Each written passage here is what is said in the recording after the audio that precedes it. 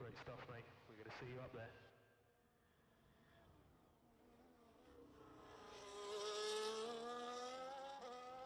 That's for all the kids out there who dream the impossible. You can do it too, man. I believe in you guys. Thank you so much, everyone, for your support.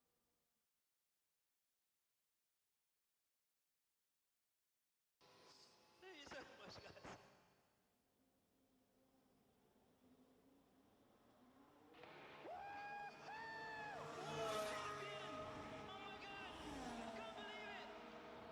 you so much, guys.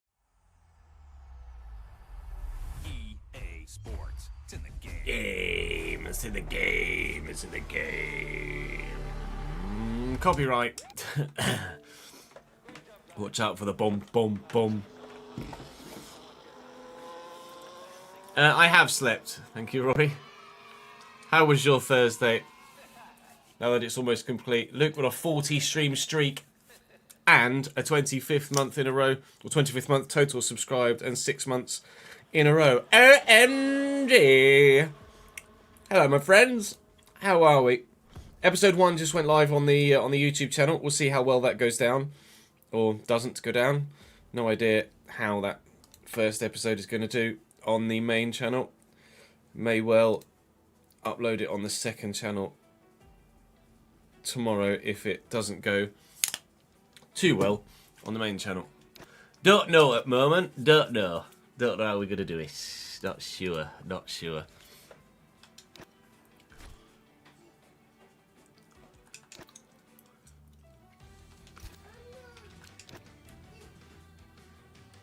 There's new items in the store apparently. I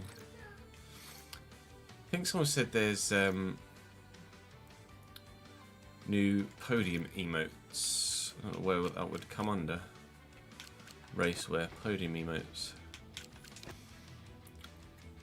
That one. In the boxing clever, seen that one before. All fancy.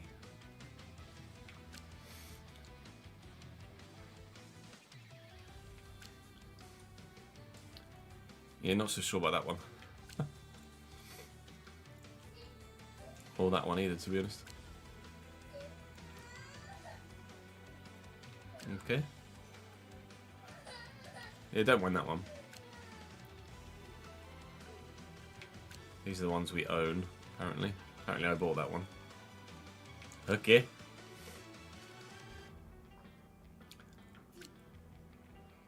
That's the old Seb Vettel one, isn't it? The rule should be if I get a podium, I should do the emote as well. That's very Ivan Tony, isn't it?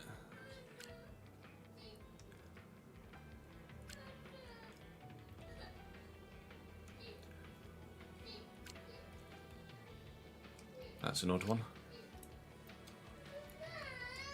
A little bit of ballet.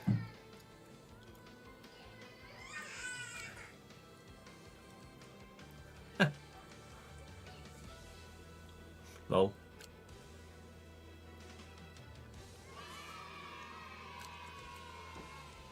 Oh, that's the old Shumi.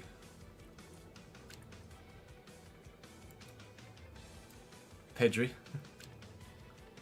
Oh, shit, you actually get football out.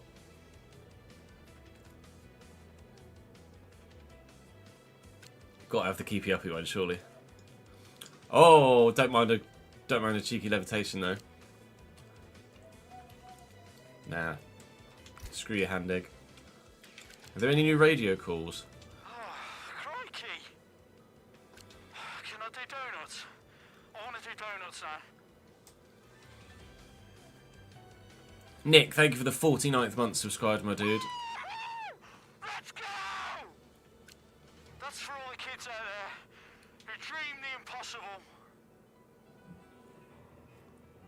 Like they've got the right. I guess it's because it's Lewis's voice, isn't it? Guys, thank you so much. You've been great all weekend. To everyone back in the factory, on the pit wall, you've been amazing. Vamos! Never in doubt. Come on! Now we can fight. Fight. Get in there! That's what I'm talking about! Is that the checker flag? I didn't see it. Si, ragazzi! Bravi tutti! Mark! Yes, mate! Yes! You're a legend! That one was for you, mate. Someone come over from 24 as well, have they? Intriguing. Intriguing. Let's go to fucking China, mate. Sprint race, isn't it, in China? Hey up, Benny. How's it going? You alright?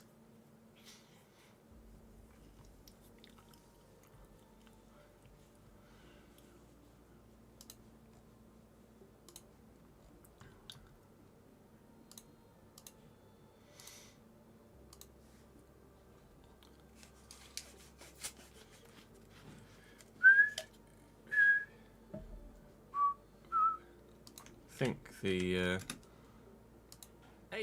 yeah, I'll drop the link to the video in chat. If you wanted to go and drop it a like, give it a helping hand, I'd appreciate it. Maybe leave it running in the background on mute.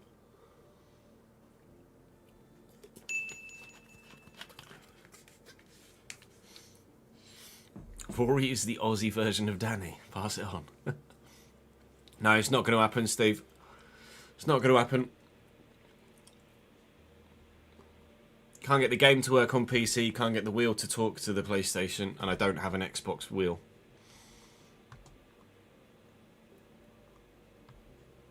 Oh yeah, there's a whole hype function as well, isn't there?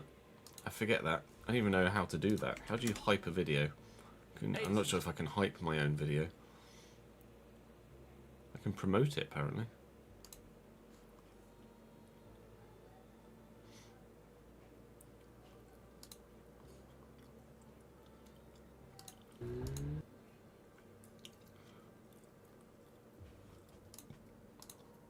Don't know how to hype a video. Oh, it's on mobile only, is it? Fairs, that'll be why I can't do it on console. Or on PC.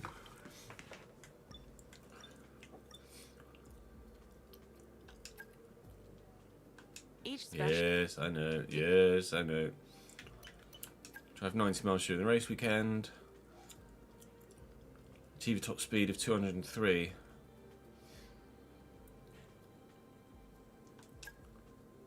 I don't even know how comfortable that's going to be, actually. Maybe during quali.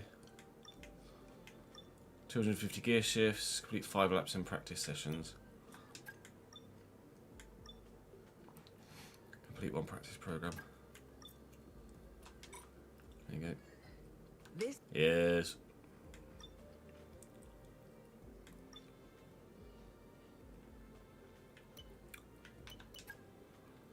Shame that chassis upgrade didn't come through.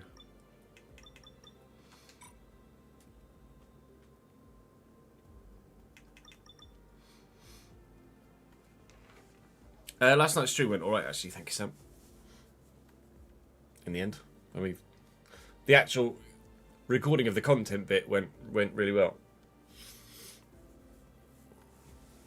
On PC, the game just opens and then closes again, Steve.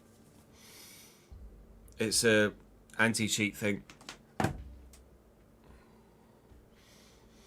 And Ariva sent me a piece of software, an executable file that bypasses the anti-cheat, but even that was unstable.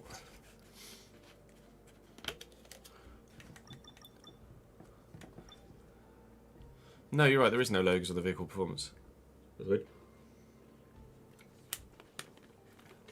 Normally there's the team logo on there, isn't there?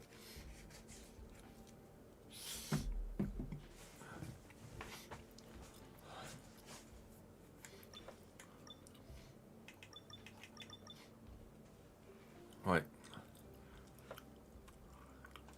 Let's go to the race weekend.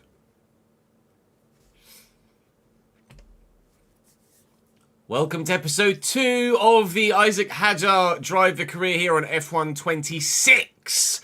On our way to China for the second round of the championship, and of course our first sprint race weekend. So there'll only be 1 practice session, then we'll be diving straight into sprint quali, straight into the sprint race, hoping to achieve something. We got a spoiler alert for the first episode yesterday.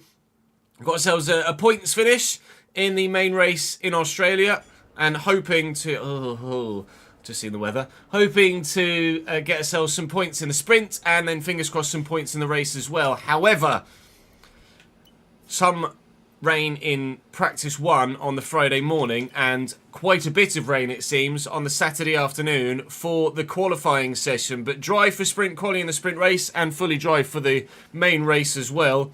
The development failed on the... that's very wet in qualifying, actually.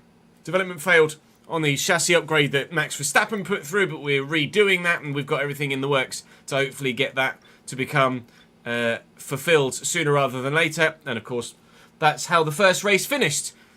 Because we've only been one race, so the order of the championship is the order of the first race. We managed to finish in P8, although Max Verstappen did retire, and Alex Albon in that Williams was very strong. We should be finishing top 8 every race, as a minimum.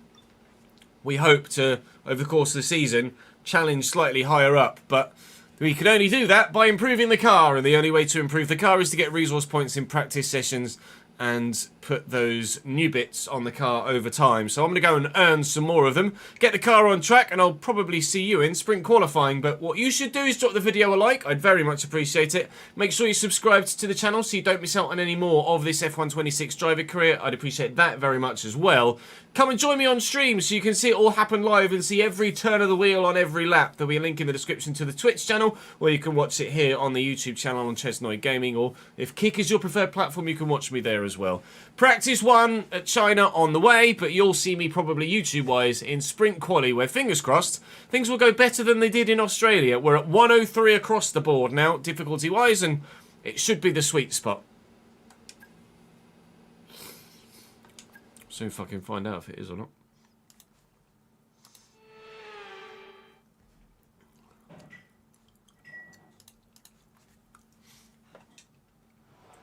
Right, what's the weather doing? Radio check. Radio check. Radio check, okay. Thank you, Zach. Okay, dry for quite a bit. And then rain after half an hour.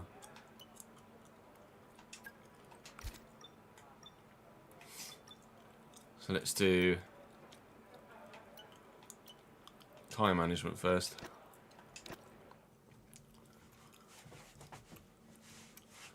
Hello Murat, how are you, pal? This test is all about tyre management. Try to control the slip through each corner and take extra care putting the power down at the apex. Okay, let's change that brake bias.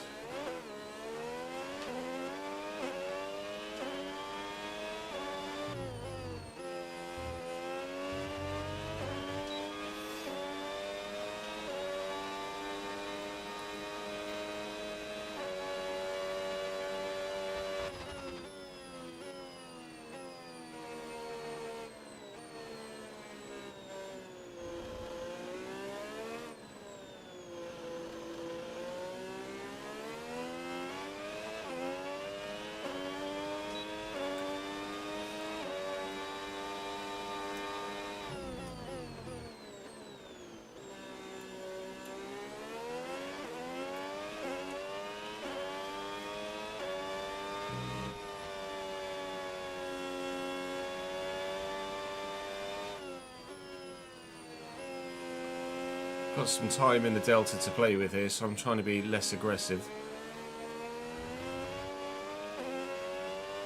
Trying to get that back in the green if I can.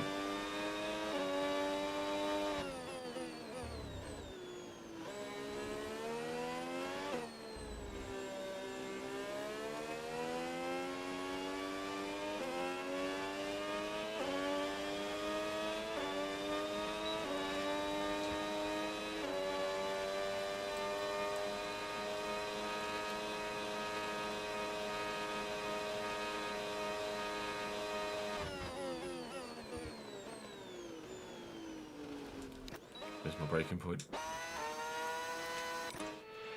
Congratulations, Jenna. Not sure why that was relevant information, but thank you for sharing.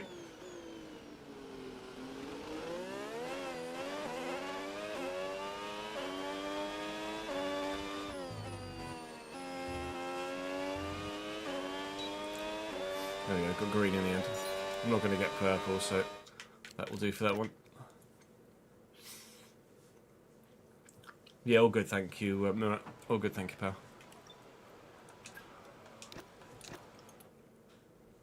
Track acclimatization, I'm going to wait and do in the wet at the end of the session, I think.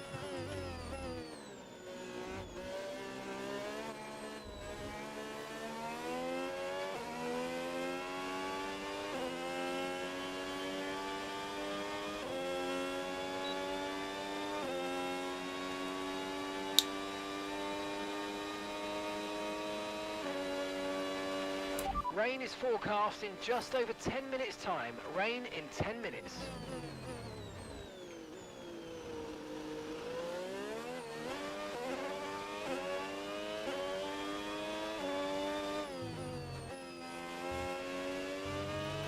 Default setups feel quite good, to be fair. Or at least manageable.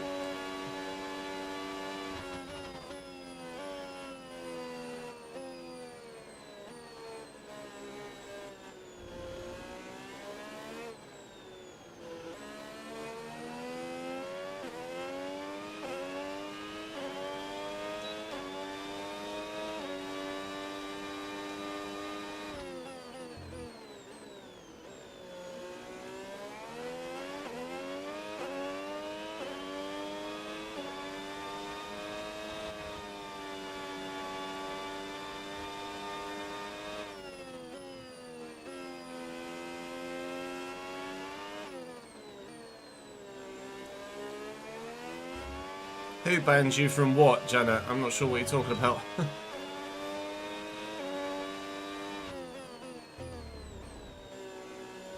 I don't know what you're saying.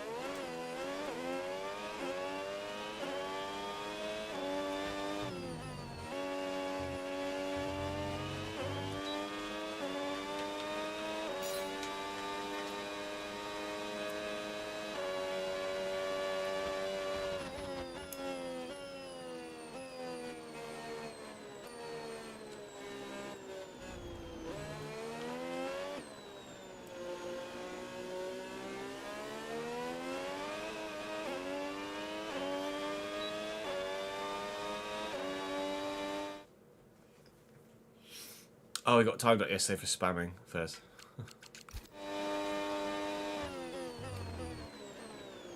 I didn't see it happen.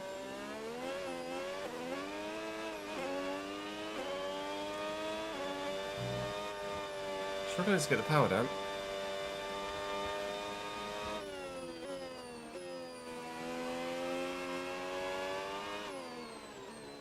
Ben, thank you, mate. Yeah, let me move that diff back again.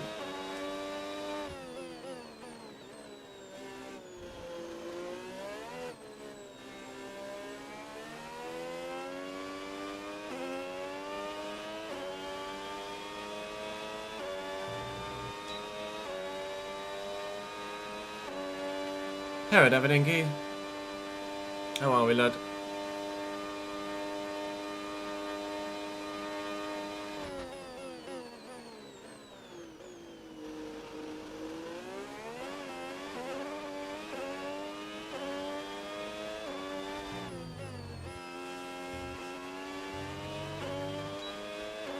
Decent, good.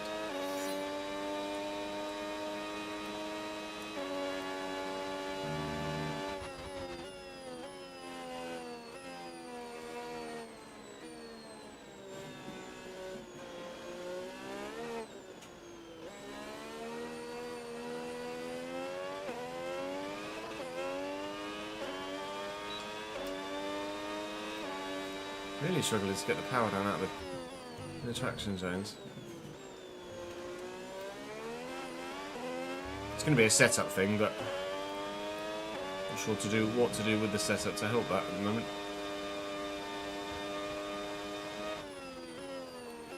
The first few races we use default setups, and then I think when we are recorded quite a bit ahead of content, I'll spend some time in time trial, just trying to find setups that make me a bit quicker, tweak the SRC ones a little bit. Definitely slow off that turn. Well, the loosey-goosey rear end is a characteristic of these cars, is it? Loosey-goosey.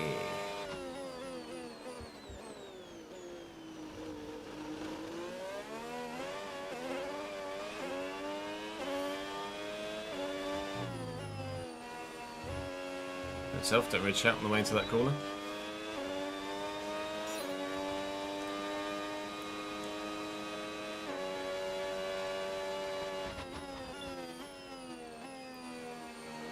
Yeah, but I'm relatively competitive.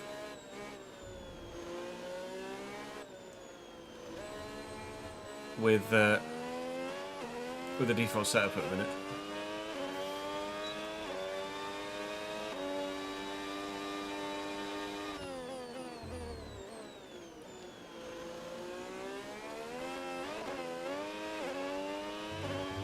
Oh fuck! Stop reading chatches.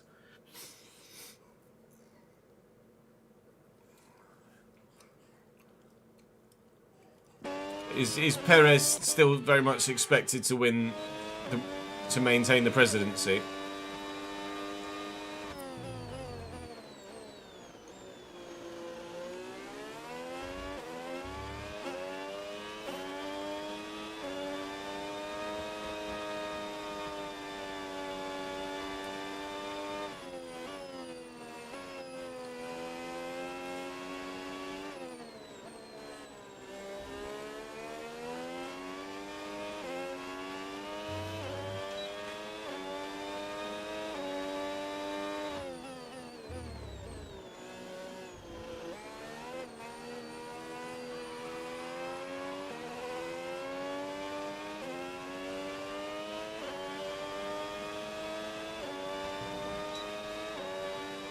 Sockmas, thank you for the 49th month, mate. Good to see you, pal. So we're expecting rain in about 10 to 15 minutes. Yeah, car's definitely not stopping at the hairpin how I want it to.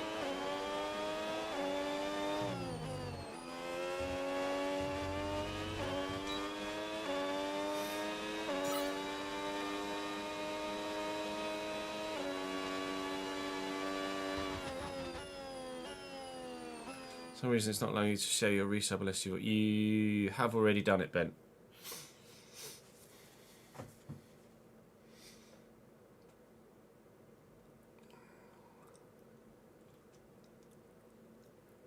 Got it 5 minutes ago. So Ben has resubscribed for the 20th month. Yeah, all good. Thank you, Sockmas. Hope it's well with you. Hope it's well with you as well, mate. Struggling to use my words apparently.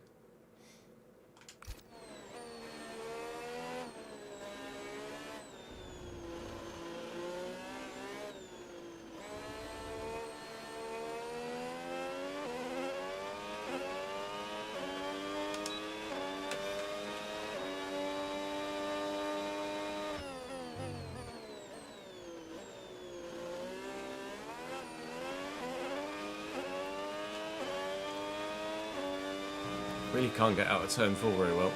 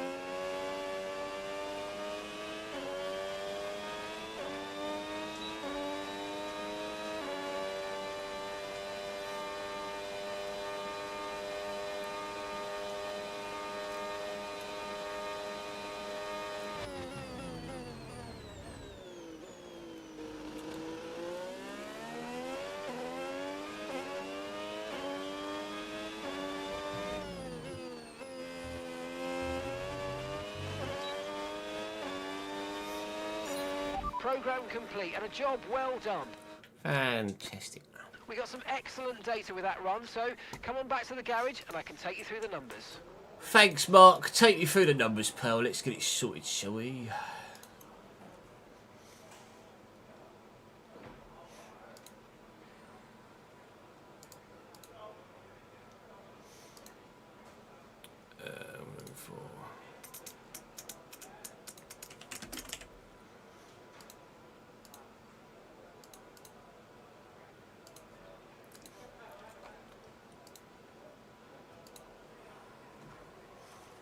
Yeah, I think I might upload episode 1 of the F1 on the second channel as well. Unsurprisingly, tyre wear is high. Seems to be a mainstay for me at the minute. It's fine, we can deal with that.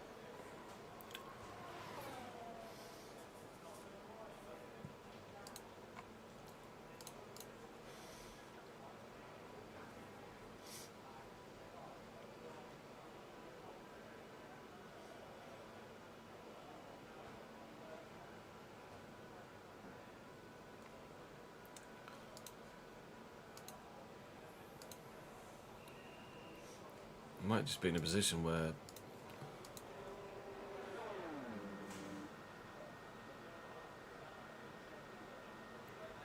the F1 content just doesn't do bits anymore. Really hope that's not the case, but it might be. It might be. What doesn't help is that it's not got its own new category on Twitch or on YouTube.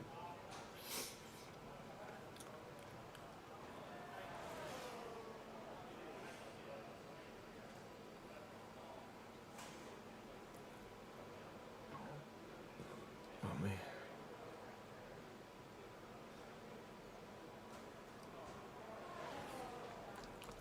So we'll do what we can. Yeah, I've not even looked into the setups yet, to be honest.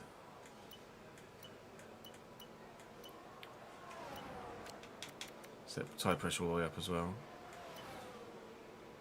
Sorry, brake pressure all the way up as well. Not using any custom setups yet. Just waiting for the rain to fall.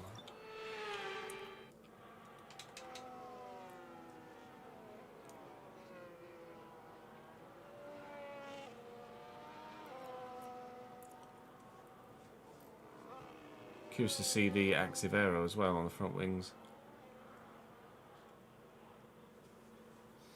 Bit of a long straight this one, isn't it, really? There you go, on the Cadillac. Floop, floop.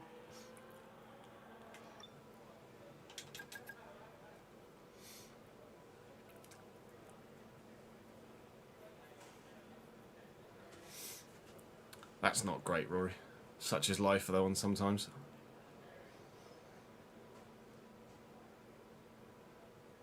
Yeah, tyre wear wasn't this high on 25, or with the 25 cars, but like we say, we're using default setup, so there's definitely a lot of time on the table at the moment.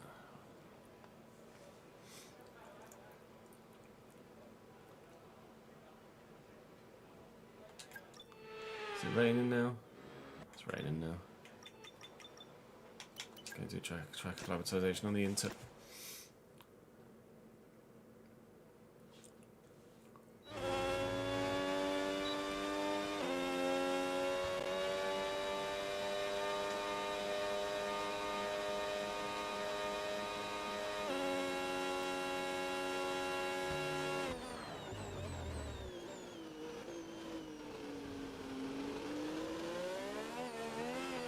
These conditions are only getting worse. Watch out for standing water.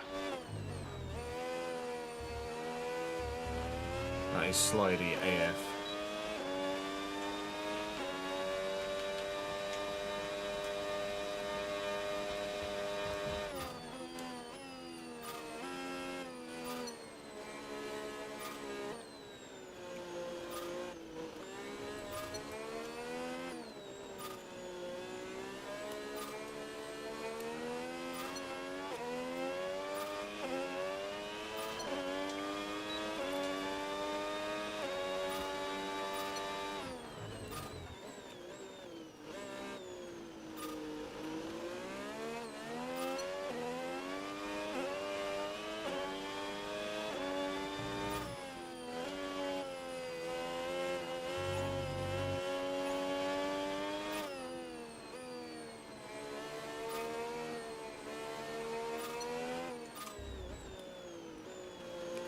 rear went then. This obviously isn't about lap time, thankfully. With the straight mode activation, the straight mode, the line is there, but I don't get to press Y for straight mode until significantly beyond the line. I feel like that's a mistake there.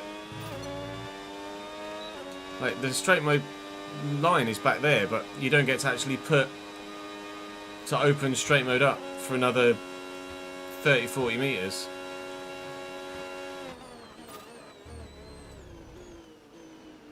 Don't know why that is.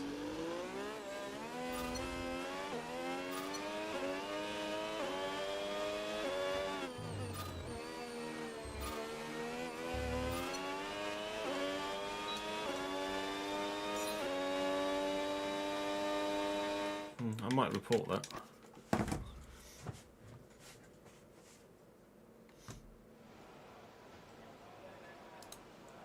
Yeah.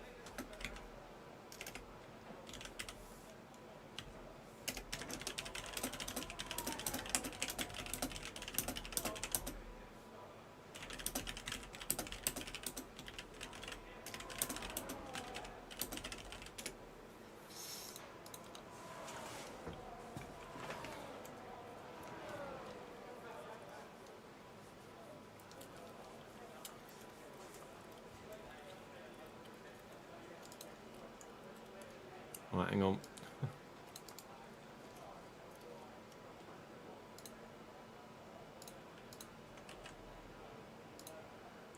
Let's wait and see what it looks like in the dry then first before we commit to that. If it's a wet specific thing, then maybe.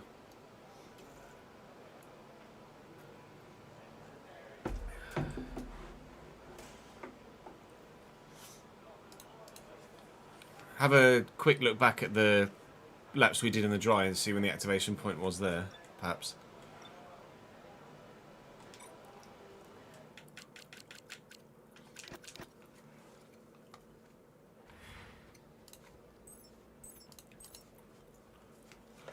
Merci beaucoup.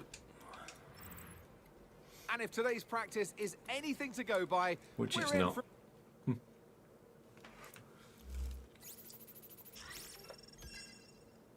Resource points acquired. A little bit of boost in rating. We said we'll get from 82 rated to 85 rated by the end of the season. That's what we've committed to with our contract to try and maintain our position here at Red Bull. When you first start, you only sign a one-season contract, whereas in future seasons you have the opportunity to sign multi-year deals with other teams or to continue on at the team that you're currently at.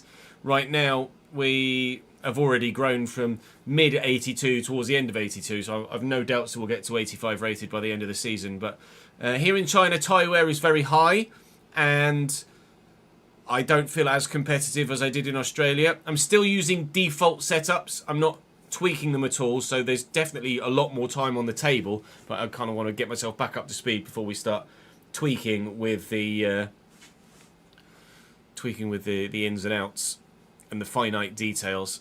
So let's go and qualify in the sprint. We can tweak things maybe from sprint quali to full quali, but obviously it's going to be smashing it down with rain in full quali, so it's not an equal comparison, is it? Okay. It was where it says it is in the dry, okay. In which case, I'll delete.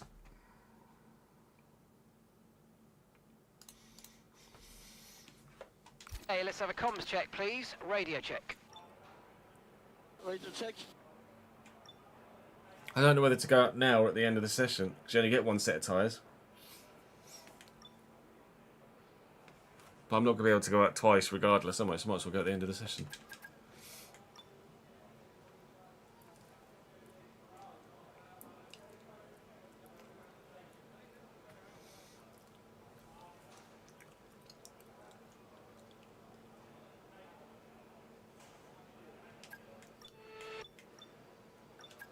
Take fuel out.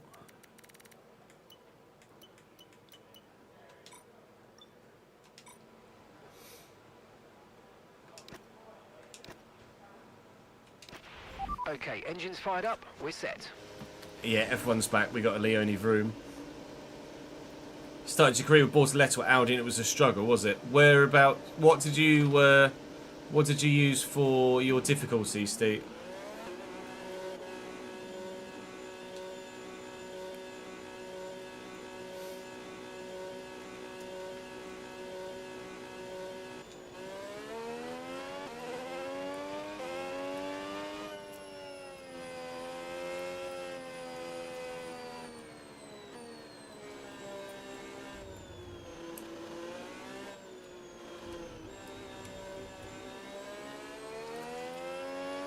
Audi's engine is the worst by a margin in game, which would be why it's a challenge.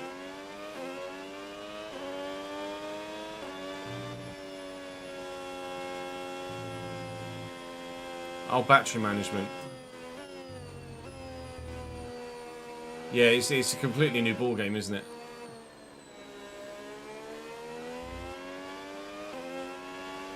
If you're used to being a late breaker and now you've got a Lyco a lot. We've dropped to P22. Yeah, the lack of straight line speed will be Audi's lesser rated engine in game.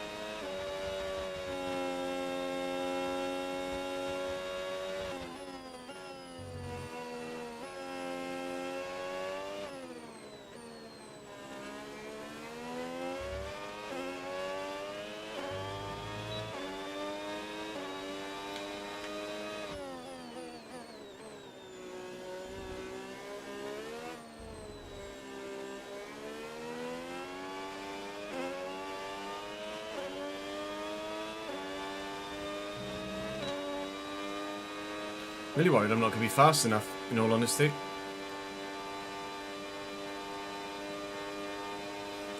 Qualifying complete. Time is up. We were 1/10 up through the first sector, sorry, on Stroll. Then we were 3/10 up by the end of the second sector.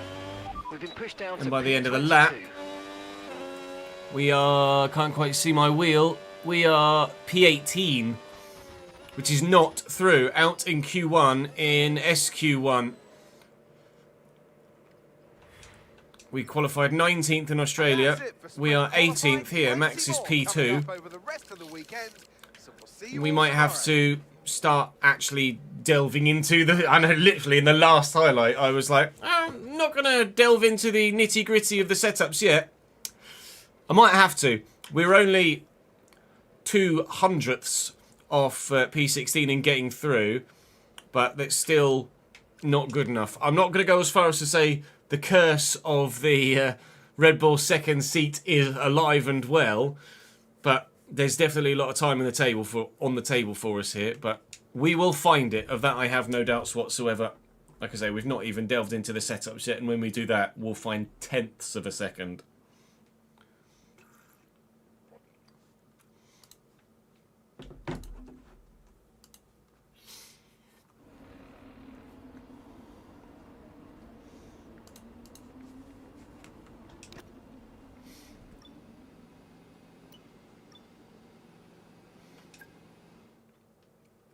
Morning, Ian.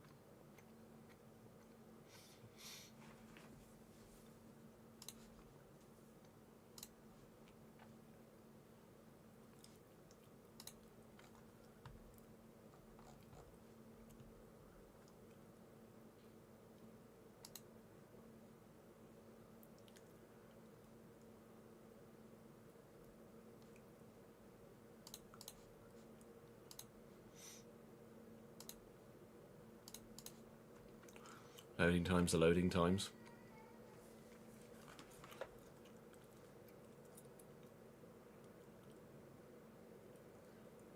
Oh, has he already done his first press conference, has he, Leone? I haven't seen the patch notes ads, no. Welcome to today's sprint. This is shaping up to be another fantastic weekend.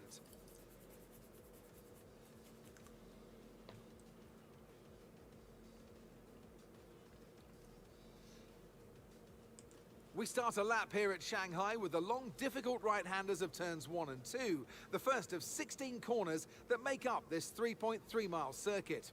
The incredibly long back straight provides the best passing opportunity of the lap, with speeds in excess of 200 miles per hour before we head into the braking zone of turn 14. Off the back of a fantastic qualifying session, it's time to see how our starting grid looks for today's sprint. Oscar Piastri lines It's a McLaren front row here in the sprint, carrying over their 2025 form into F126. Russell third though, so Mercedes is towards the front. I think, to be fair, Kimi Antonelli's in-game rating isn't that strong. He's only 82 rated when should be a little bit higher, so that'll be why he's not quite on par with his teammate. And I'm not on par with my teammate, am I? Nor is Stroll on par with his teammate, but when has he ever been? We start P18 for the sprint. Points in the sprint, of course, for the top 8, not the top 10. We'll do what we can to move forward. We did make a number of good positions in the full race in Australia. We'll see if we can do something similar here in the sprint. Okay, radio check, radio check. Radio check. After the points finished last race, let's aim to keep that momentum going.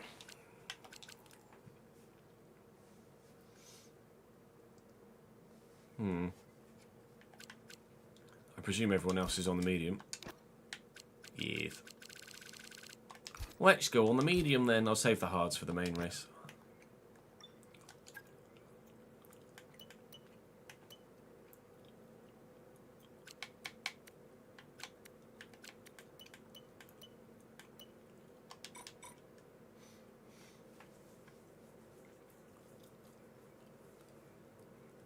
Oh, nice, lads. He knew all about the history of the club. He's done his research. That's good. It's honestly so much can be made or lost with a first impression, for sure.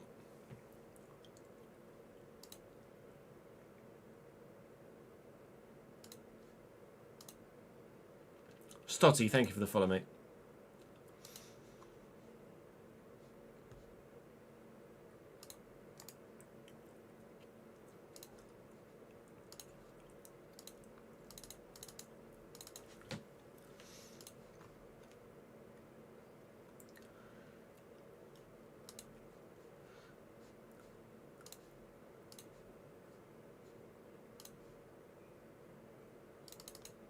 I think I am gonna upload the video onto the second channel and see how well it does there.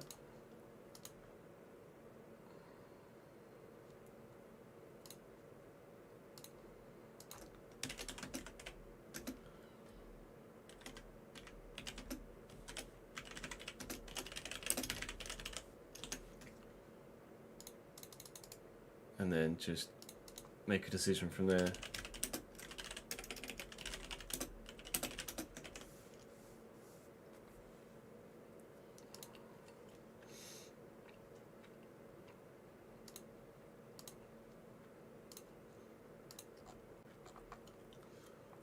When it came to the video I put out the other day, not FC25, you idiot, F1. Let me double check I've not put the other video in the FC category, which I might well have done. Yeah. put the video on the main channel in FC26, not F125. Like a complete tard.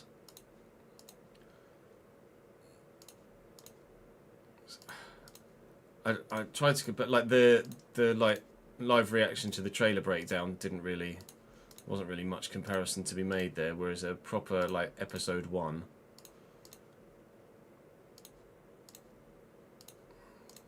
I could draw a proper comparison, can't I?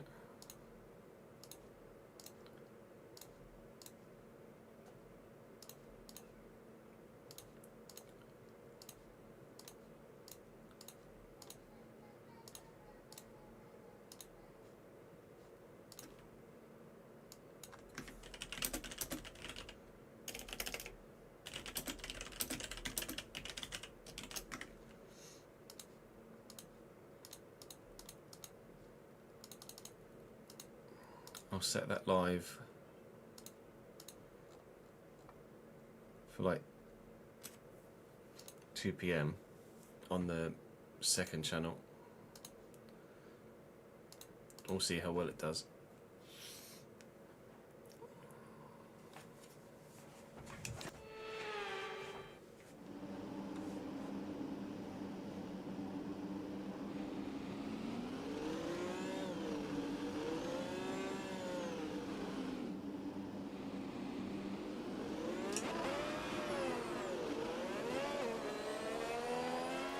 Hello Lee, thank you for the three stream streak, mate.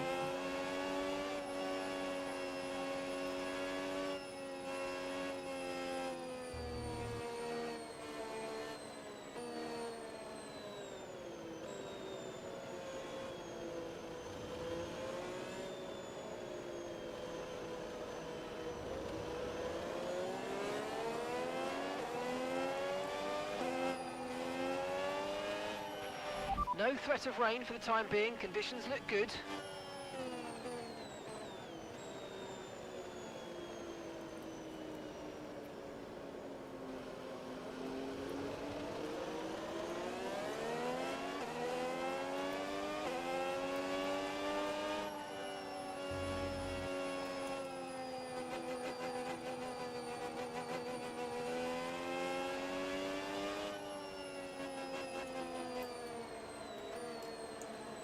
No.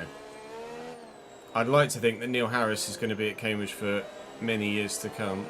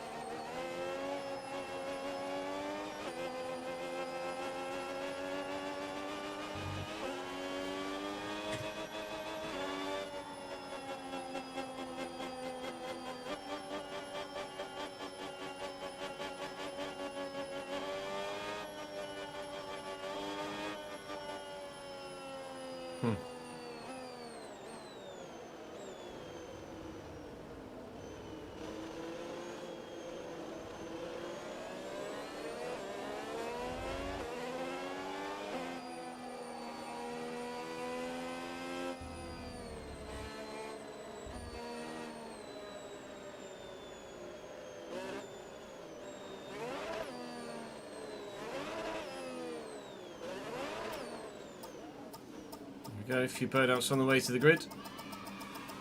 And we're ready to go. We got bogged down in the revs, bogged down in the gears on the way out of the grid slot in Australia. Trying to avoid that here. long hold, very long hold. Definitely a better start. Definitely a better start. Look up the inside of Bottas. I don't want to risk anything. I'm being extra cautious at race starts at the moment because I have a history, a tendency in F1 content to get too aggressive,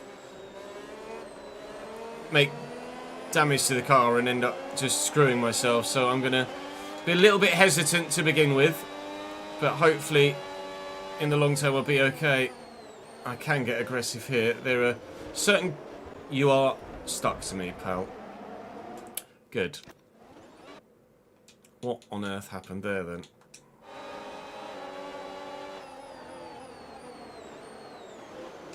So I'm turning, and the Alpine just...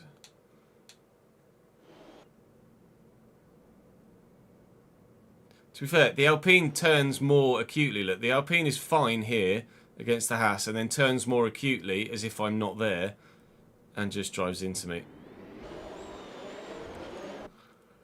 Good. Just as I was trying to make the point about how I'm being less aggressive and not getting screwed at starts, I then get screwed at start. Just 3 corners later.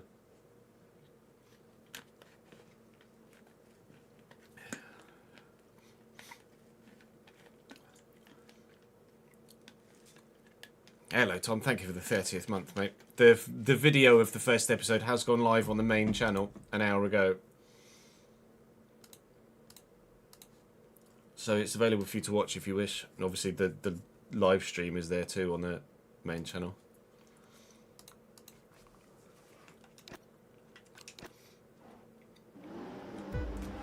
We got bogged down in the gears early doors in Australia.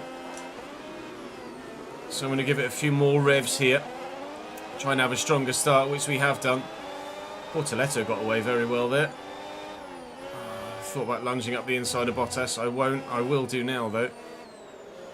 Apparently I had a collision with Bortoletto. I didn't feel anything. Do we look around the outside here? We'll make it 3 wide. It's probably a bad idea. Just slot in. Watch the rear end, which did step on me a bit there. Use a little bit of battery. We've made a position. Alonso's gone defensive here.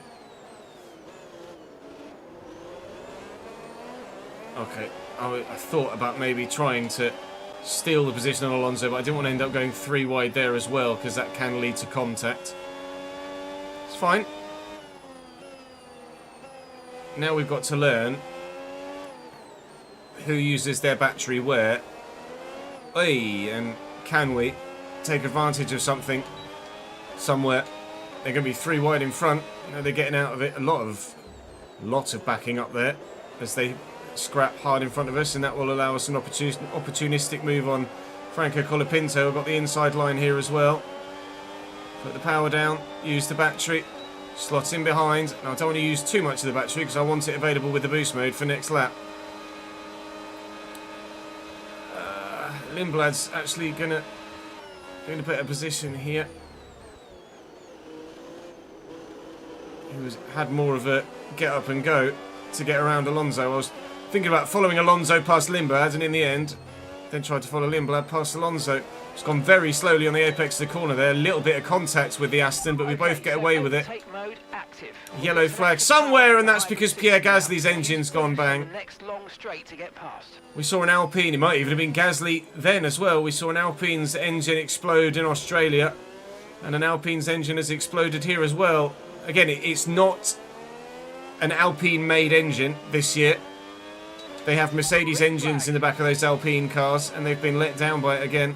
If Max Verstappen's engine goes again here as well, we've got a bit deep there, and I'll be very disappointed. So far, the same engines letting go on the same drivers. Pretty sure it was... I know, it might have been Colapinto actually. I think it was Colapinto's engine that went in Australia. Let me focus back in. Try and get back up behind Behrman. I'm running around with full battery here, which is absolutely pointless. Got to use it, because you're getting it back so quickly, you might as well use it. Yellow flag again. Oh, Albon's round. Alex Albon has spun here. Let's have a quick look and see what happened to the Williams. Where is he here? Is he in a battle with anyone, or has he just dropped it? I'm trying to look for the number on the car. I can't actually see the number on the Williams there, but Albon is normally the more forward of the few. Ace just dropped it. Just straight up dropped it on acceleration there. Just round she goes. That's not ideal, pal. Thank you for the position. That's up to P12.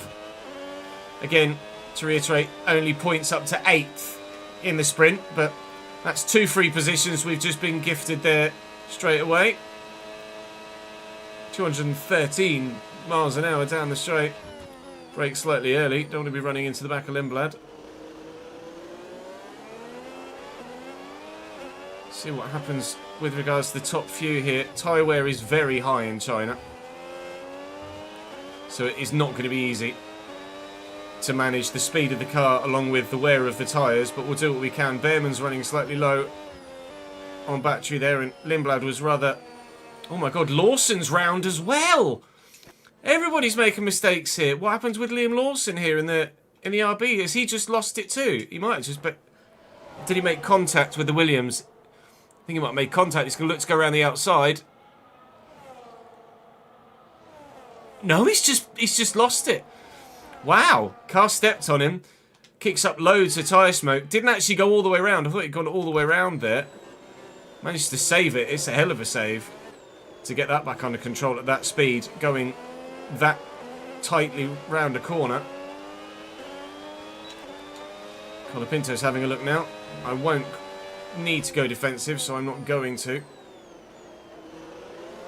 Definitely struggling to get the car stopped as I want to here in China. That's definitely setup based, and I'm finding traction more difficult in certain corners as well, particularly turn 4 back there.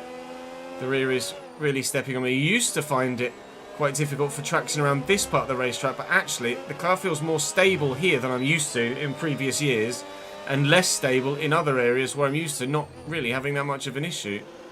So the learning curve really is quite real in F126, how to drive these new cars and where they're good, where they're not good. The rear in general, I'm told, is a bit snappier anyway,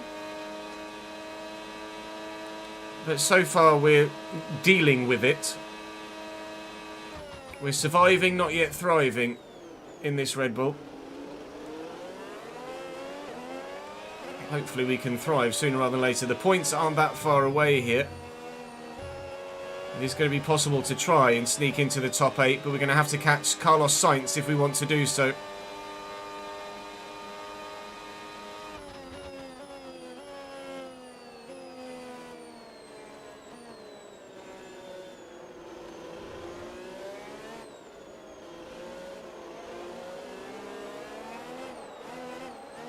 God, could not get the power down there at all.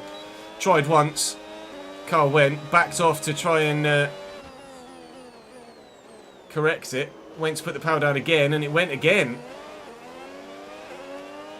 Traction is an issue right now in this Red Bull. Max isn't having as strong a race here as he did in Australia either. Maybe the car's just not suited to this circuit. But I'm definitely sure that the setup will help. We'll try something maybe for qualifying in the race. I might dip out into time trial in between the race and quali. Or, yeah, the sprint race and qualifying.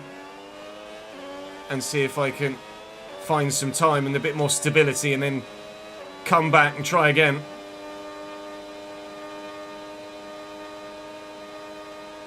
Here comes Franco. Try switch back if I can. But I just can't get the traction down. Okay, Colapinto takes the position. Good move. How much of it was battery, how much of it was driver skill, I'm not sure.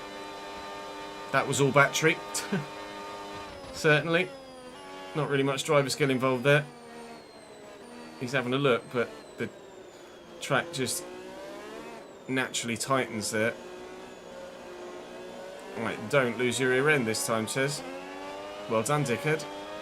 Let's try and go and get the other two. Yellow flag again in front. It's a Ferrari. Lewis Hamilton's out. Now that looks like an engine failure, and indeed you see the smoke. Lots of unreliability with these new engine regulations.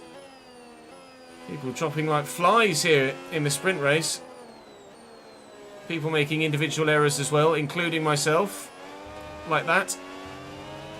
Now P11. So managing the engine's more important than ever. Your main way Just, to oh, recharge contact behind. is Big lifting and contact coasting. behind. You don't always need to go full I throttle. think Valtteri Bottas just lost some of his wing there. We'll have a quick look and show you. I saw it in my rearview mirror. I think the closing speeds here get quite big as Bottas starts using his battery and Colapinto runs out of it. Oh, Colapinto moves across late. Bottas made a move, and then Colapinto, as Bottas... Has Colapinto moved across late? Not really. I think Bottas has just driven into the back of him there. Valtteri, I think that one's on you, pal. He's going to lose the right-hand side of that front wing, and that is going to ruin what minimal performance the Cadillac had in the first place.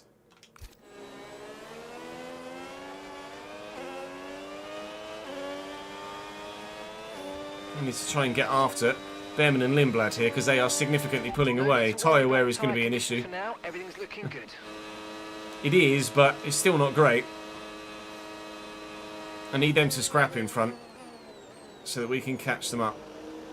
Hopefully they do so, because that is now points. With Lewis Hamilton dropping out, the head of the three in front of us is now a single World Championship point available.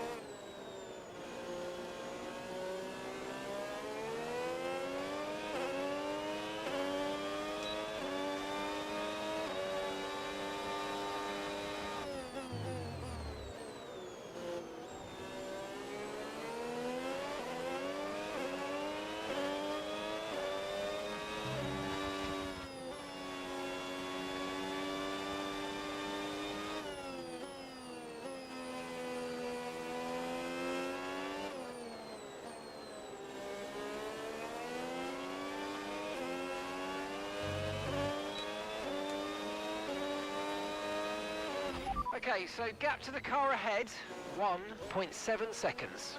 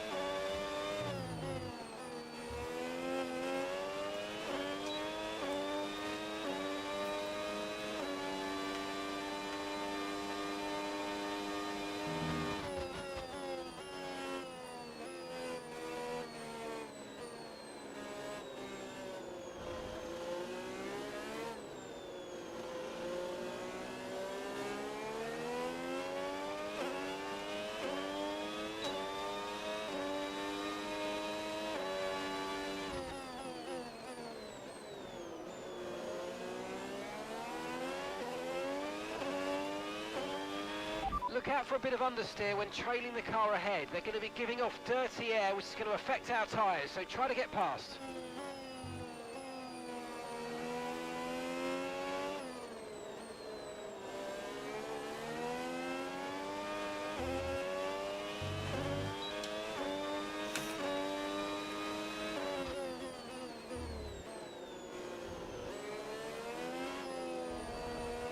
Bit of a step on Behrman there. Bit of a step on me too. Both struggling for traction coming around turn 13. We closed the gap to these in front and pulled away from Colapinto behind. Behrman's running out of battery here. Am I going to be close enough to make a lunge? He's going to go defensive. I'm going to try and lose as little time as possible here, so that we don't lose the two in front who are also scrapping. Oh, big lift there from Ocon on the way into that final corner, which caught me off guard. Gap to those in front is still there. Manage your tyres. We're definitely able to make the most of it down the main straight, aren't we? That's not the first time we've blasted past someone down the pit straight. Right up behind the two RBs now. These are the two sister cars, of course. V-Carb, also owned by Red Bull, if you weren't aware. I'm sure almost all of you are.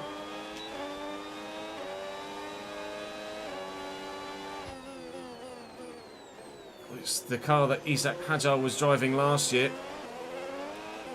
Car that we don't want to end up back in by getting demoted for having that second seat Red Bull curse land our way. Oh, I really want to sneak into the points here if we can get that P8 away from Arvid Lindblad.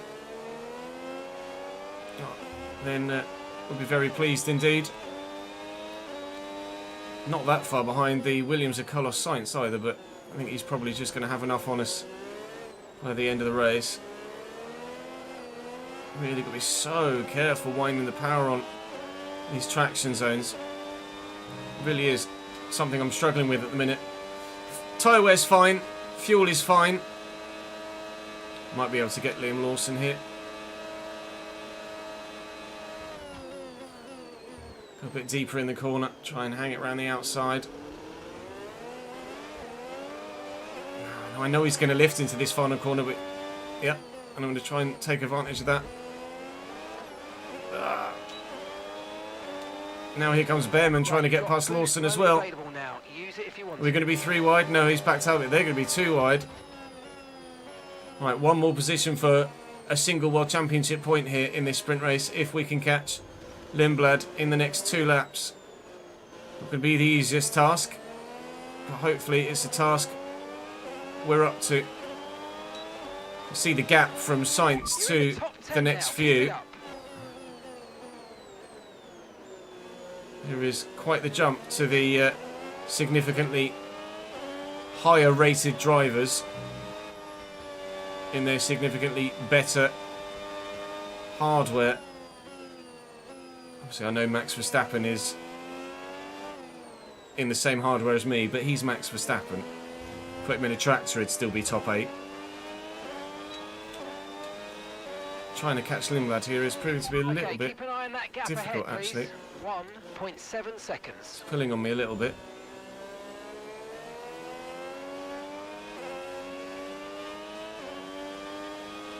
Right, let's use quite a bit of battery here.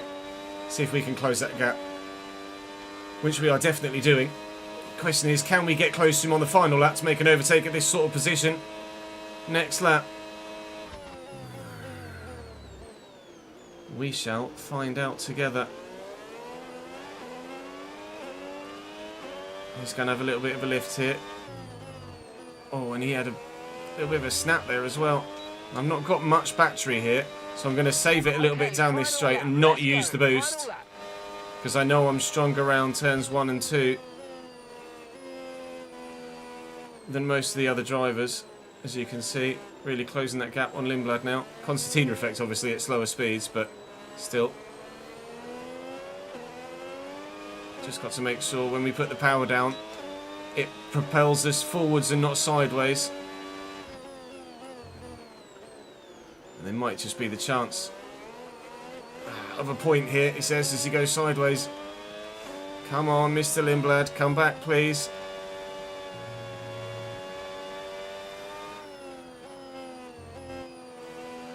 Can it be done? Can it be done into the final couple of corners, the hairpin? Or maybe even onto the final stretch. Around that short little left.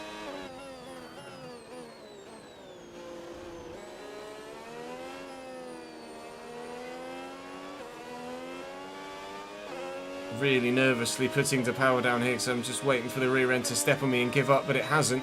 7 tenths is the gap. Is his battery going to run out on him, or has he managed to utilise it very well? He's powering all the way down. Lindblad does very well. Oscar Piastri wins the sprint. And we're going to have to settle for 9th here.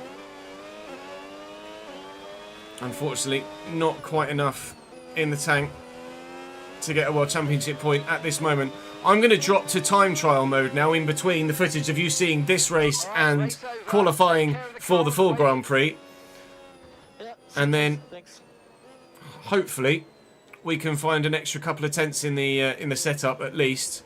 Driver of the day again. That's probably because I'm qualifying poorly but still racing well. We need to sort our qualifying out, and then hopefully we can, rather than starting to challenge to be best of the rest, we can be in that front pack. Max gets some points on the board, but now time to move forward.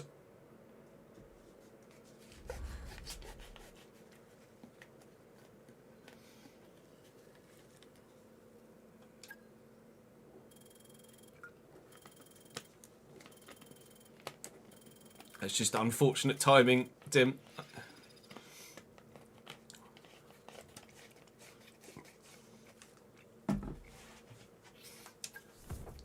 If I was to eke out every last millisecond, Ron, but I'm not good enough to warrant needing to do that. I'm just going to jump in time trial.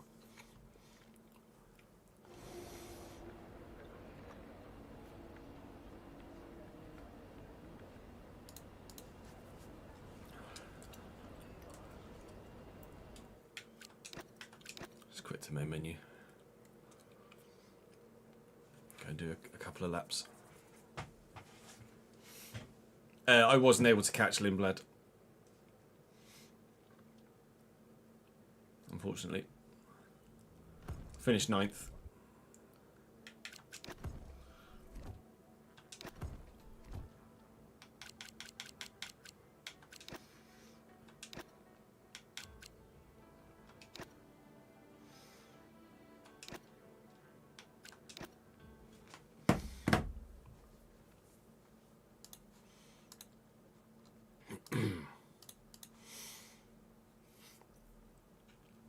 I'm just going to have a quick toilet break, chat, and then we can start nailing everything. Let me find this to give you at least a little bit of background noise whilst I'm not here. 2 secs.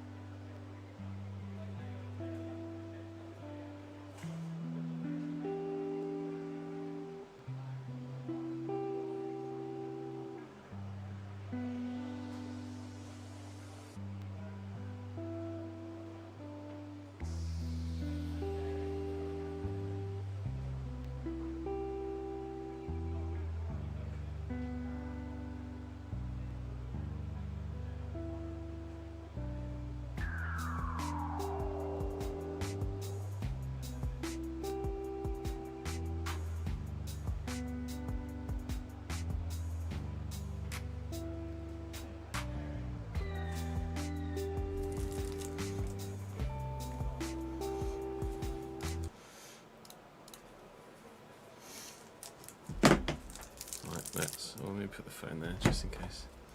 Just in case, like.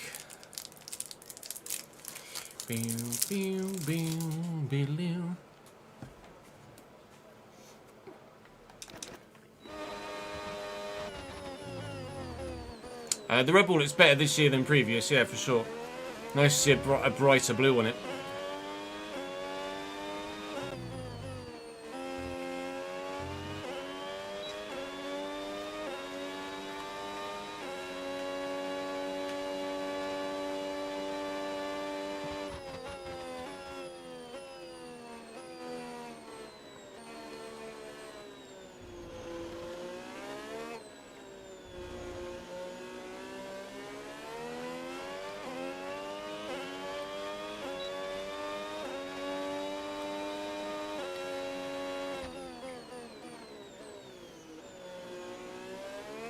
That's a lot more stable here.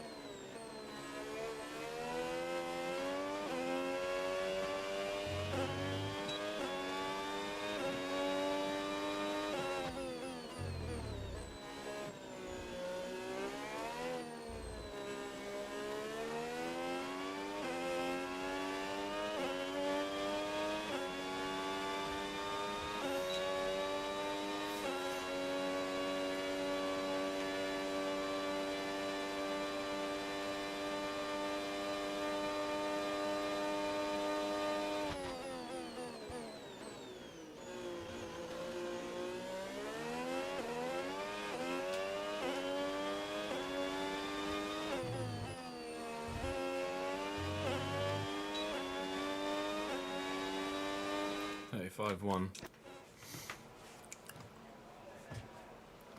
Probably, Tom, yeah. Is that just friends list? It's just friends list, isn't it? It's not world. I don't hate this as the world.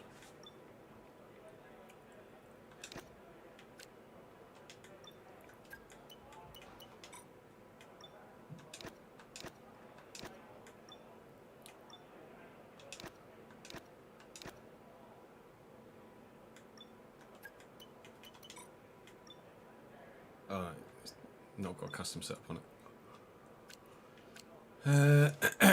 Thomas Ronhart, let's try his.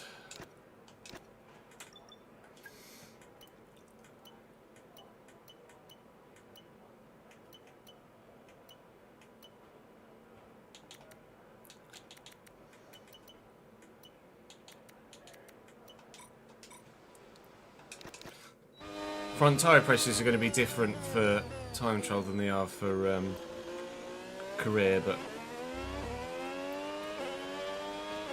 we can tweak those based off SRC.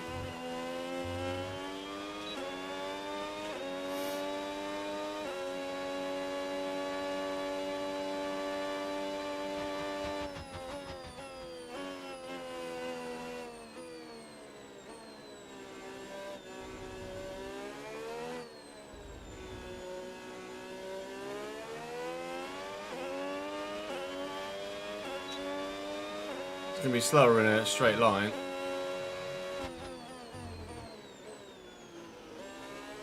It's got a hell of a lot more downforce on, but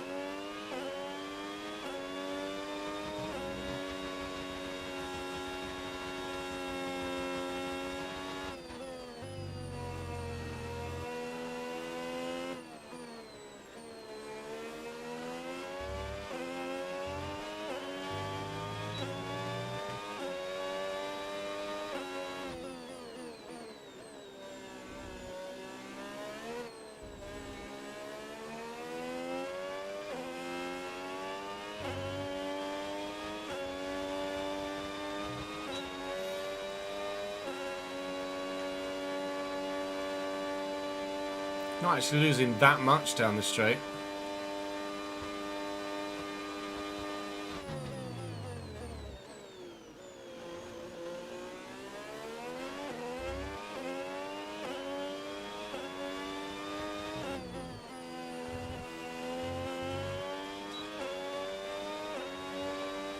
Yeah, a bit quicker.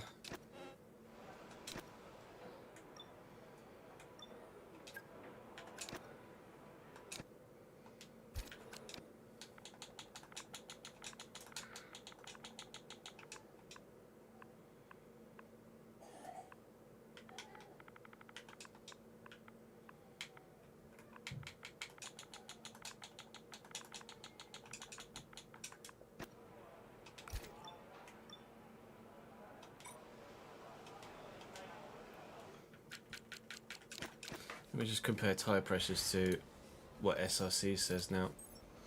So that'll be what's different.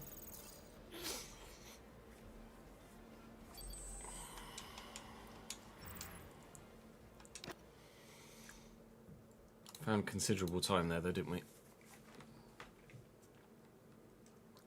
That felt pretty stable as well. Didn't feel like I struggled. Obviously it's gonna be different in career, but it didn't feel like I struggled for anything really there. So we might just end up stealing all the Thomas Ronhaus setups.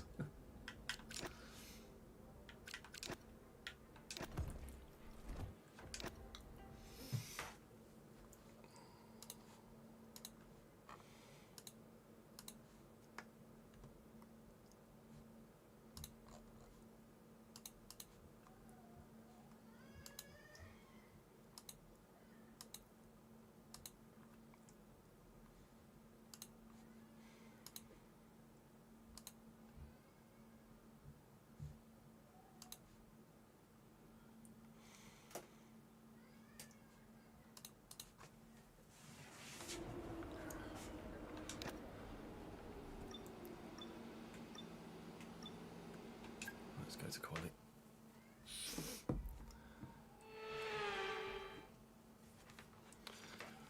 Welcome along. Just how wet is it going to be? That's the question. Radio check, please. Radio check. Intermediate tyres are your best bet in the current conditions. Ready to check, okay?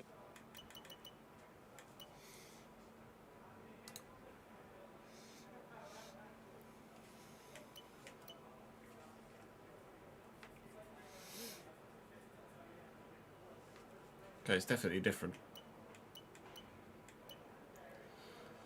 I will lower the tyre pressures anyway, because having them all the way up high is going to be not great.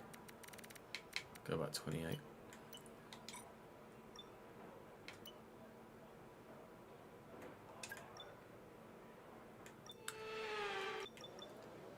It's going to be basically the same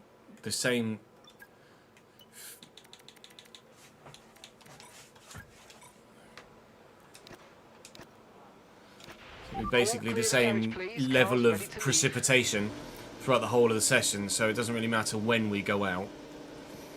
We'll go out and set a banker lap, knowing that we're not going to need the intermediate tyres for the Grand Prix. We can use them all up in quali, so we will do that, and then hopefully we'll be okay in terms of lap time. I do tend to struggle in the wet anyway in general, so don't expect lap times to be through the roof. Already the car feels like it's on ice skates. We'll do what we can in the rain, but I think it'll be in the race session where we see the benefits of the new setup that we found.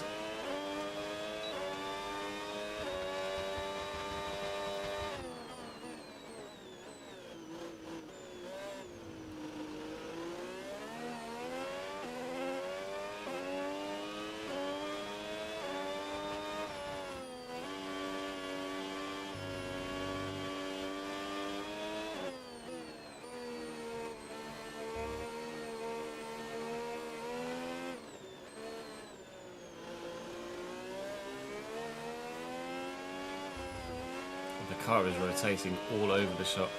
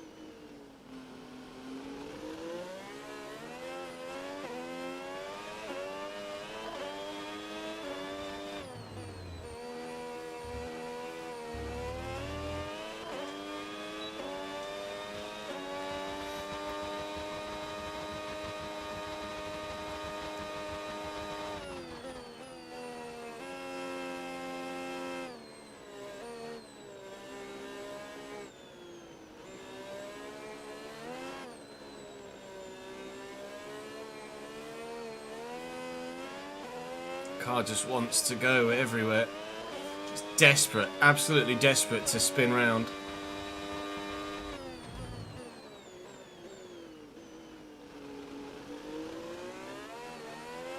Tried to tweak the diff to make it less rear happy, and it's helping to some extent, but I still feel like I'm all over the shop.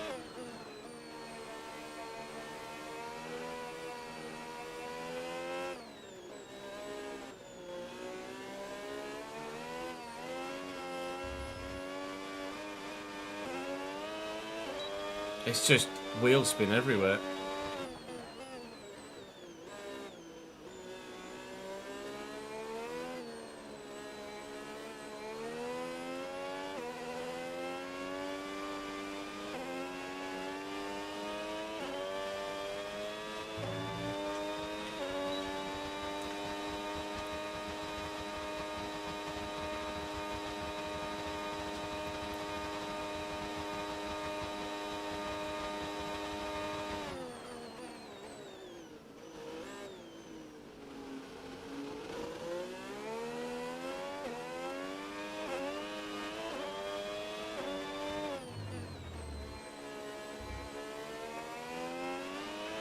Right, we're right on the cusp now. We've been pushed down to P11. Not P11 anymore. It's P5, but I'm not sure that's P5 of how many. How many have set a lap so far? The car does not feel great in the rain, I'll be honest. I'd take a set of intermediates in these unpredictable You would you? conditions. Intermediates? Okay, thanks for that. I was kind of planning on doing that anyway. Okay. There's definitely something we can do with the setup to help the car be a little bit more stable. I'm going to try and take some front wing out, see if that can make it a bit more balanced. I think it's just a bit too pointy at the front and the rear's trying to step on me, so if I tweak that slightly, then maybe we can get a bit more out of it.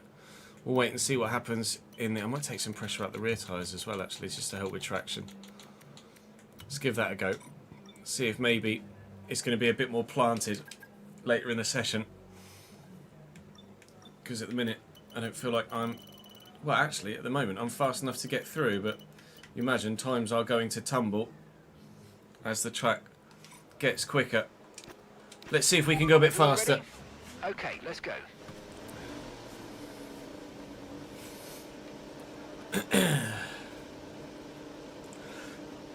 Oh, God.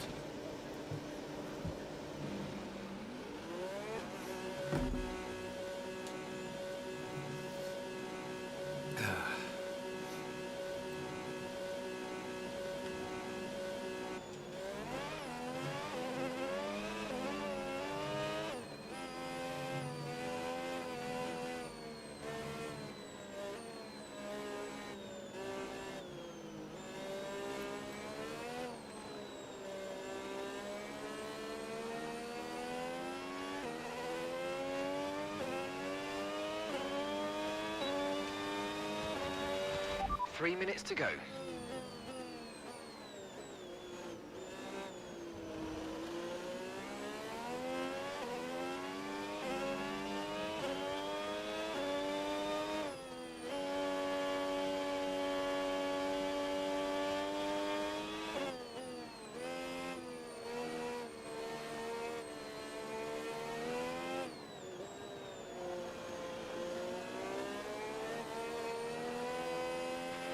We've dropped to P11.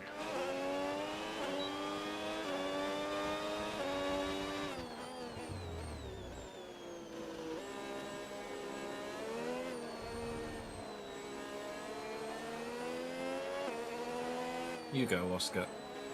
I want to get in your way.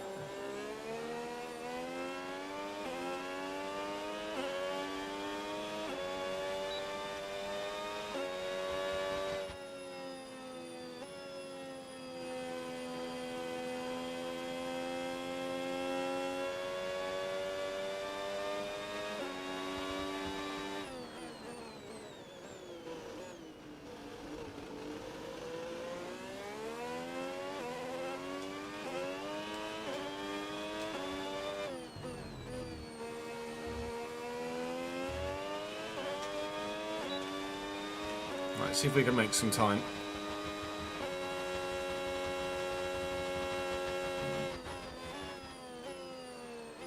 by taking some of the front wing angle out, even though in theory it should be less grippy, that's actually what I'm looking for at the front end. I want a little bit more understeer so that the car is just a bit better balanced and I'm not throwing the rear end around quite a bit.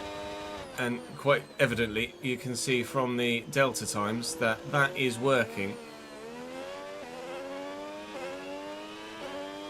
And significantly less rear end stare, although clearly in some areas it's still a bit of a problem. But a purple sector 1 is always most welcome.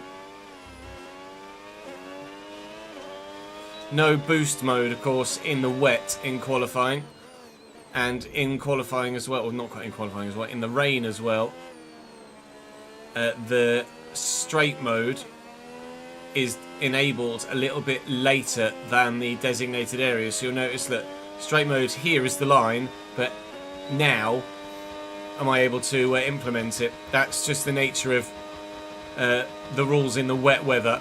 In the dry, we activate it at the activation point, whereas in the wet, you activate it a little bit later just to help with rear stability in less than grippy conditions. But we've gone significantly faster, as you can quite clearly tell from the delta there. It's 2 seconds faster than we were in the first attempt, and that's a 48.9. We are going to be through to... Yeah, we found some time. It's only Q1.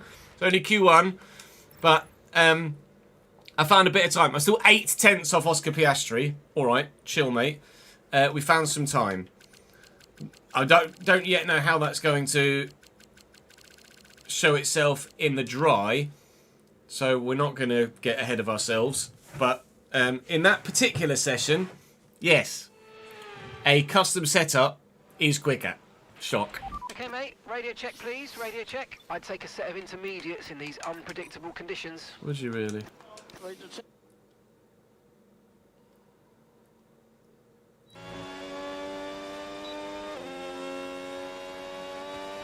Too early to tell, RC. Thank you for the follow, though. Danish Blob, thank you for the follow as well.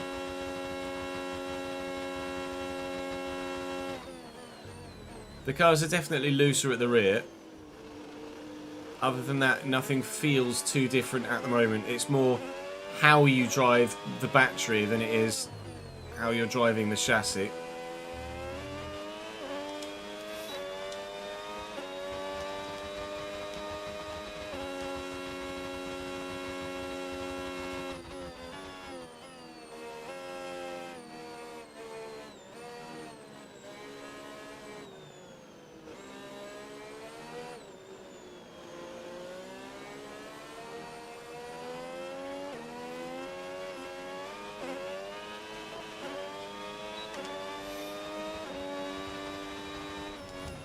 Yes, straight mode instead of DRS. Oh.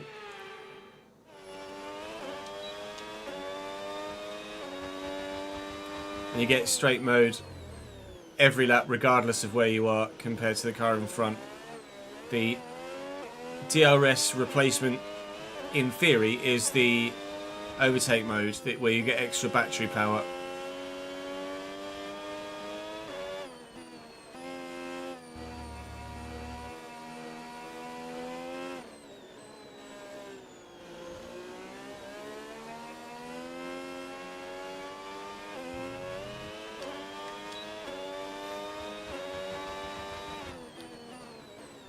You can set it to auto, but it is the same button as DRS for straight mode yet.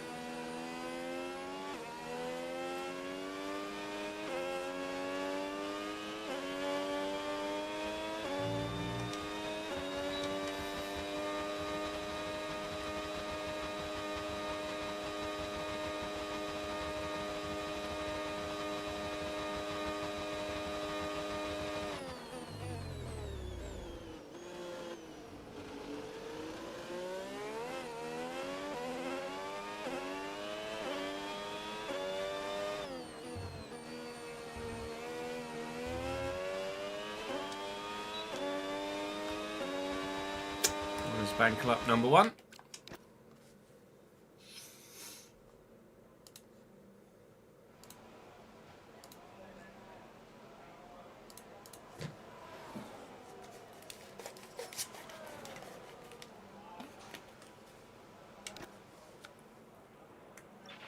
Intermediate tyres are your best bet in the current conditions.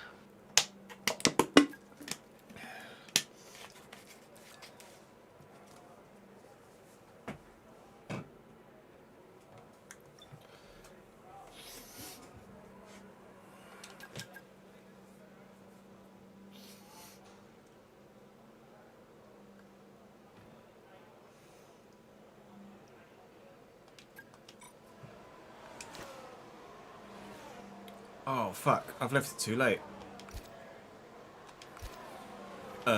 Balls.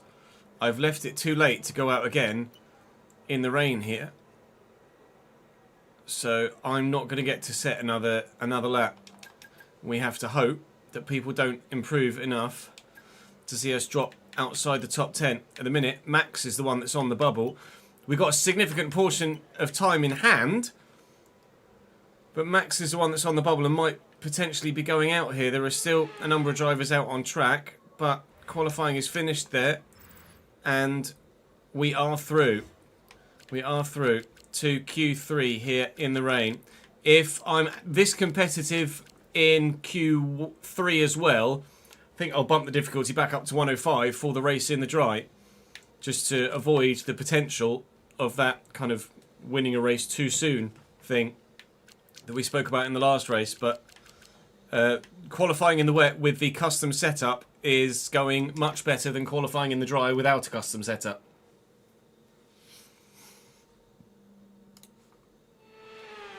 Let me just check the commands for AI level.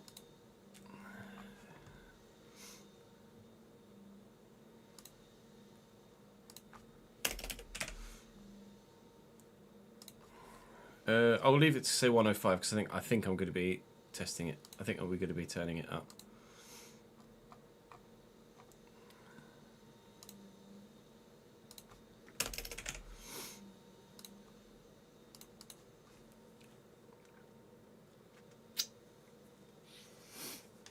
Radio check, radio check. I'd take a set of intermediates in these unpredictable conditions. Yeah.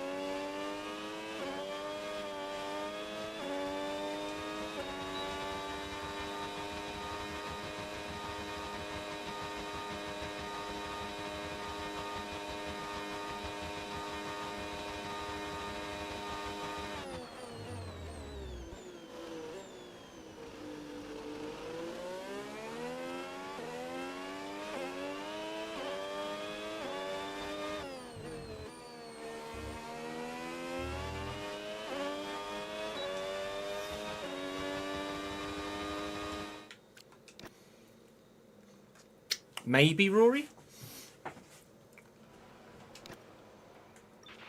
Intermediate tyres are your best bet in the current conditions.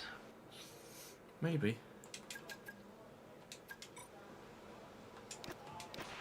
Right, the car's ready. Let's get it out there.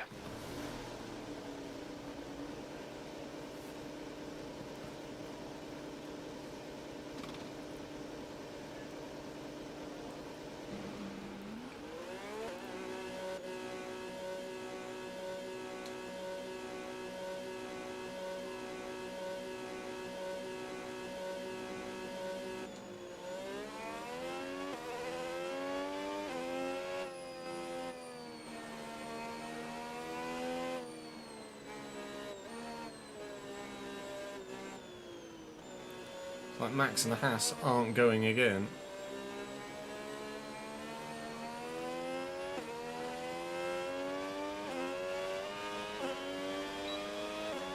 Appreciate it, Linus. Thank you for the support, mate. 3 minutes to go. Glad you guys are still able to enjoy the content regardless of whatever tech demons we bump our faces against.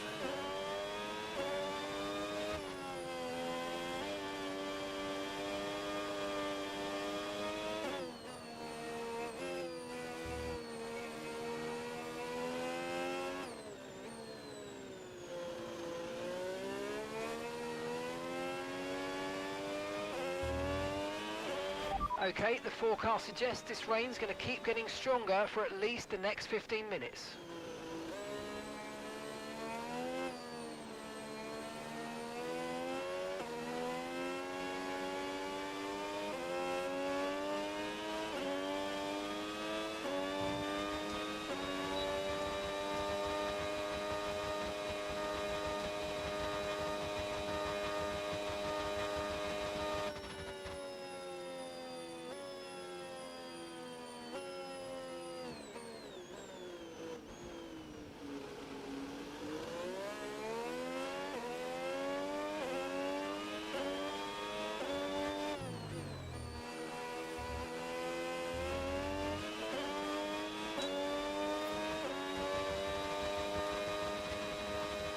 See what we can find with a brand new set of tyres on.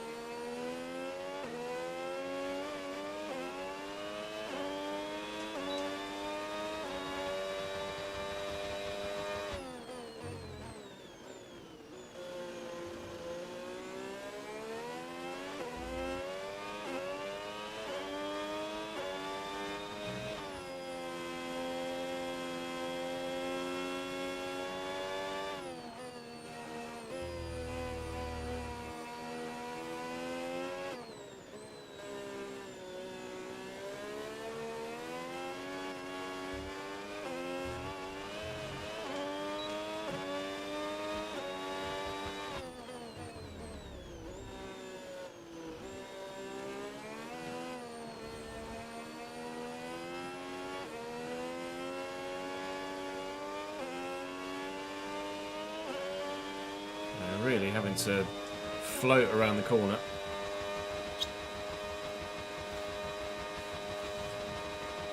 I think we're on course to qualify very well here. Max has elected not to go out again at the end of this session, so whether he's run out of tyres or just didn't fancy it, I'm not sure. The Haas has not gone out either. Presuming that the Haas is in 10th right now. We might have just put that in the top 4. You've got pole position. We have put it in the top 4. I can't believe that. We put it on pole in the rain. Time to make it difficulty 105 again. The rain was a weak point to me in F125, but with these 26 cars, we seem to actually not be that bad with it. Now, whether that translates to the dry or not, we shall wait and see. Up to 83 rated now as the pace stat improves. I mean, this far inside 83, but upper level, upper rating. Difficulty will be going from 103 to 105 because we have found some time.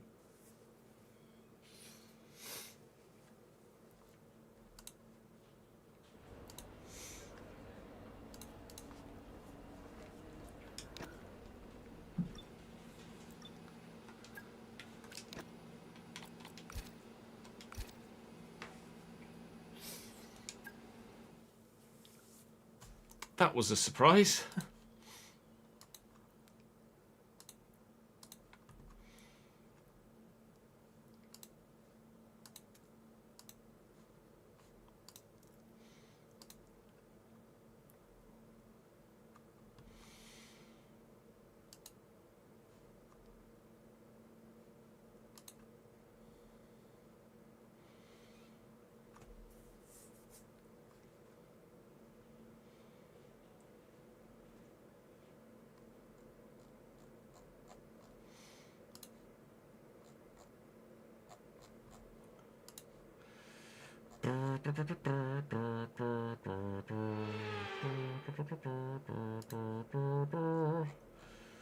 It's time again then for Formula One in Shanghai. Northwest of the thriving city of over 24 million people is a circuit that first featured in the championship calendar back in 2004. It played host to Formula One's 1000th Grand Prix back in 2019. We start a lap here at Shanghai with the long, difficult right-handers of turns 1 and 2, the first of 16 corners that make up this 3.3-mile circuit.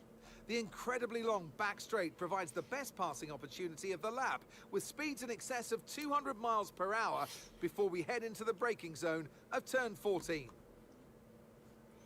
It's time to see how our drivers are stacking up after yesterday's exciting qualifying session. Isaac Hadjar lines up on pole position. You know who qualified on pole? Lando is alongside me. I don't think there's going to be any grid penalties unless maybe the Alpine has had to take some. Verstappen in 5th, Piastri down in 8th, Hamilton only 9th, and Checo in the Cadillac 10th. The rain is the great equaliser, as they say, and, well, it certainly has equalised, hasn't it? Gasly 14th, so no penalty taken from him. Leclerc, I missed at the time, out in Q1, P18 for the Ferrari. That's not great, Shal, is it, mate?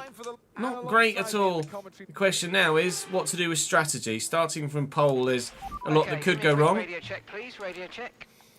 Reckons I could go, and my personalised is actually a 2-stop. Points on the board finally, so let's keep that form up and get another top 10 finish. I think today, the others are going to try and go 1-stop, apart from those that are starting on the softs. I don't know, as I have a 1-stop in me over the course of this race. We did 9 laps in the sprint, and or 10 laps? 10 laps in the sprint, I think. And the medium tyres were pretty gone. I could start on the hards, see how far they go, and then... I can't change anything there. Hang on. Let me switch to that one. I could start on the hards. Let me remove stint. I want to start... Can I please start on the hard tyre? I physically can't start on the hard tyre. I can't tweak the strategy enough to let me start on the hard tyre.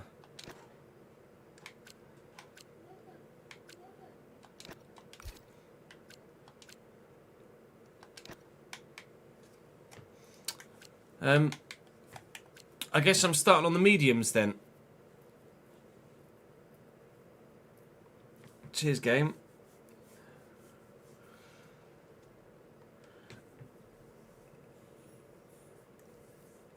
It will be the new year's worth of content distinct, yes, but it's just on F125.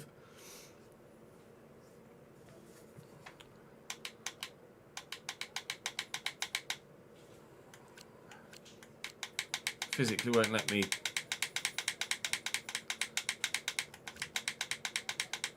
change.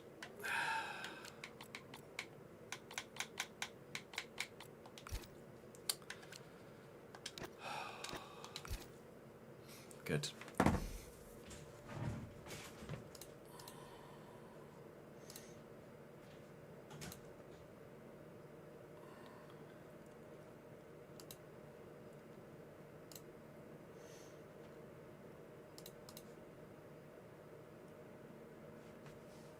I can't change the hard to a medium, Corey, because I don't have a medium tyre available. I physically can't.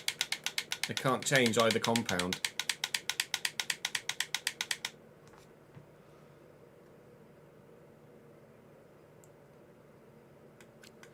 I can add another pit stop, but oh, there you go.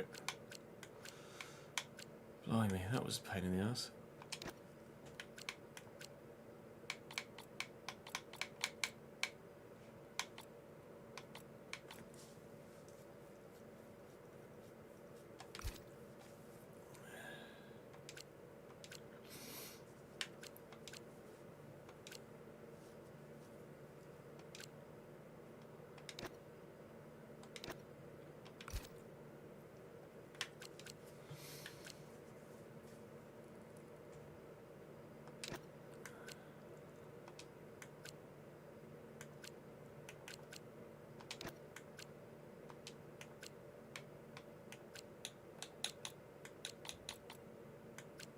Won't let me remove that soft stin now to see if I can do medium hard.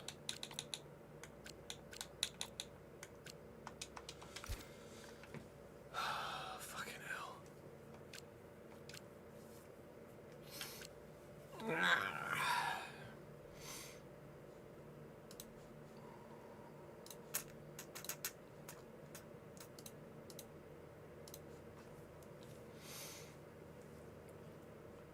Yeah, I've uploaded it on the second channel as well, Ryan, to see how well it does on that channel, and then whichever channel gets the most amount of support is where the content will continue to go from there.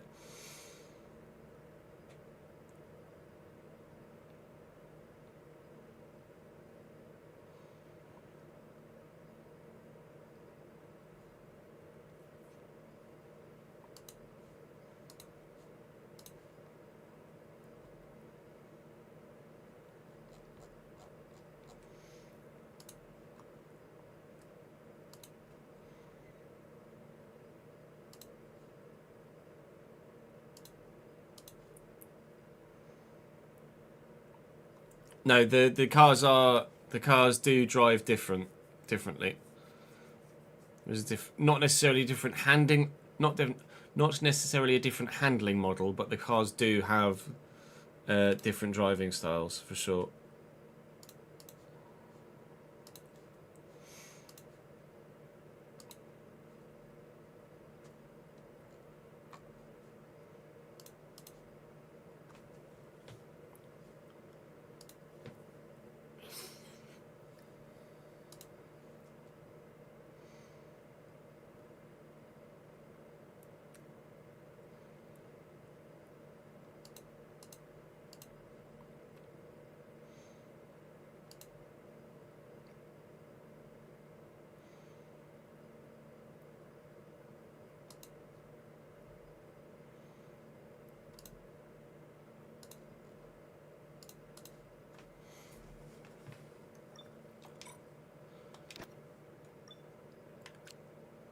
So setup wise, I've tweaked it to put the hard tyre first, and we'll see how far that goes. And then if we need to go medium soft at the end, then we will do. We believe the car is okay on fuel, so even though it's a 28 lap race, I'm actually going to take some fuel out, although we are, in theory, going to be going faster now that we've changed the setup from the sprint race, so I'm not going to go too aggressive with fuel. From pole, very much anticipating, now that we've upped the difficulty, to go backwards a bit from here, but we could still get a personal best finish in the race. P8 is the highest we've finished so far. Operation finish higher than P8 will begin after the formation lap.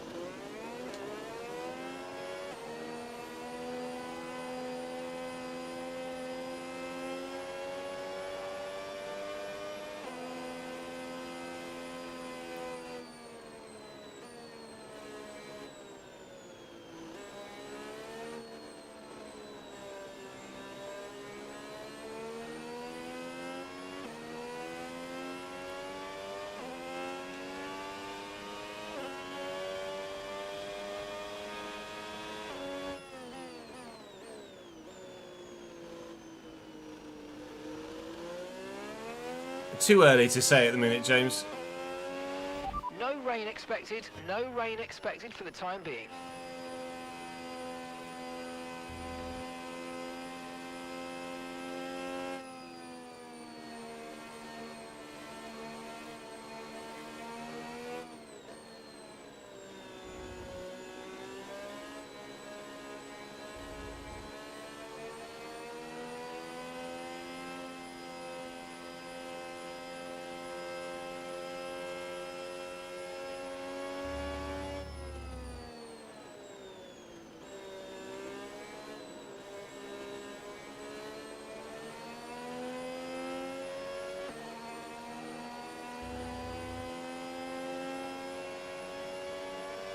Don't know why there are never fans in that big stand.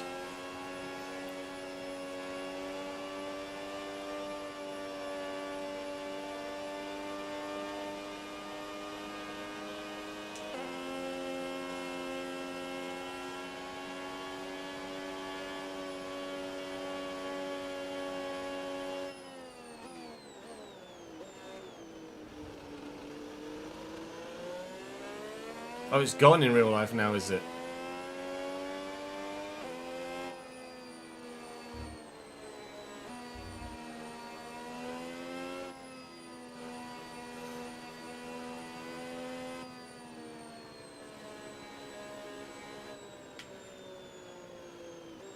Well, for the very first time in Isaac Hadjar's fledgling career. Superb parking there, mate. Let's make sure we Boom! get the edge on the surrounding drivers as the lights go Hard out. tyres on everyone else's mediums. Keep an eye on the Not lights. gonna be The great. start sequence will begin as soon as the grid is formed. Let's Be ready see with the clutch. what we can do from P1 in China.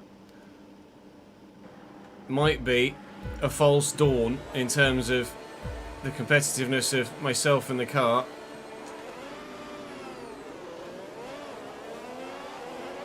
Not a great, bloody ridiculous launch from Norris. He's the only one really that's shot forward like that. Antonelli's had a go at coming forward, and he's me on my inside here. We've got quite a bit of understeer coming around this first turn. Antonelli's just dipped all the way around the outside of me at turn 2. These hard tyres, not the one at the minute, nor did we anticipate they would be. It's just the nature of the tyre. Seeing the others, oi, slow down please car. Seeing the others get faster starts on the softer compound. Now it's hopefully going to be a case of just holding position, trying to stick with those in front as best we can, if possible, on this harder compound. And then, fingers crossed, making some time back at the end of the race when we're on the softer compound, the medium tyre, and they're on the harder compound, the hard tyre. Max in P4 right behind me now. Albon actually P5 and the Williams in 5th right now. No sign of Piastri or George Russell.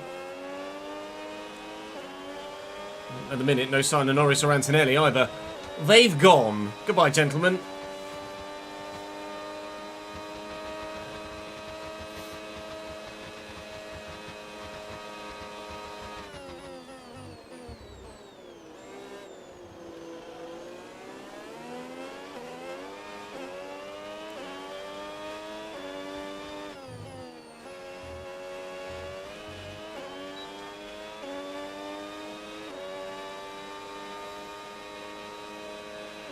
Okay, so with the new power units, make sure you're lifting and coasting before corners, and consider not always going full throttle. Try combining lift and coast into braking with boost out of corners and see if you can find a good balance.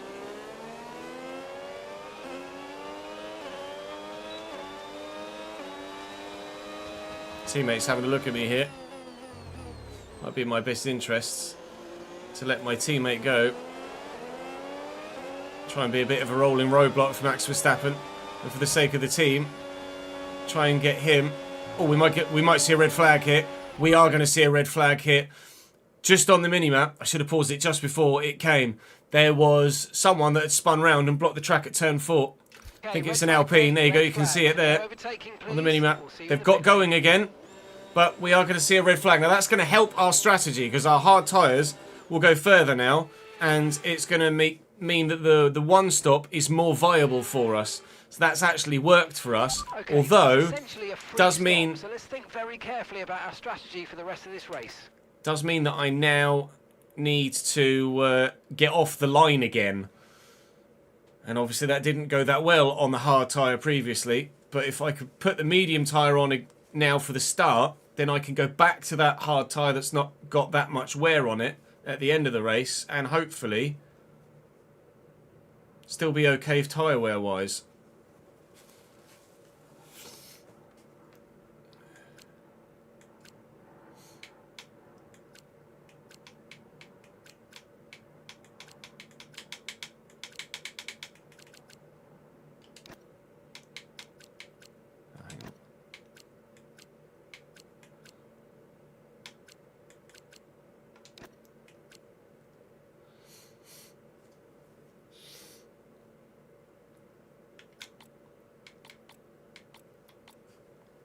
Do I stay on the hard? Do I switch to the medium here?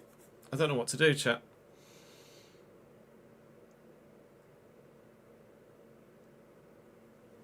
Do we take the opportunity to switch to the medium?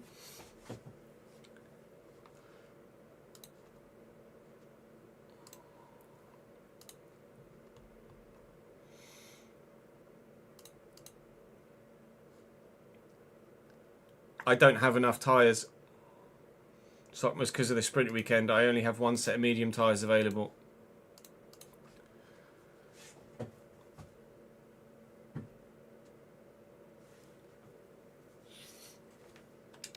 Okay, we'll switch to the medium to get us off the line quicker. Try and take the medium tyres the full 13 laps, and then that now slightly worn hard set will not need to go quite so far.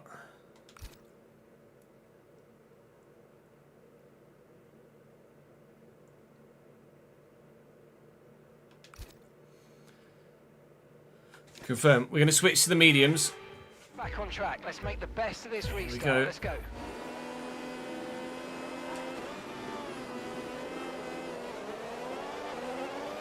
Oh my god, the start of Albon there was astronomical. Actually got a better start than Max on this occasion.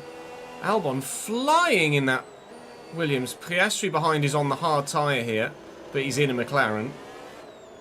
That was unreal from Alex Albon. The grip that Williams has off the line is quite literally second to none.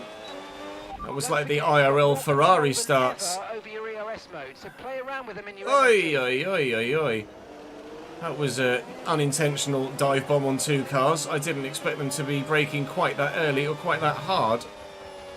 Max got out of shape there.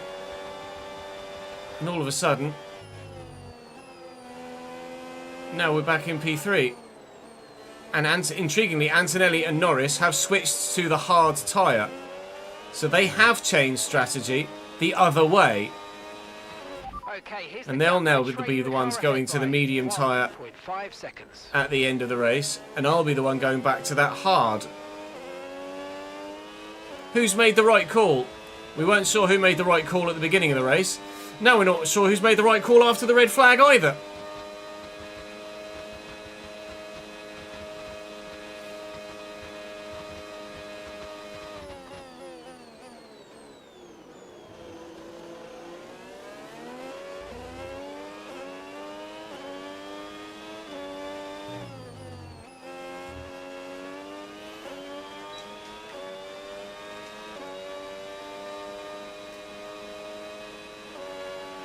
Look out for a bit of understeer when trailing the car ahead. They're going to be giving off dirty air, which is going to affect our tyres, so try to get past.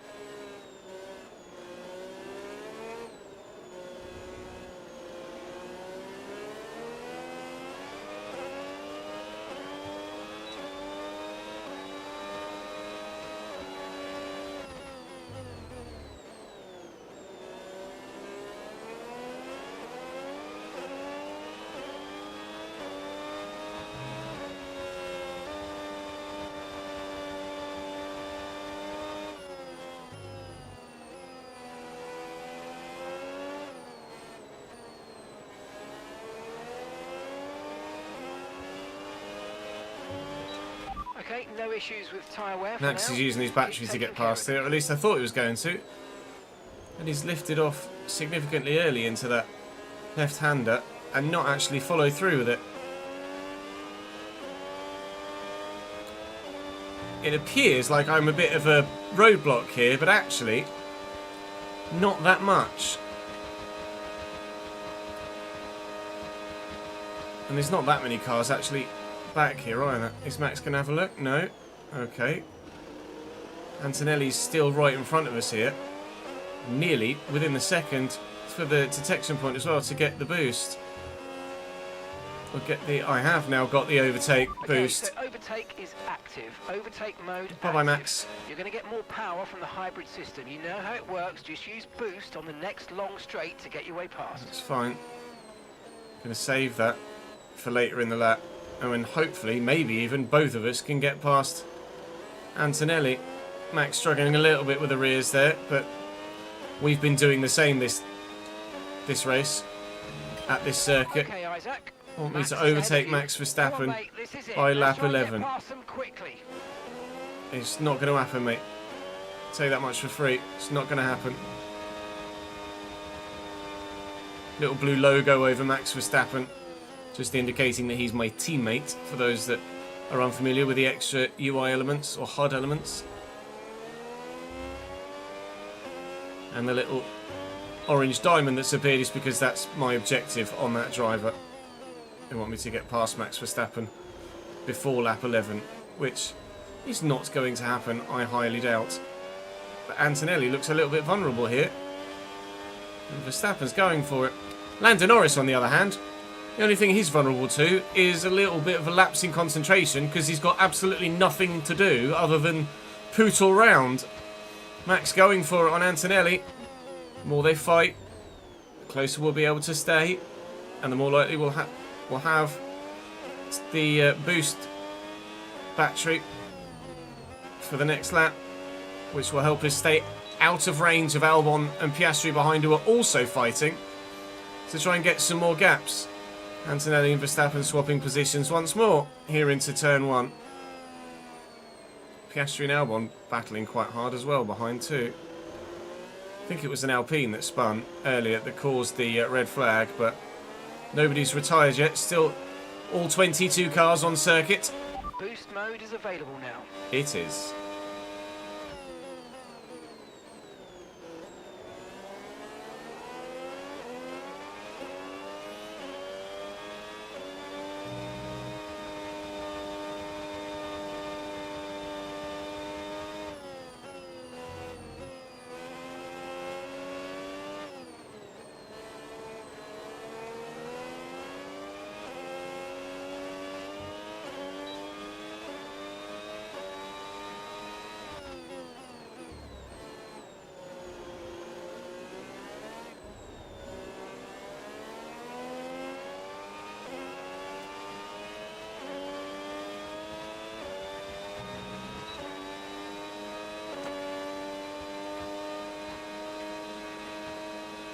Gaining on Max here.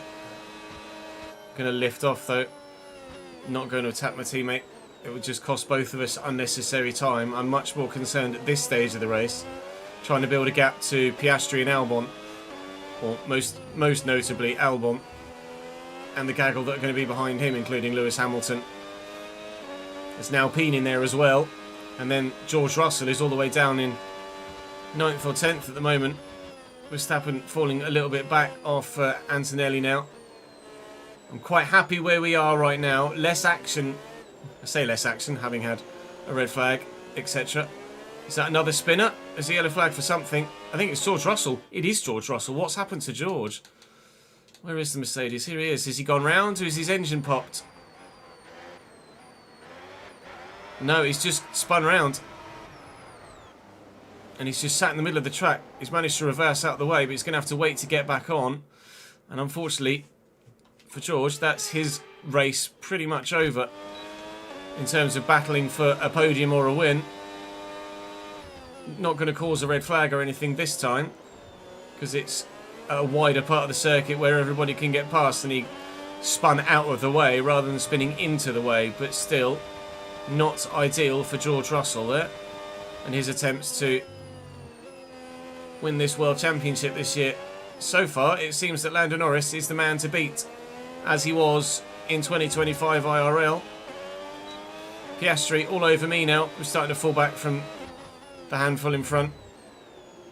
I don't have the pace for Max Verstappen or Kimi Antonelli here. But we're definitely, with this custom setup, even on a higher difficulty, a lot more competitive than we were with the default setup at 103. So I think we'll be getting a custom setup for every round of the championship now if we can. That will be moving us forward and allowing us to race at a higher difficulty, which is preferable.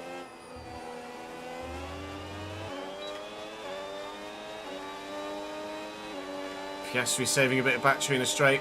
He's not gone defensive, so I'm going to shoot up the inside here. I'll try and hold it.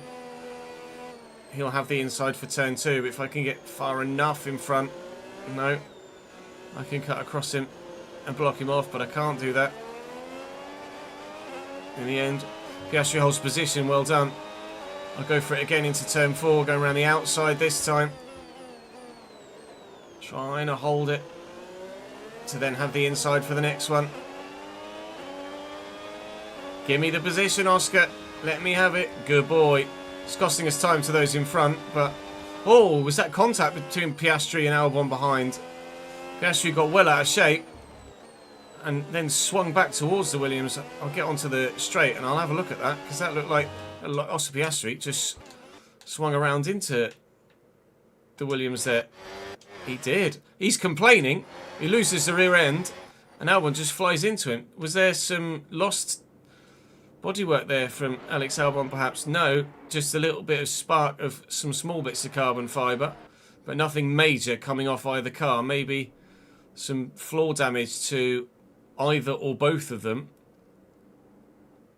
but both cars in the main intact.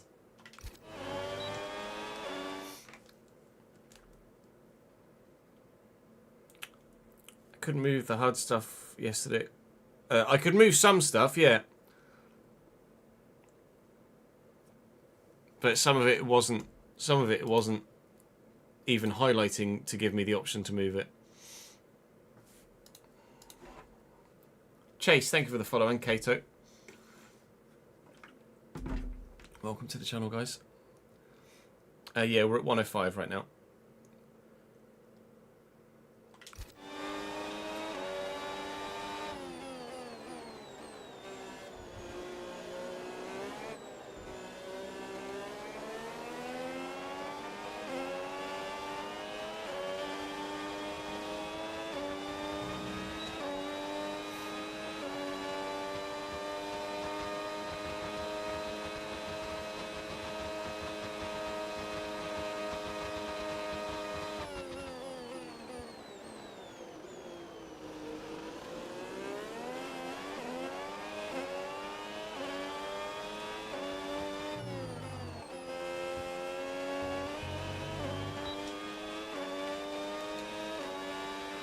The car behind is dropping back by about 0.3 a lap. Well done. I'm going to try and hold this, Alex. I'm going to try and hold this, mate. Same way Piastri did to me the previous lap. Hold it around the outside of 1. Keep the inside for 2. I don't have the boost anymore, or the extra battery available, but I do have the opportunity still to use a little bit to try and defend. I just don't have the extra megajoule available to me, because I'm more than a second behind the car in front, and those guys are very much quicker than me at the moment with the performance level of this car and me as a driver. So 105 is definitely significantly better than 103. It's weird, it's a big step from 103 to 105 it seems. Contemplating maybe trying 104 in the next round of the championship as we continually look for the sweet spot. Someone's had an issue. I can't quite see on the minimap if anyone's going slowly or if anyone's spun round. Carlos Sainz is out of the session. They're retiring from the race. I presume then that is engine related. Let's have a quick look now that we're on the straight and I can go back without having any... Yes. These Mercedes engines, not very reliable, are they? That's an Alpine that's gone bang in 2 of the 3 races we've had so far. And now a Mercedes as well. I think, did one of the Mercedes go bang in the Australian Grand Prix as well? It might have done. I can't remember if one of the Mercedes retired in Australia as well. Both Piastri and Albon getting past me there. Piastri putting his car in a very awkward spot there. I'll now get the boost this lap. Grip levels are going to start falling away soon. Okay, mate, that still wasn't quite what I we haven't needed, been I'm able to afraid. overtake Max Verstappen, but that's because Max Verstappen is faster than me. Focus till the end of the race. We're in a bit of a quartet here with Albon, Piastri and Lewis Hamilton, who we were battling hard with in Australia. Might be able to sneak back past Piastri here. I can get the traction out the corner, which I can't. Or at least I wasn't confident enough to give it a go. Lewis is having a look around the outside of me, so I will go defensive here. And as Piastri locks up, I'll try and take advantage of that and have a look to the inside, but no dice, no luck there. Okay, Gave it a go. To see some rain about 10 to 15 minutes from now. We did not expect to see some rain at the end of this race. It did, in the forecast, go up to 16% in the final tile, but only 16%. I know we've had a delay with the red flag. I don't anticipate that rain hitting to any level of volume that would cause us any concern before the end of the race. I don't think that's going to be too much of an issue, the rain, if and maybe when it arrives, but we'll wait and see. We're planning on boxing lap 16. It's currently lap 11. Just want to make sure I can try and stick with the 2 in front now. I couldn't keep with Antonelli and Verstappen. I'm very deep there. Hopefully we'll be able to keep with Piastri and Albon.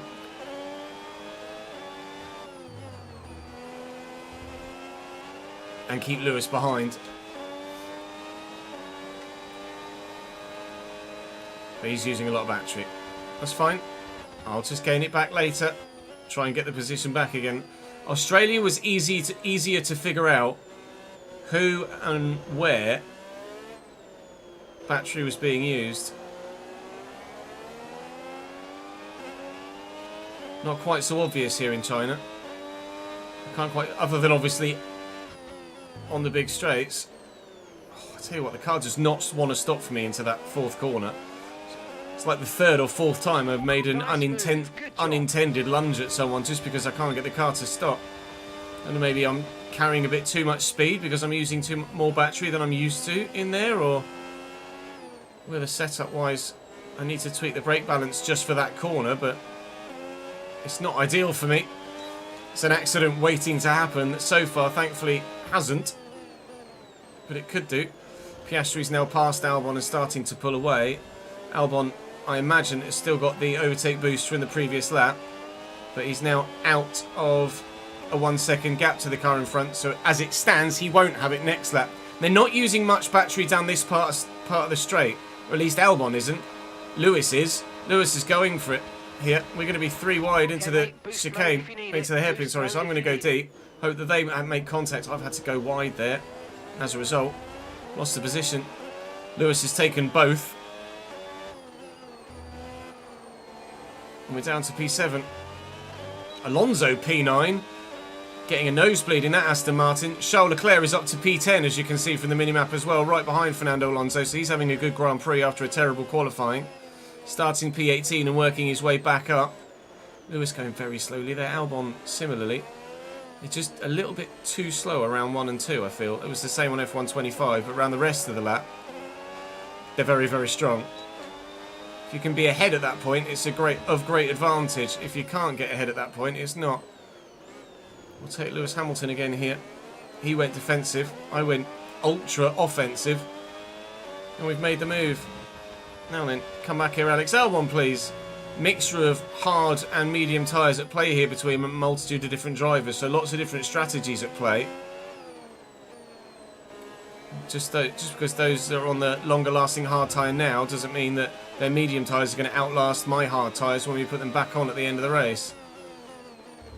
If I could just keep myself in contention here for a top 5, we could get a PB race finished by the end of this one.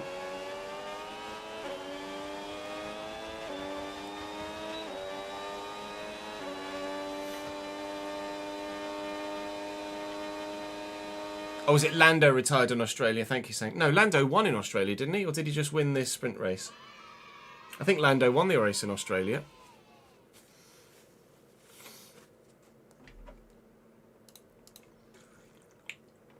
Thank you for the 21st month, Ian. Appreciate it, dude.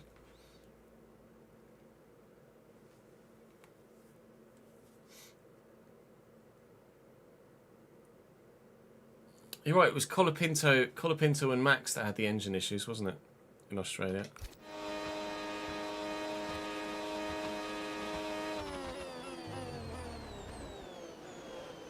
Maybe Lando had a spin or something in Australia? I can't remember. Okay, Max is in the pits. He's the first one to pull the trigger. That says to me he didn't change tyres at the restart. We're going to box on lap 16. So we're not pitting for another 3 laps. We've got to complete 14, 15, 16 before we're coming in. Max will be going hards to the end from here. We'll be going... Oh, Alex, you're slow there, mate. We'll be going hards to the end from lap 16. Isaac, that's Hamilton behind. We want to keep them behind, please. It's critical for our race. It wants me to keep Lewis Hamilton behind until lap 19. Yeah, not going to happen, mate, quite frankly. He's sniffing, and he's going to be past me sooner rather than later. We might both try and get past Alex Albon, who appears to be losing some pace here. I don't know whether he's on his medium tyres that he started the race on. And his are getting a little bit worn now. Obviously, we put brand new mediums on at the restart from the red flag. So our tyres should be, in theory, a little bit healthier than those that didn't change their compound at all. And the two in P1 and 2 changed to the hard tyre at the restart from the worn mediums. Here comes Lewis. Okay, that wasn't Candy from Baby for him there. Albon thought about going defensive there, but ended up not needing to. I think Albon might be in this lap, to be honest. Oh my god, they're so slow around there. Albon is not in this lap. That is a surprise.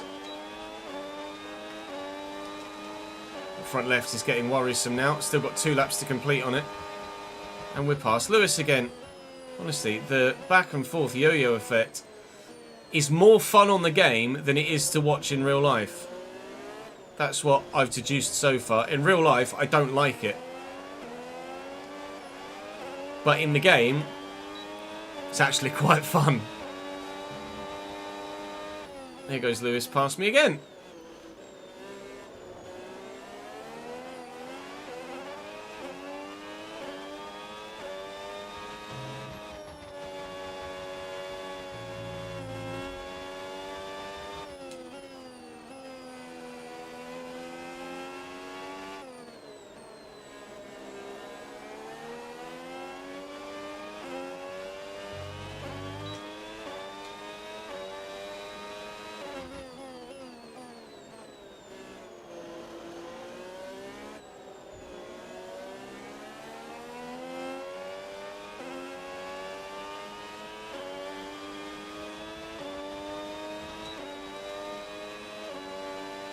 %71% wear on that front left now. Getting slightly concerned I might get a puncture on lap 16 before the pit stop. ETA about 15 yeah, 15 minutes is fine. That rain will not hit before the end of the race. Going to have to be very careful with this left front. Oh, you can see the extra graining on it and the extra wear. Albon is in this lap. See the extra wear on it. It visibly looks grainier and more worn. So let's box this lap. Hopefully that comes through okay on the recording, because I can definitely see it on my monitor. Fingers crossed that the rendering of the video doesn't diminish the detail too much. That front left looks very, very nasty indeed. It is definitely puncture territory.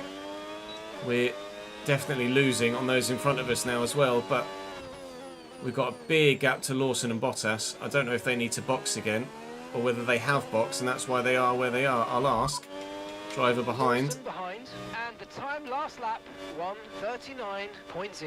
Okay, they're on old hard tyres. Okay, they've done. Yeah, they're going to be 15 laps boxing on as those well. tyres. Okay, fair. We think they've got one more stop.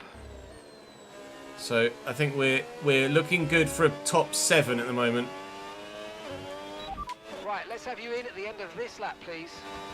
Whether we can cope with Albon at the end of the race, I don't know. He's going to get the undercut on us here, and we have to hope our tyre wear is better than his, but I wouldn't bet on it. And Lewis Hamilton, now he's got clear and in free air, Okay, pit in is very much disappearing himself. Penalised if we exceed it. Keep that in mind as you approach. We might not be anywhere near as competitive as the front few at the minute, but there's still a lot of action going on every race so far, despite the fact that at 105 we're not as competitive as perhaps we might like to be. I think Lewis is going to box here as well. No, he continues on. We will be coming in for a pit stop. Please, can I have some new tyres? Thank you. Quick pit stop, please, gents. Thank you. Right, let's go. Come on. So far, so Perfect good. job 2 for pit you stops, and the crew no there, mate. problems. We're delighted with that. These hard tyres are minimally worn. 1% on the rear and that's it. So it's effectively Up to a speed fresh now. set. Let's get some heat into because those we really tyres. didn't take much out of them when we last had them on. We've dropped to P12 behind Charles Leclerc. There is Alex Albon battling hard with Gasly and the Ferrari. I don't know what their pit strategy is like. Gasly and Leclerc, I imagine they have to box again, Leclerc especially. But Albon is the one who we are fighting with for a net position here and potentially a net P6.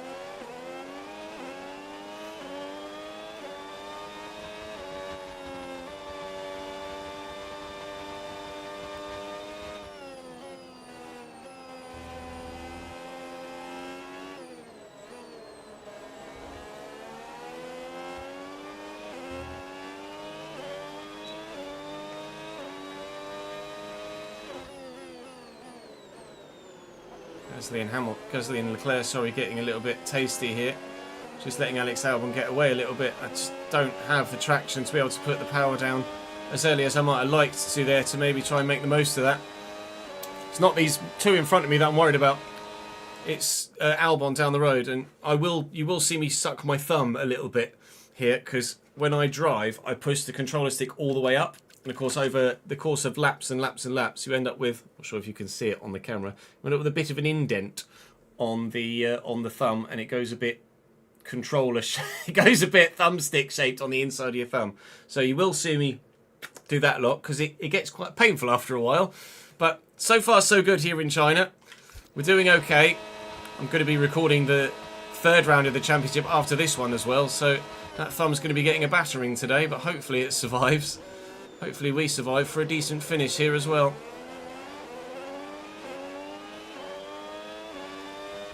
God, they lift and coast so early around there. It's quite off-putting actually. Behrman in the pits, Bortoletto in the pits. We're back into the top 10. Right, you've got And there comes Lewis Hamilton. now. Use it if you want to. By going a lap longer, he has not been able to perform the overcut. We have undercut him.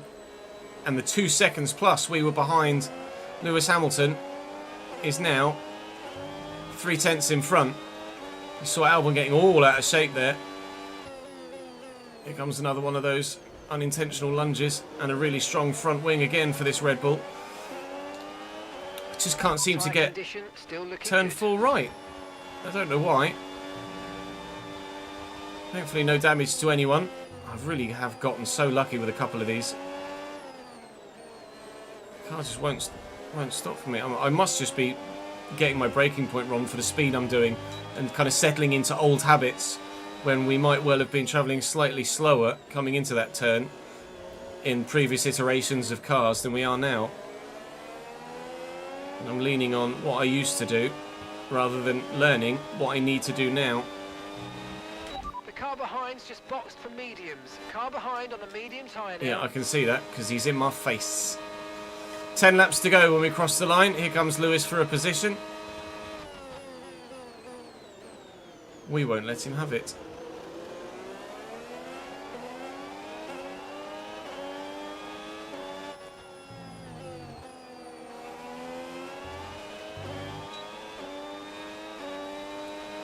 Right, a gap to George the Russell in the teammate ahead box. of That's us. another position. That's P9. 5 seconds. Sure, Leclerc and Gasly have to stop again.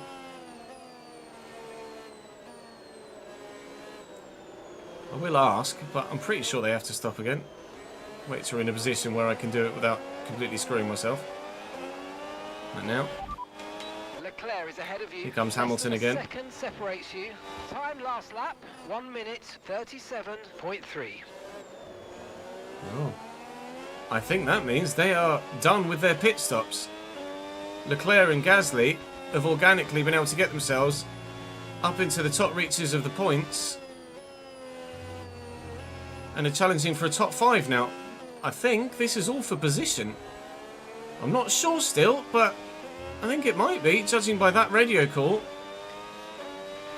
Radar suggests some weather's going to hit in around 5 minutes. 5 minutes. So stay on your toes. That's come a bit quicker than I anticipated. Rain, rain, go away. I know we were very strong in qualifying with the rain, but I don't think in the race I'll be doing that much. Come back, gentlemen, please! Don't leave me behind! Oh, my thumb hurts. It's fine, still got a race around bloody Bahrain yet. Stellar, thank you for the follow, mate.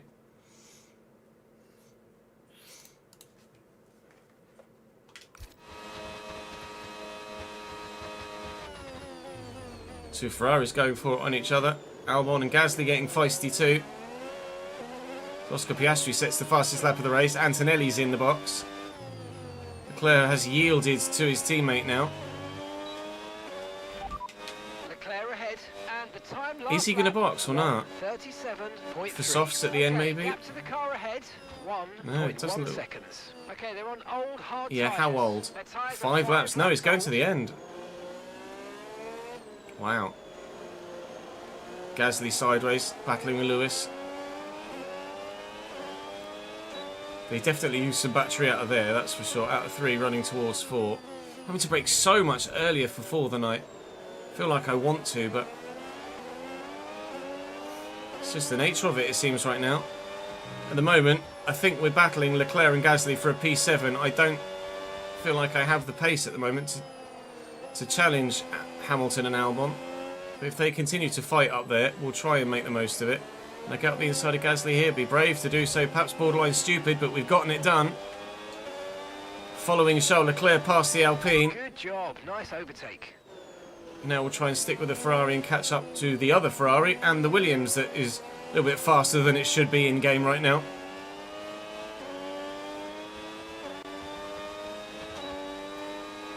Leclerc's saving battery down here.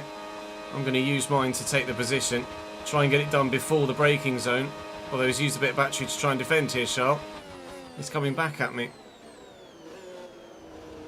Try and force him wide. A little bit rude, but needed to be done just to ensure that we held position.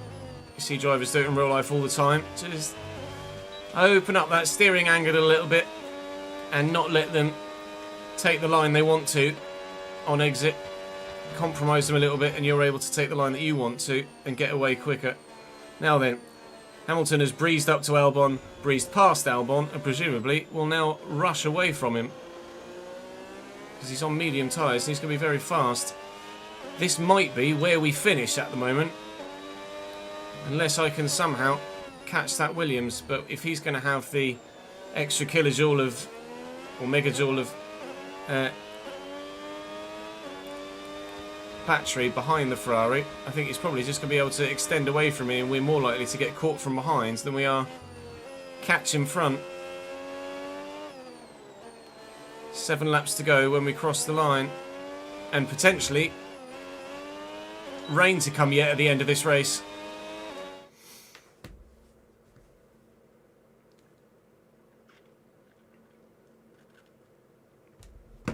My thumb is sore. It's lost it. I did build up a bit of a callus on my thumb last year. It's gone. I'm gonna have to retrain the thumb tissue.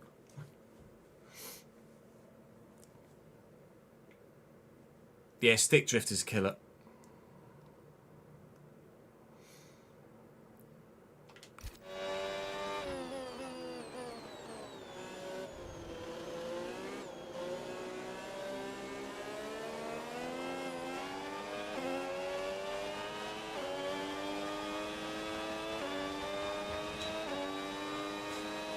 Lando is tearing away. He's got such a lead up there.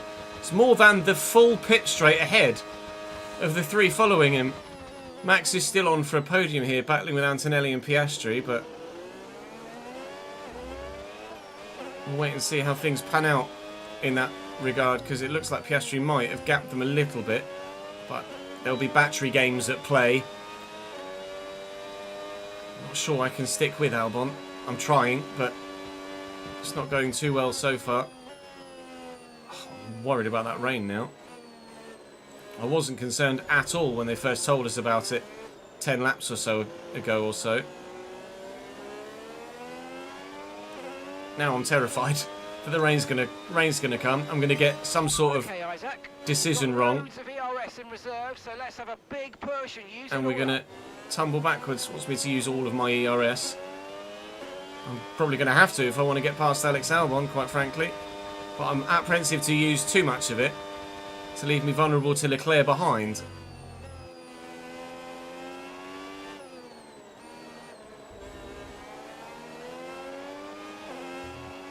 Who still has Gasly for company.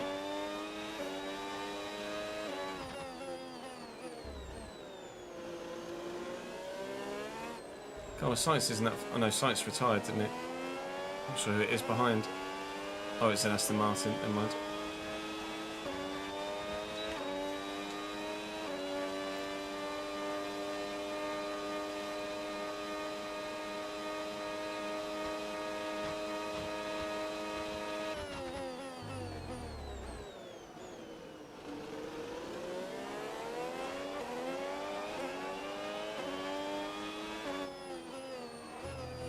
Wow, Albon was going so slowly there.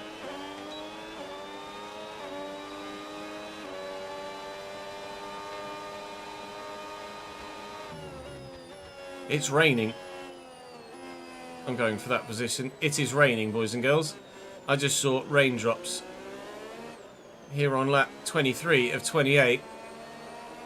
That rain is coming, and I don't know how fast it's going to turn into a deluge. Okay, I think we're still in the right tyres for the time being. We do still have one set of fresh intermediates available to us for the end of the race here. And I wonder whether we're going to bloody need it as well. Lewis has disappeared down the road. We're currently on for a P6 if we can keep the Ferrari and the Williams at bay, and the Alpine for that matter, that's probably still there, part of the picture. Although he's falling slightly further behind. I need to concentrate now. Reanna mode, shut up and drive, because this track is going to get slippery. Okay, gap to the car in front, 4.3 seconds.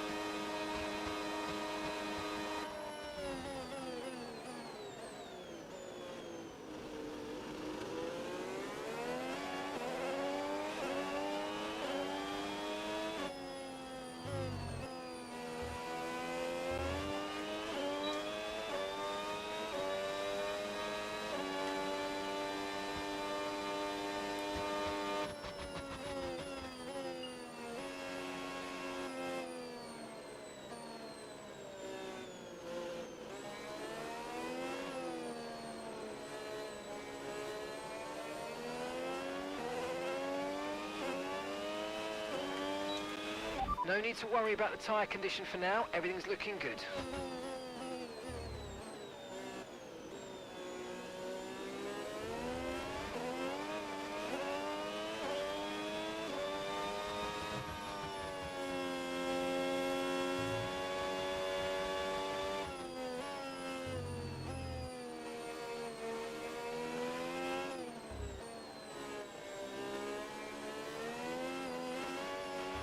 I know these conditions are tough, but bear with it. I don't think the track's ready for intermediates yet.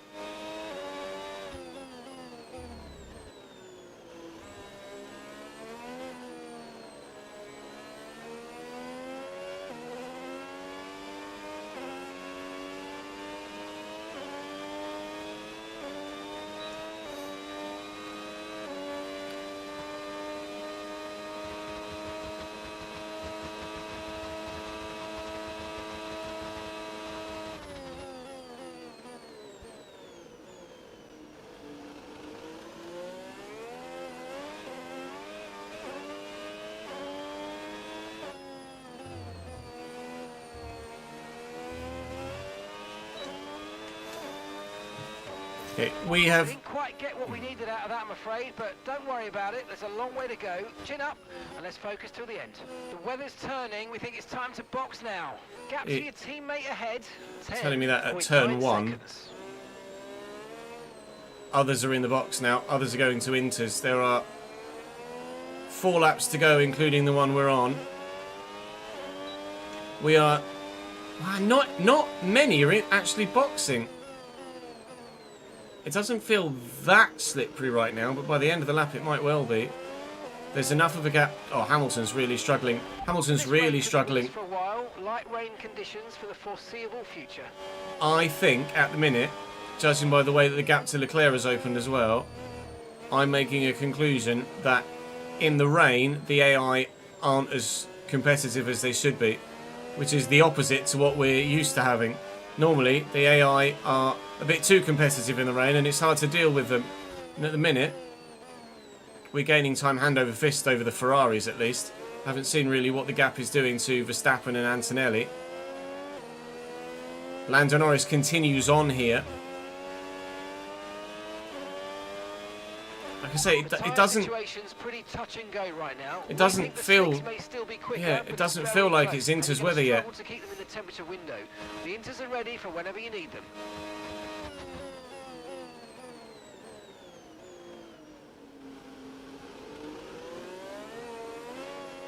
Max is in.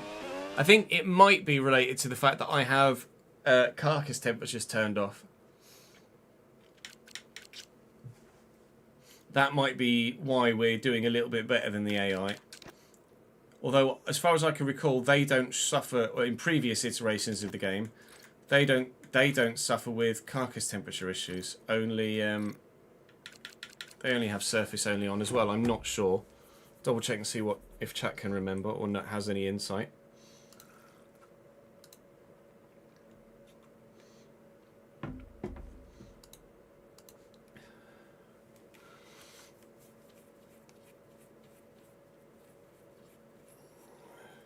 No, I didn't think they have to deal with tyre stuff. They're just not fast enough in the rain.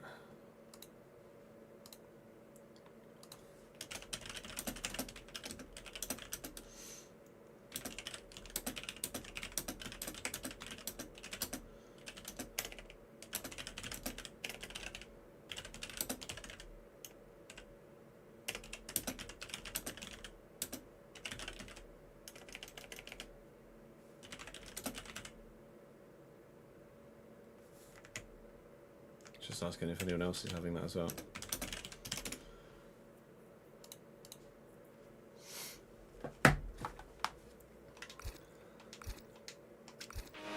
Max is coming in for his stop. The Ferrari behind has gone in as well. Max is in. Hamilton is in. Neither of the front three have boxed. Weather's changing now. Leclerc. Change strategy, so it's time to box. Leclerc's continued on. I mean, if I can keep this sort of pace up, I'd be inclined to... Oh, straight mode and boost mode restricted. It's officially a wet track according to the FIA. Then that is the equivalent of DRS disabled. Fitting intermediate tyres. It might be worth considering changing yours too. Yeah, I'm definitely finding a lot lower grip now. Am I going to lose a whole pit stop's worth of time over the course of the next 2.5 laps, though? That's the question. At the moment, I don't think so. I'd be inclined still to stay out and try and hobble to the end at the minute. Okay, so boost mode and full straight mode have been disabled by the stewards because of the conditions. Partial straight mode only.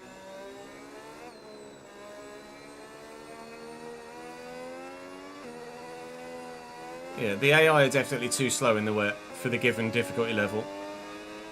I've gone from being able to basically be on par with pace of the other drivers that were around me in the 2 Ferrari to being like 2 seconds a lap faster.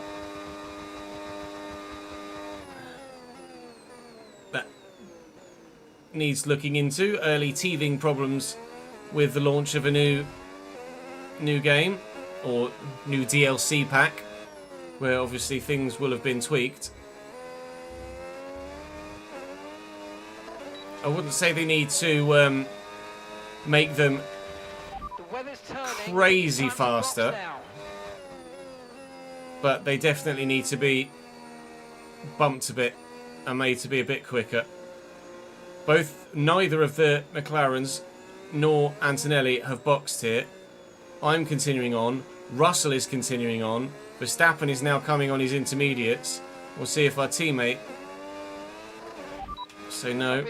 See if our teammate is going to close in by 13 seconds in 2 laps. I don't think he will. Although I am having to be very careful.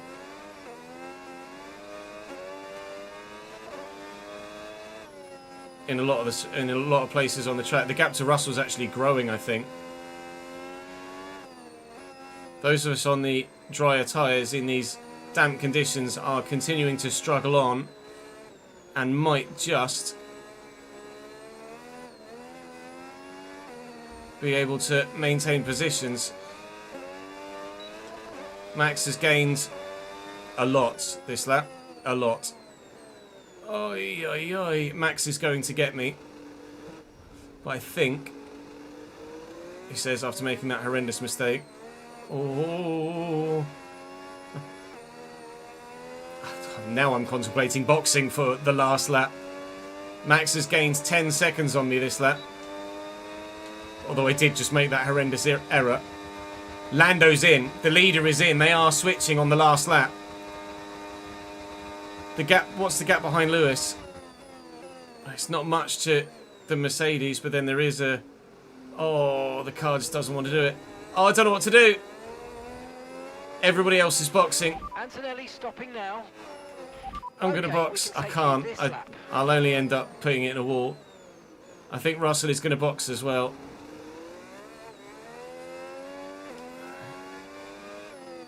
The AI never used to pit this late.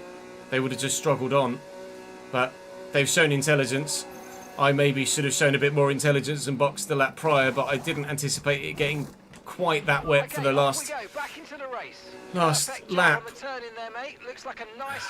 Currently 6th, going to be going 7th, 8th, 9th here. As Sergio Perez in the Cadillac is currently running P7. There goes Albon. Here's Nico Hülkenberg in P10. I'm currently outside the points on the final lap. Do I know? Oh man, I could have tried to struggle on, but it probably would have ended up with me just losing just as much time as I'm losing now, or have lost now. Final lap. Push, push. That rain is definitely coming down harder. If it hadn't been for the red flag, we probably wouldn't have had to worry about it, or could have struggled on to the end. Now, I might not be getting a World Championship point. I'll try and take Hülkenberg if I can. The AI are definitely too slow in the rain on this first experience. On this track at the moment. But we'll wait and see on further experience what happens. Certainly in the dry, I think 105 is probably the call. If we have a full wet race, I'll have to up the difficulty. Oh, I'm drifting around this final corner. Can't believe it, but I don't think I'm going to get any points here. We were on for a potential top 5. And ultimately, I'm not going to get anything. We were so competitive for so long, and on paper it's going to look horrific. Pole to P11 is not ideal. But it was the conditions that did it. Oh, should I have just stayed on those tyres and tried to just get round on that final lap? I probably would have ended up in a wall or something. And that's the end of the race. We'll see you in Parc Fermé. That's pretty gutting.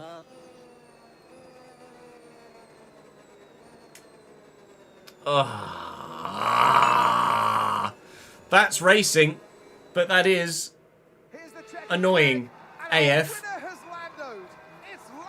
Our winner has Landoed. That's horrendous, Crofty. Please never say that ever again. Lando Norris, Max Verstappen and Oscar Piastri on the podium. Well, that was certainly an exciting weekend of Formula It was actually 1. Max in P2 in the race, but overall over the course of the weekend, Piastri got more points than him, which is, well, actually they got the 11 amount of points. So really, I think considering he came second in the main Grand Prix, Verstappen should probably be ahead of Piastri there, but never mind. Fighting over things that don't really concern us at this moment in time, because I finished P11, so it doesn't really matter, does it? It could have been a top 5 in the end. It's knocked us back down a rating to 82 again. The red flag benefited us at the start, but ultimately, by delaying when the race finished, cost us, because I could have kept, if that last lap before we boxed was the last lap, or even the lap before that, because of the red flag, we'd have finished, and we'd have finished well. That sucks. Verstappen's gearbox upgrade has also failed as well. We're still the 4th fastest team, but Mercedes are supposedly right out in front, but it's McLaren that have been the team to beat so far. What R&D points have we got? 762. Verstappen is looking at something in the... that's 3 days still. We should hopefully be able to put the floor stiffening stay positioning on before the next Grand Prix. Verstappen's looking at that, as you can see there. So I won't do that durability part. I'll save my resource points for when we can use them next. The air filter is passed. The cable assembly hopefully also passes. They have. And then by the time we get here, I should hopefully be able now to put something else on. 8 days there. Cable assembly's done. I can do the floor stiffening. We've actually unlocked the potential to then further unlock hydraulics and heave dampers, but we'll do this one. That will be done after Bahrain. It's actually Japan next, not Bahrain next. For some reason, my brain was telling me it was Bahrain next. It's not. We're off to Suzuka for the next round of the championship, which is very much a driver's track. We'll have to keep an eye on part wear as well, actually. So we will be changing parts out between practice and qualifying in Japan, but it is Japan that we head to next and where tomorrow's episode will be. But that is all for today's video. Thank you very much for watching. Hopefully you enjoyed our first sprint race of the year, our first red flag of the year, and our first strategy chaos of the year with the rain and what to do with the tyres. That race weekend had pretty much everything, didn't it, really? Other than points. Unfortunately, we did get something in the sprint though, thankfully. Better than... No, I finished 9th. I finished 1 place outside the points in the sprint and 1 place outside the points in the main race. Yeah, it had everything other than points. LOL. Join me in Japan for the next round of the championship where hopefully we will get some. Do drop the video a like if you're enjoying. I'd appreciate it very much. Subscribe to the channel to make sure you don't miss out on more. And I'll see you either on stream or in the next video very soon. Let me cool the room down, chap. It is toasty in here right now. Very, very toasty.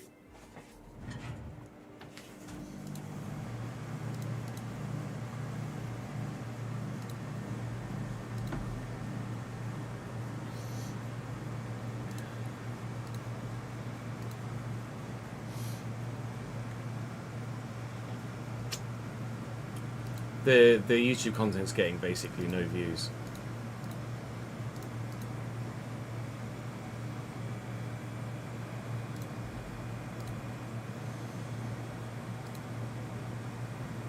That's great.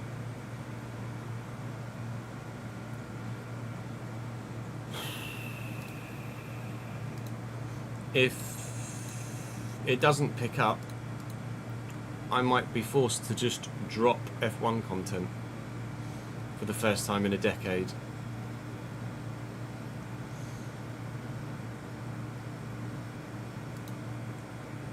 Until next year, perhaps.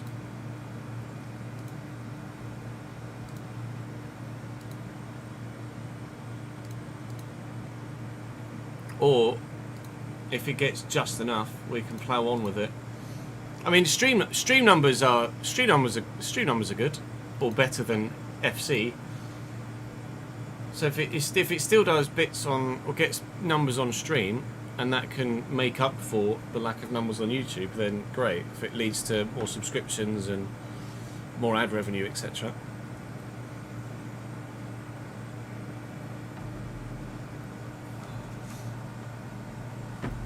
But we'll just have to wait and see. I'm not just going to abandon it straight away, because obviously it's content I very much enjoy making.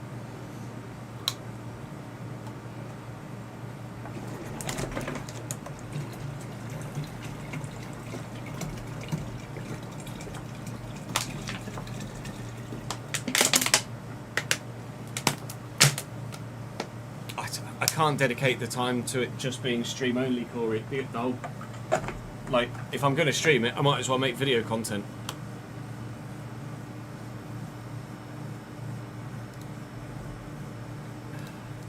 Right, I'm going to quickly go and make some lunch, because we've got a whole Japanese Grand Prix weekend to get in yet before 6 o'clock. So I'll be back in Uno Momento, and hopefully we'll be able to fit a full race weekend in before the end of the stream. I'll be back in a couple of minutes. BRB.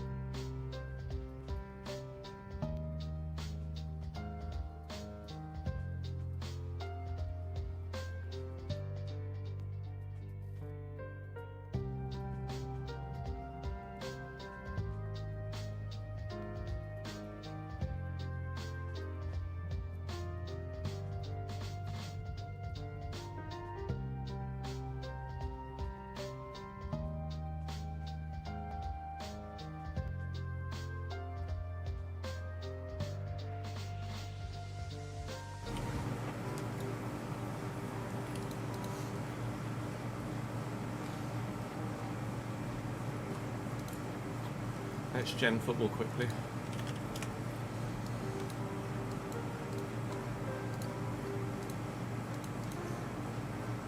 Liga appearances for Europeans as Monaco players. Holy. Okay.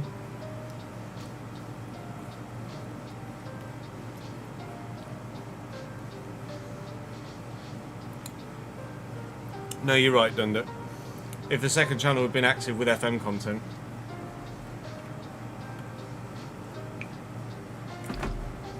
that wouldn't have been quite such a problem.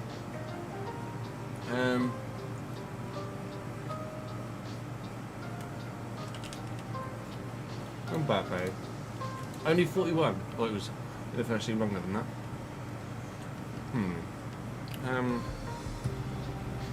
Evra. 120.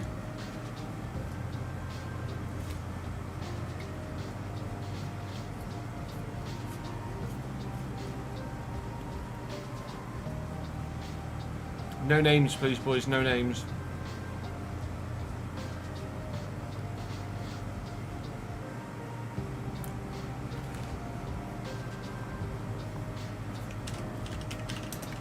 Kevin Volland at Monaco for a bit. He was.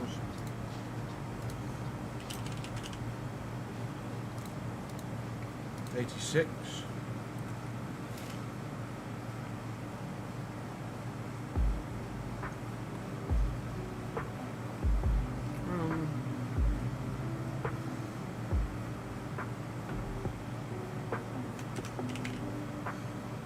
Was Barthez at Monaco? Or was he at Lyon? He was at Monaco. Not Lyon, I meant Marseille.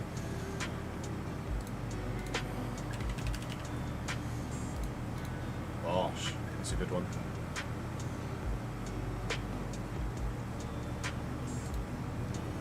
Done 5 checkouts from here apparently.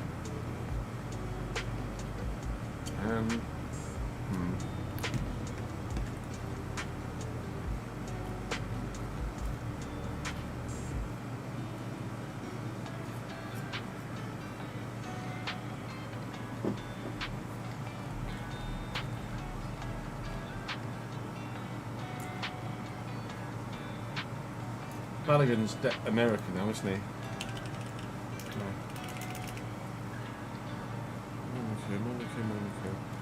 Monaco. Was Ludovic Juli? He was Monaco, wasn't he? 184. Too many. He was a fucking player, by the way, Ludovic Juli.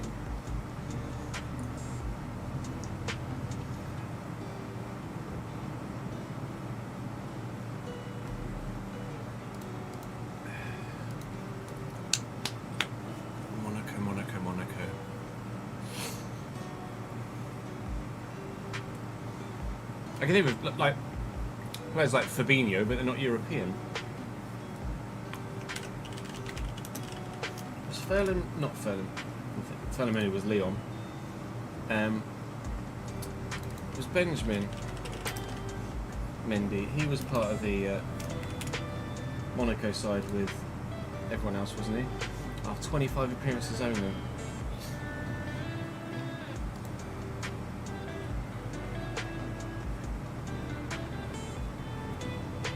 We'll keep Mendy in the back pocket. Who else was in that Monaco side?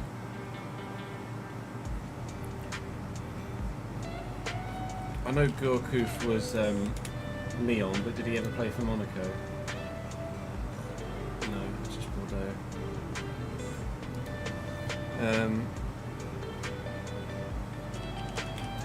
Kabay, I think, was just PSG and Lyon. Or it's just PSG. Oh, Saint-Etienne at the end. Lille, that was it. I know he came from France to come to Newcastle and then went back to France. Monaco. Malik Thiaw played for Monaco for a bit. Nope. My brain is seeing a German centre-back at Monaco.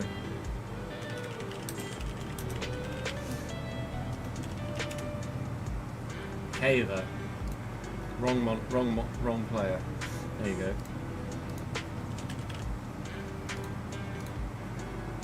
70 only, and what was Mendy going to get me? 25.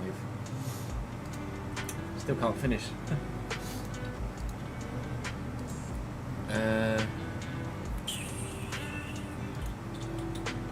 How many is your cheeky one worth, Danny?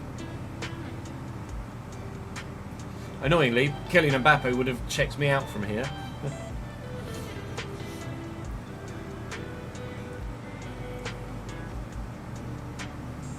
Someone who was at Monaco for...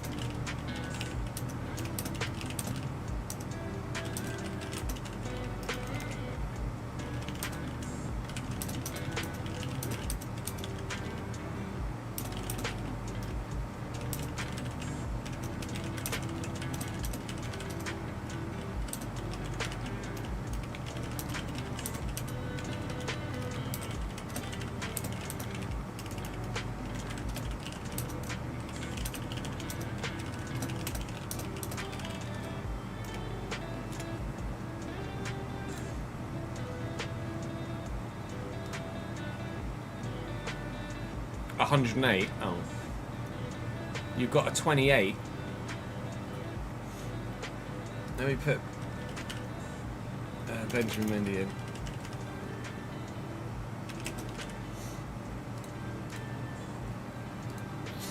I need 16 to 26.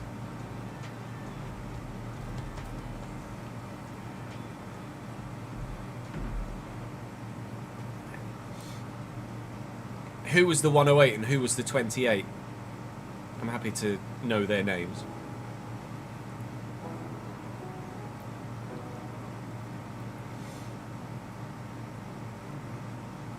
Oh, Fernando Morientes, nice. Oh, Falcao, yeah. I forgot about Falcao, actually.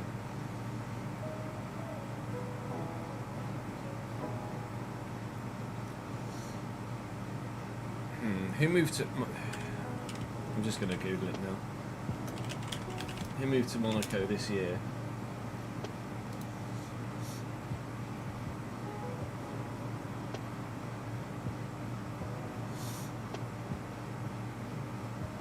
Adingra's gone on loan though. Didn't know Adingra gone on loan to Monaco.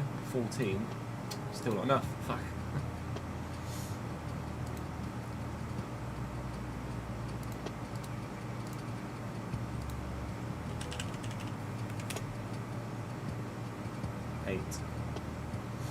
So let's do Adingra and Dumbo then.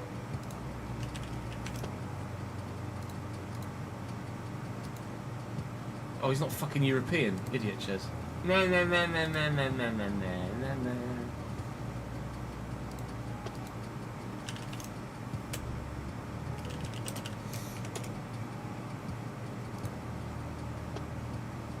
9. Right, Dumbo and Dyer then.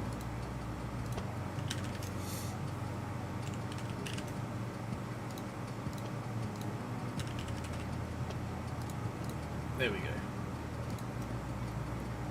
I'll have a little bit of a Google at the end, but we got through most of it. 18-19. Everton player. Defender. Barnsley, Everton. Everton for Jamaican. West Brom, Southampton. Sheffield United, West Brom. Jamaican? 127 appearances over 10 years. Jamaican centre-back. Jamaican?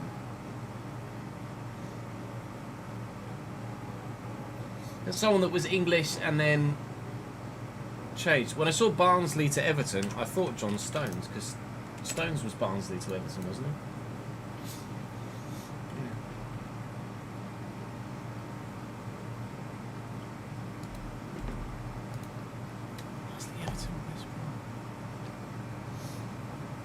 would they sell to? Is it Jamaican? Is it someone that was English and now represents Jamaica?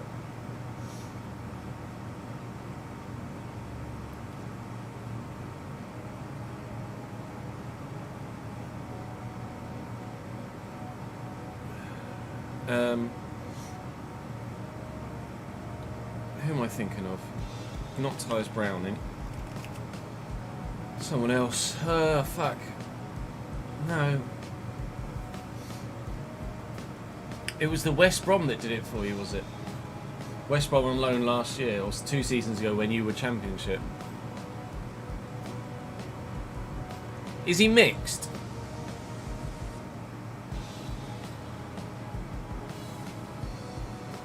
Oh, Holgate. Mason Holgate. That's who I was thinking of.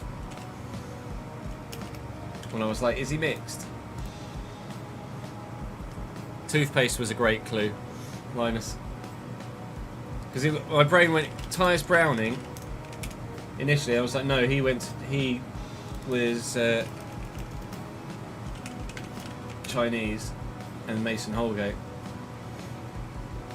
See, Mason, to be fair, might just have 2 black parents. No, he's mixed, isn't he?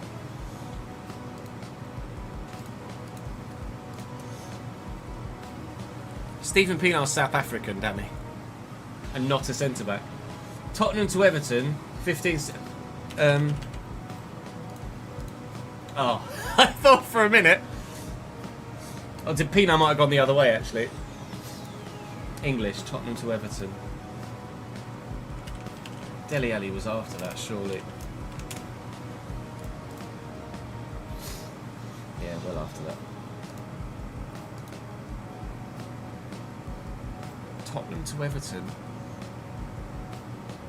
A decade ago.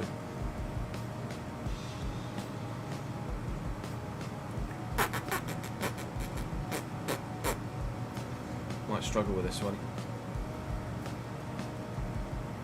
I'm just going to put someone that it isn't, just to find out. An attacker. An attacker. Lennon? Oh, Aaron Lennon. Aaron Lennon left before then, didn't he? Oh, no, it might be Aaron Lennon, you know. It's Aaron Lennon. I did it. Hooray for me.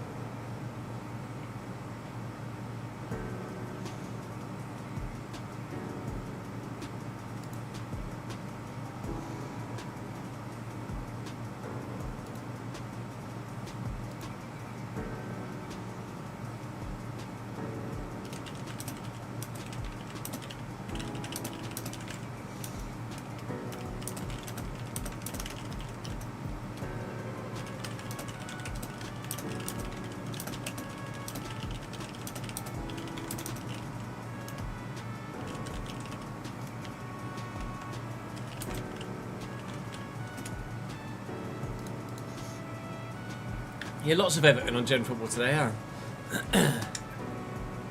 I shouldn't have done that. I wanted to change my tyre allocation, never mind.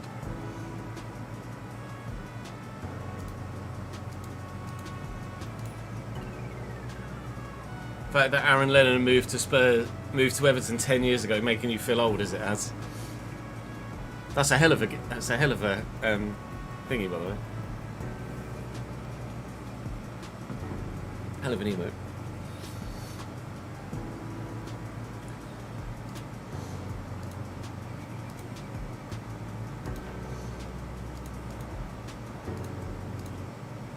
Right, let me quickly go to time trial.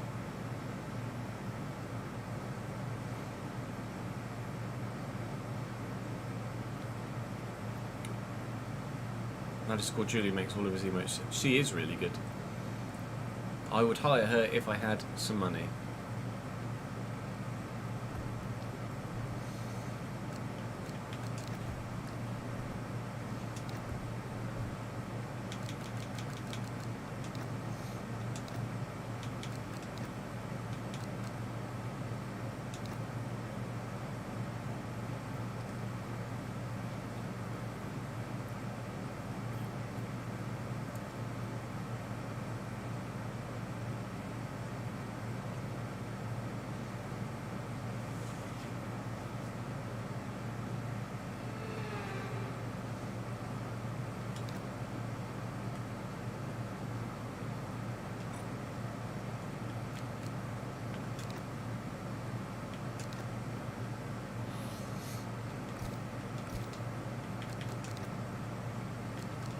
Still realistic. Which preset is this? Balance, same one as China. Okay.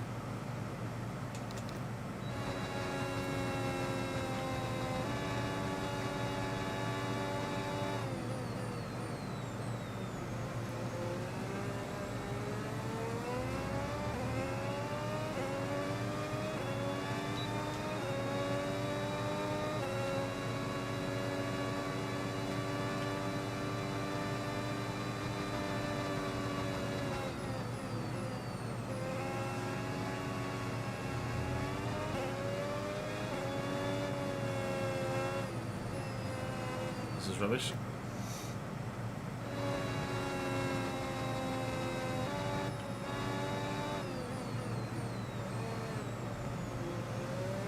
I know, I like clues. No, they don't necessarily need to be clues to the direct name or something.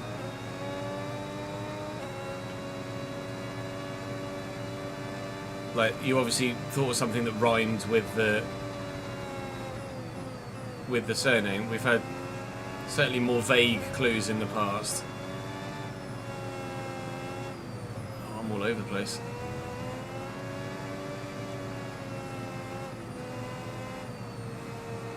I think it's actually the setup. There's a lot of understeer here.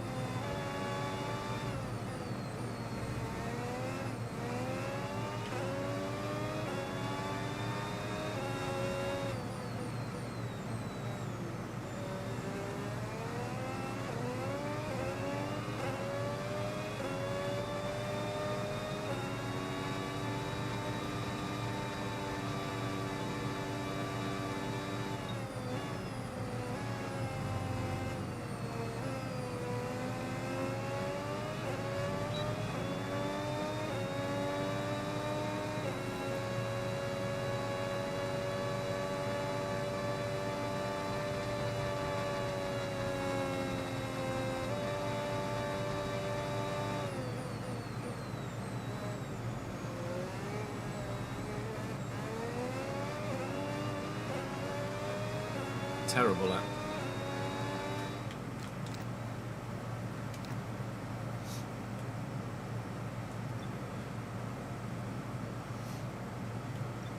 Is Ron Har on here at all? No.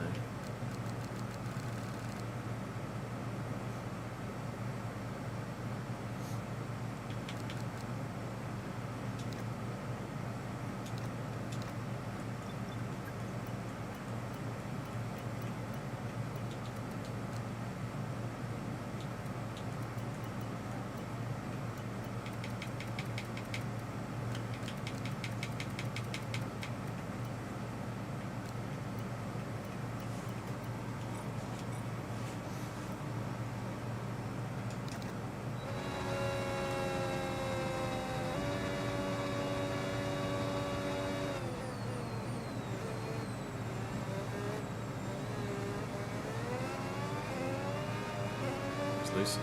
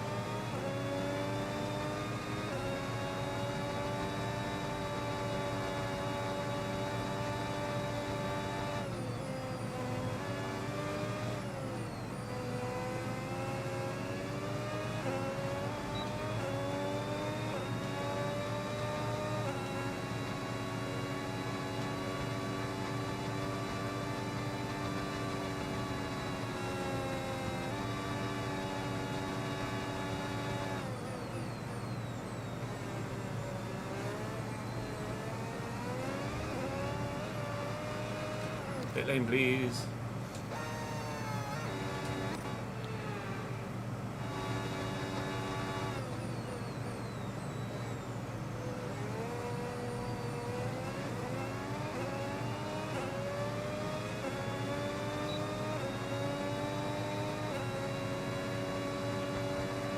I'll do one more lap.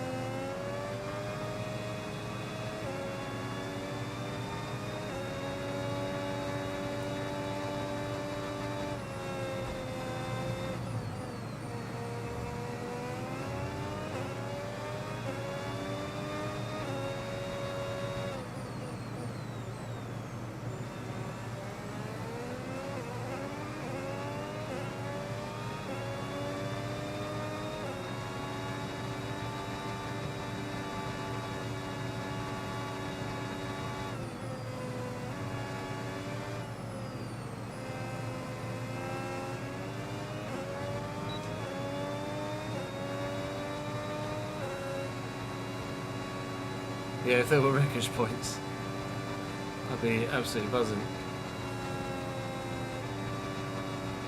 Aim for all the bollards.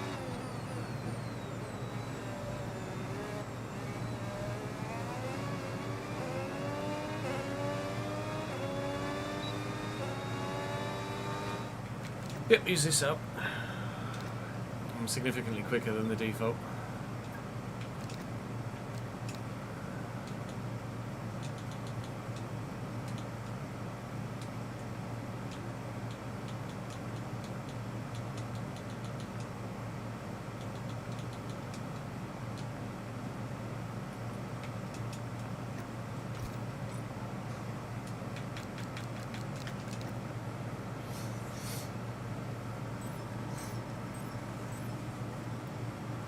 You lost all your progress on Forza, apparently an issue with the quick resume feature on Xbox.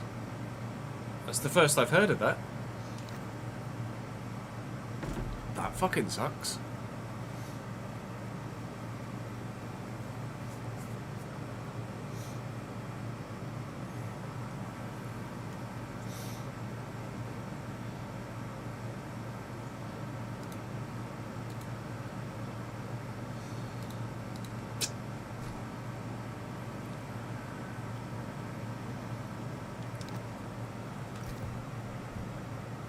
Or is that more than just a Forza issue?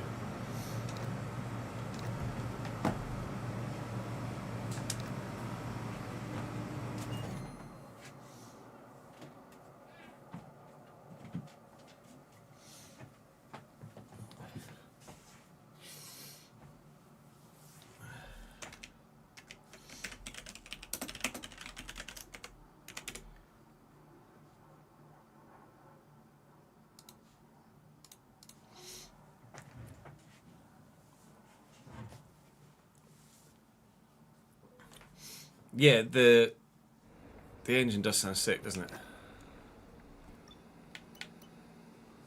Race is overcast but no rain. We'll do practice. Remind me to change parts after practice, chat, please.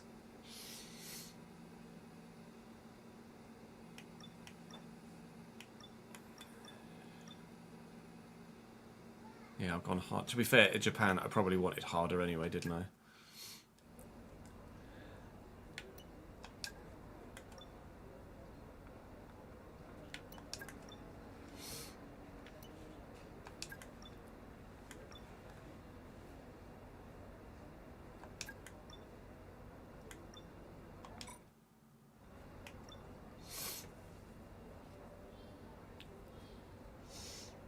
The Ferrari sounds like a Hoover, does it actually? Is it better than... Was it 25 we did the drive? No, it was 24, wasn't it? We did the driver career and we ended up at Ferrari for 2 years and it was like ringing in your ears. It was like wom, wom, wom, wom, wom.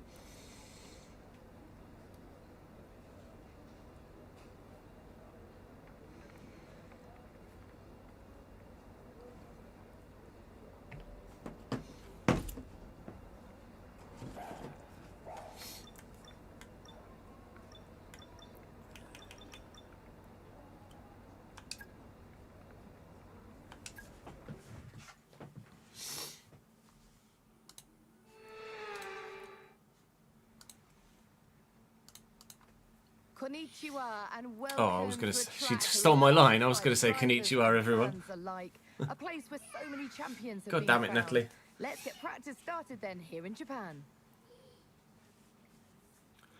Konnichiwa, everyone. Welcome to Japan for the Japanese Grand Prix weekend. It is damp in practice, to say the least. Full wet weather tyres on here.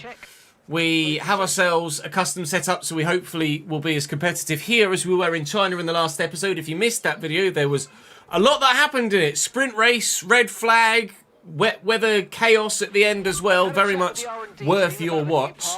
We do have some new parts on the car for this round of the championship, but I'm not sure how much of an improvement in the car's quality we will see.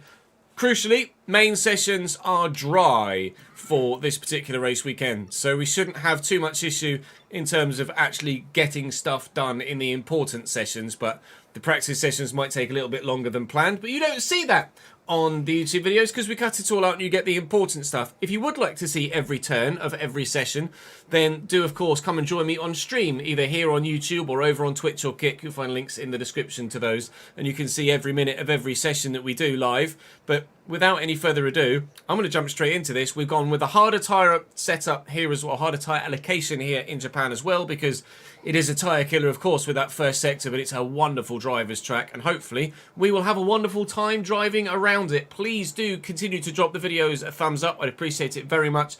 Do leave your feedback continually in the comment section to help direct the series in how we go and improve it to your liking to ensure that it's the best possible viewing experience that you could have.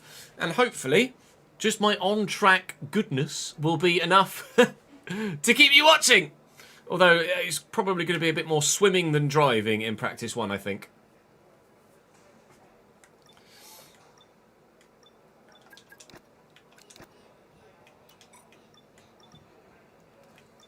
Is it going to dry up at all? It is, isn't it?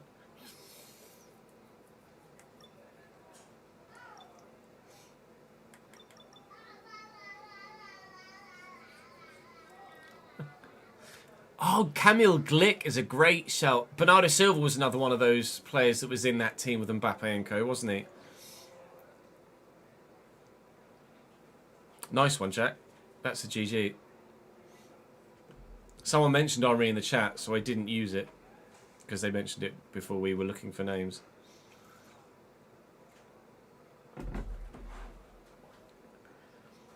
mean, you can set it to auto, Enigma, and it does it all for you. And you don't need to worry about the battery stuff.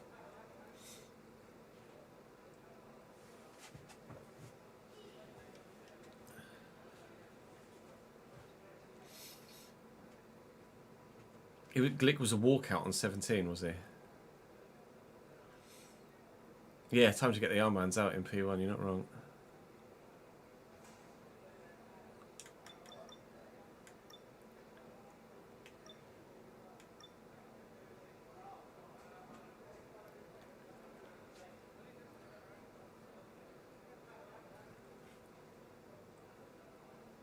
Times are coming down, but it's still wet out there.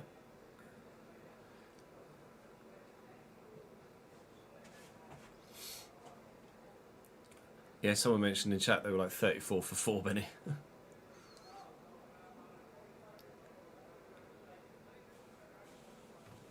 we dry yet? Can I do any of them in this session? We're still not dry. There's no point doing really any of them in the wet, is there, really?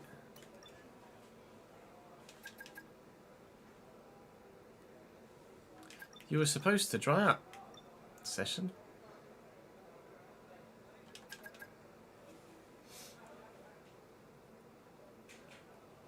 Not ready to dry up. They're all going to be obsolete, really.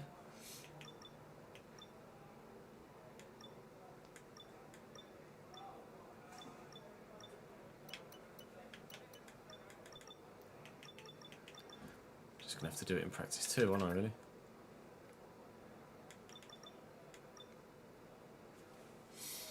If anyone puts a dry tyre on, I'll nip out at the end and do the fuel or tyre management, but...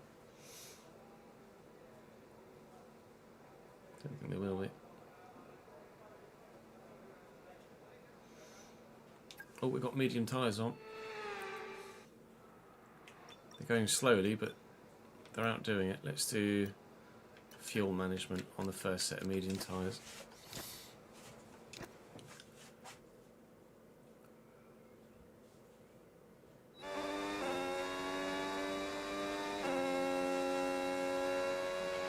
We're testing fuel management here, so try to lift and coast going into the corners. Don't be too aggressive on the power, but remember, you still have to beat the minimum lap time.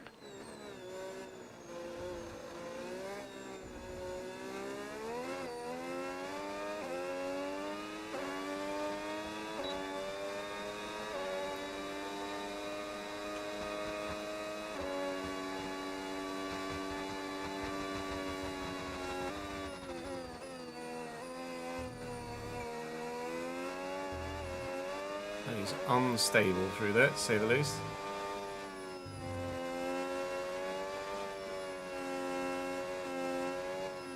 You might need to take some front wing out.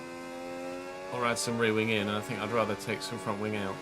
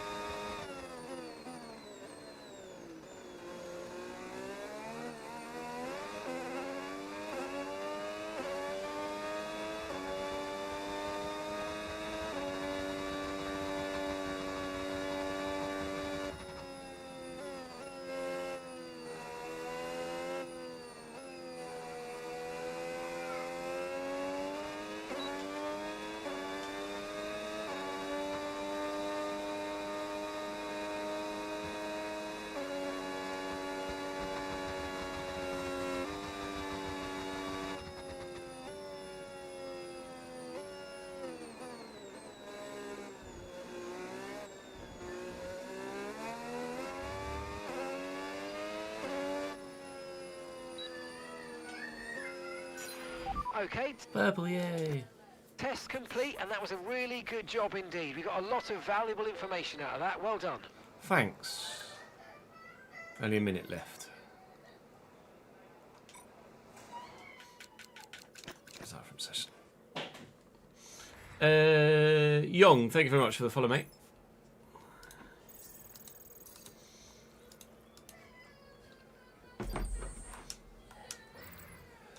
What an incredible practice session that was. What was it though? Never is it? 117 for 8. Well, it's certainly better than 34 for 4, but it's still a bit shit.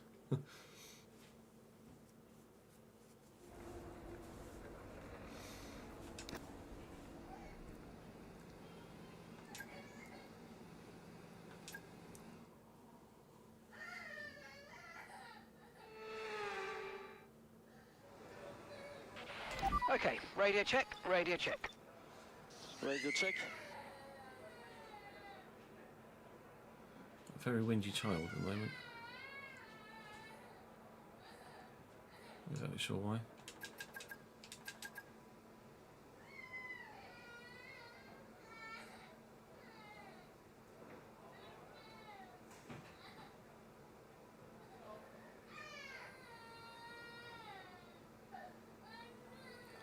Probably wants to eat something that's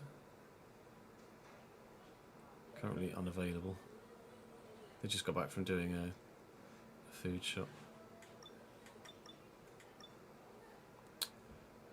So much rain. Oh, there we go. We're out the tyres now.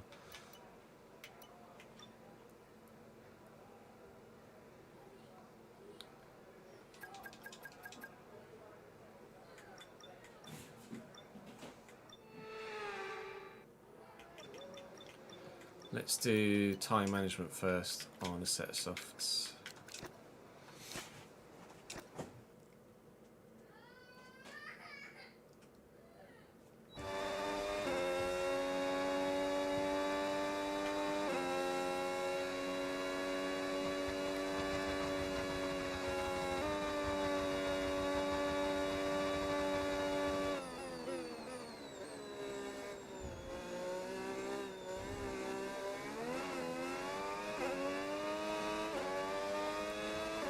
Still might take a little bit of front out of this, I think.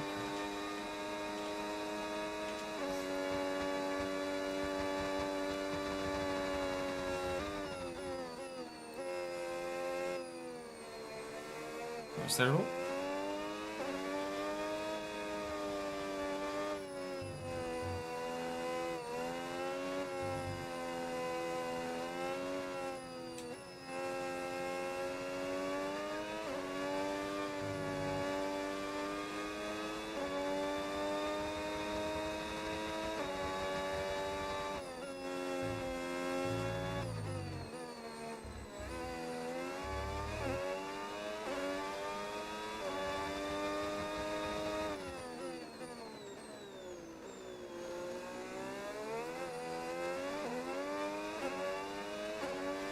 Apparently time management is unreal.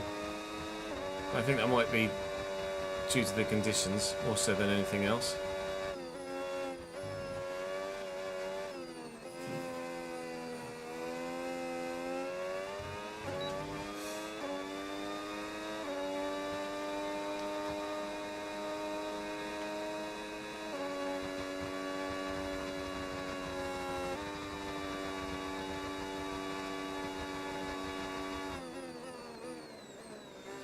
Less than 170 mile an hour through the speed trap after 130R is a joke. I really hope they fix the regulations sooner rather than later. And a job well done. We got some excellent data with that run, so come on back to the garage and I can take you through the numbers. That is mental. Let's do race strategy.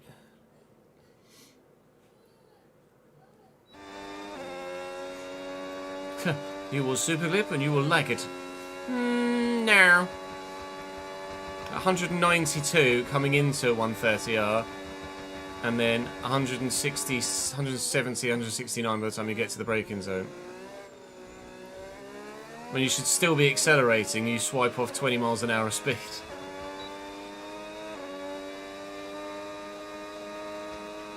Forgot to take some front wing out.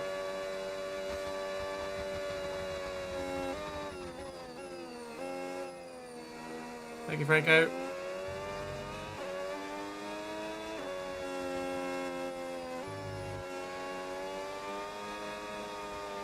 A bit wide. Let's be compromised here.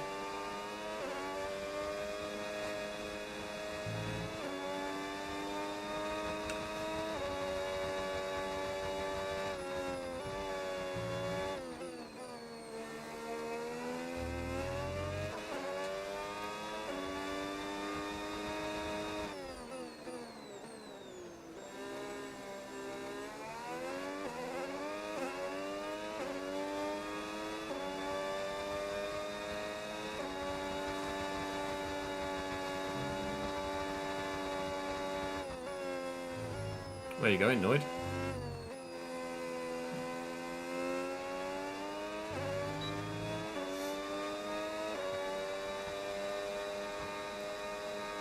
Yeah, the chassis regs are actually brilliant. That's the most frustrating thing. At the minute, the chassis reg, obviously the teams will throw more downforce on the car over the years and ruin it. But the chassis regs are actually fantastic right now for racing.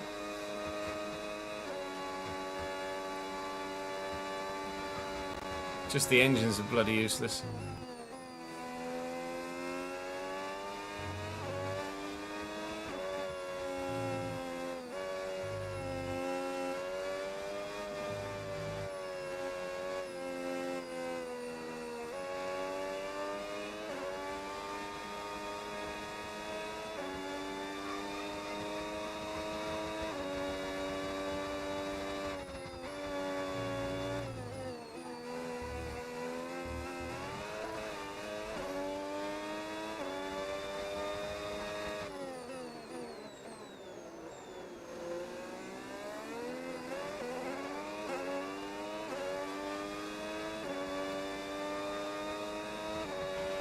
Rain is forecast in just over 10 minutes' time. Rain in 10 minutes.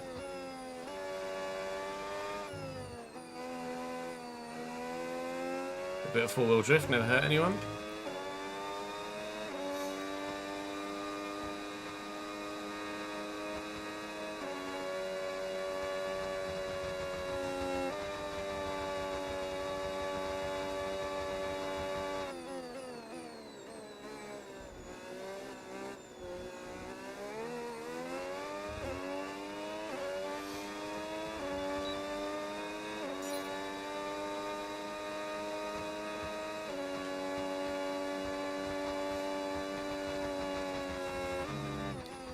Don't touch that curb.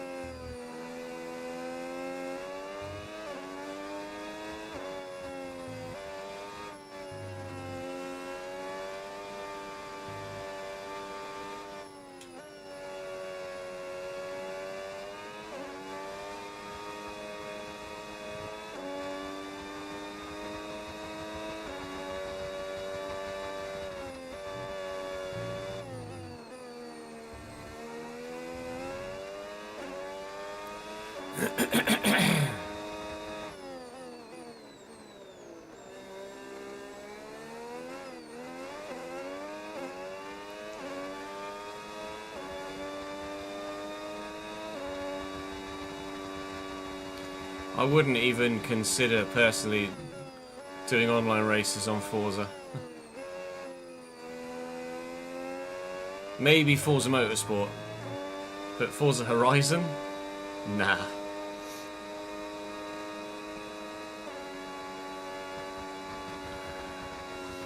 Yeah, I think Baku and Vegas are going to be crazy. And Monza. They're going to really show the flaws in the engine rigs.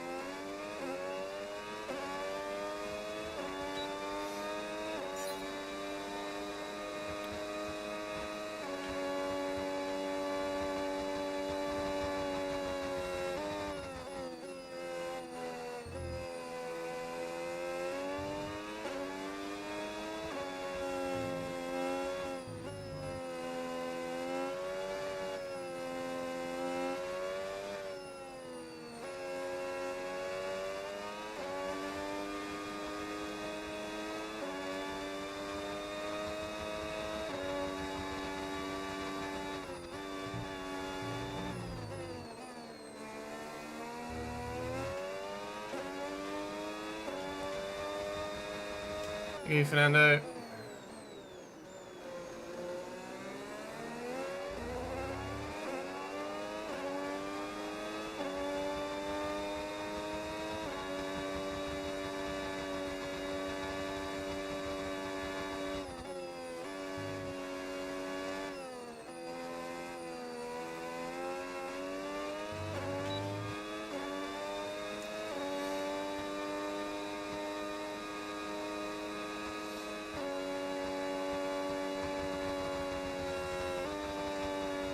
I've not been up in the mountains yet on Forza.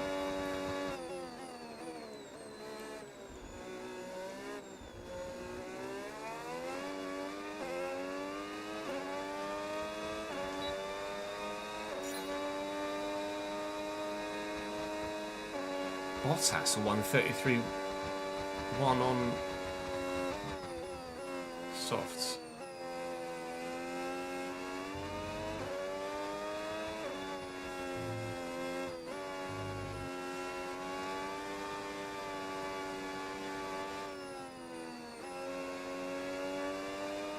This Mercedes going slowly. I think it's just letting someone pass, to be fair. Yeah, it's just letting someone pass. Thought for a minute we might be getting a retirement in practice, which is very rare.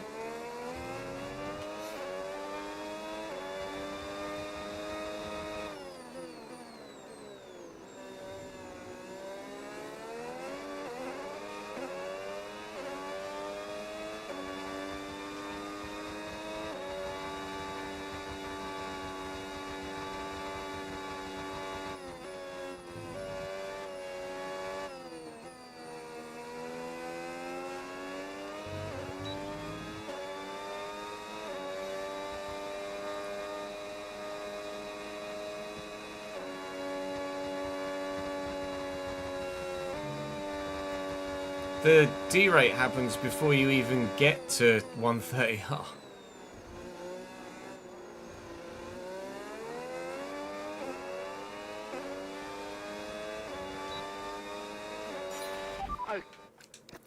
Okay, test complete, and that was a really good job indeed. We got a lot of valuable information. Not at Well present, done. Paul. Maybe the odd occasional one if we're able to get far enough ahead on content.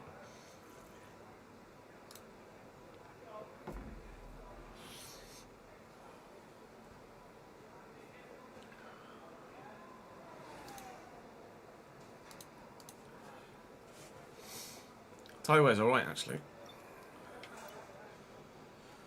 Is that a fresh set? No, that's a fresh set, isn't it? I'm going to go out and do some front wing out as well.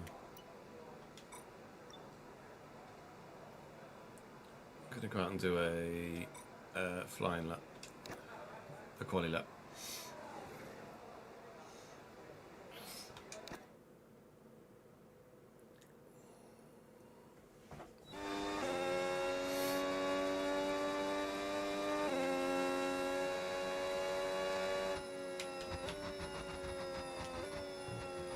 Hard for me to tell, Enigma, because Okay, just 2 laps of fuel remaining now. I'm only doing 50% here, whereas I did 100% on all the previous games, so I can't really draw a conclusion, I'm afraid.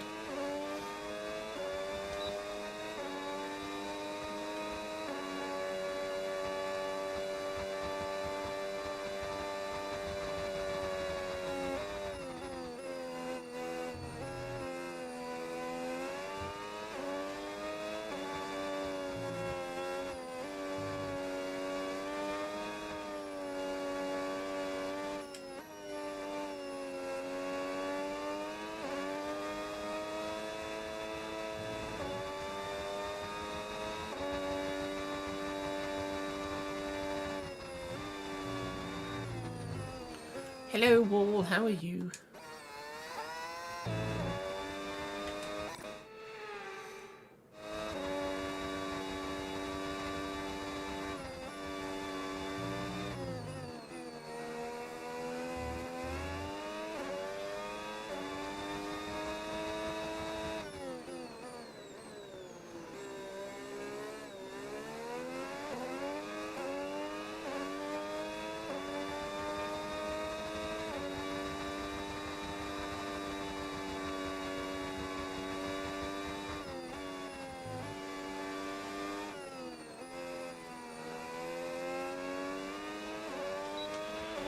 So we're expecting rain in about 10 to 15 minutes.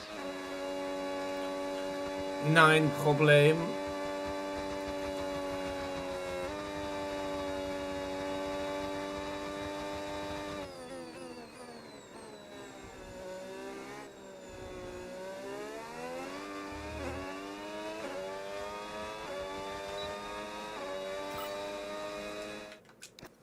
I was quick.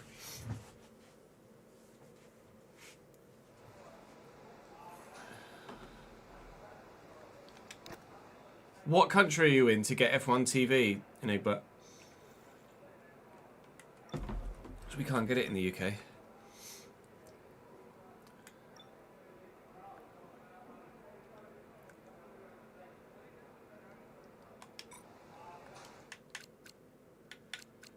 Hang on. Let me...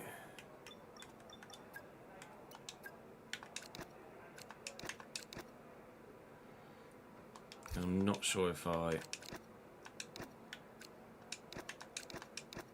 saved it. No. See that? Did that there as well. Oh, you're in the Netherlands, yeah. Yeah, we don't get F1 TV here because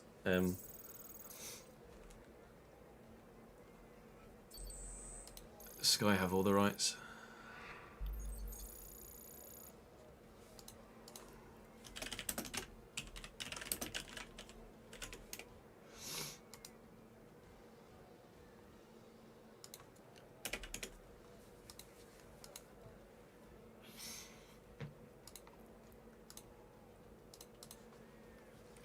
Bom, bom, bom, bom, bom, bom. Sadly, it's time to say goodbye as free practice is over. However...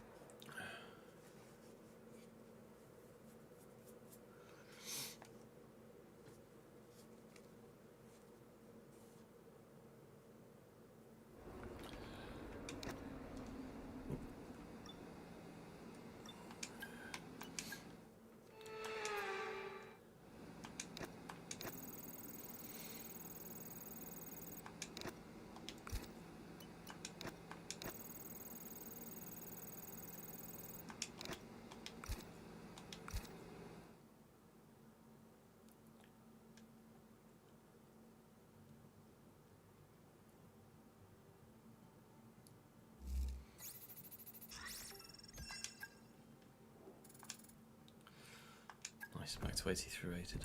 Vamos. Vamos.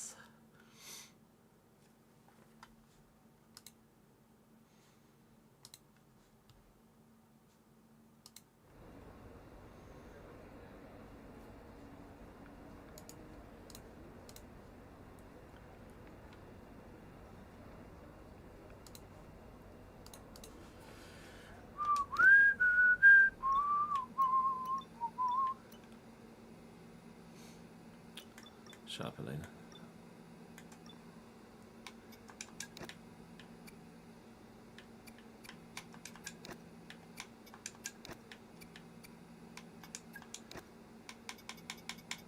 Oh yeah, we can have a new gearbox every week, can't we? Forgot about that.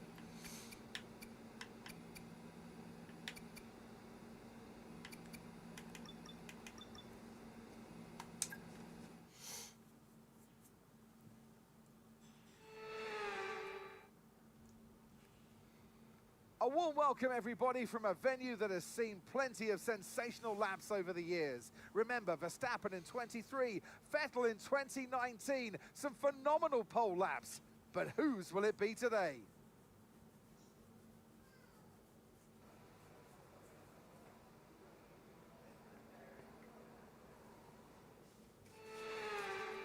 Friggin' yum.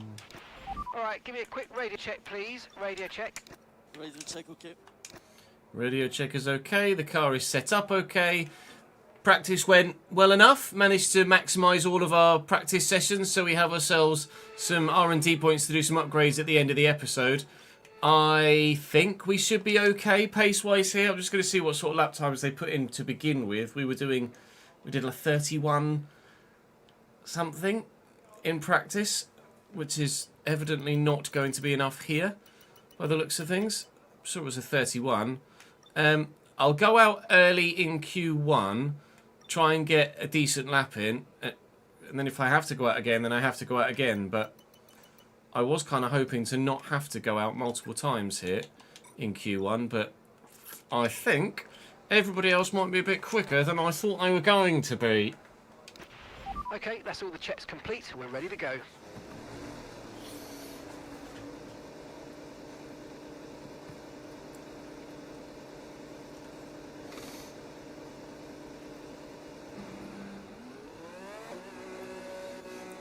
Lindblad's in-game radio call sounds so polite. He's such a well-spoken lad, isn't he?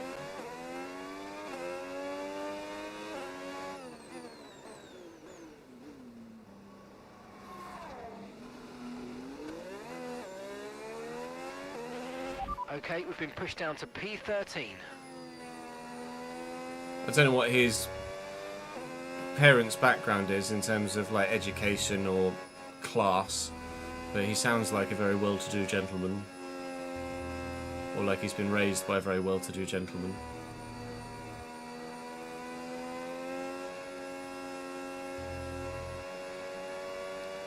Like Lindblad sounds posh without sounding posh, if you know what I mean.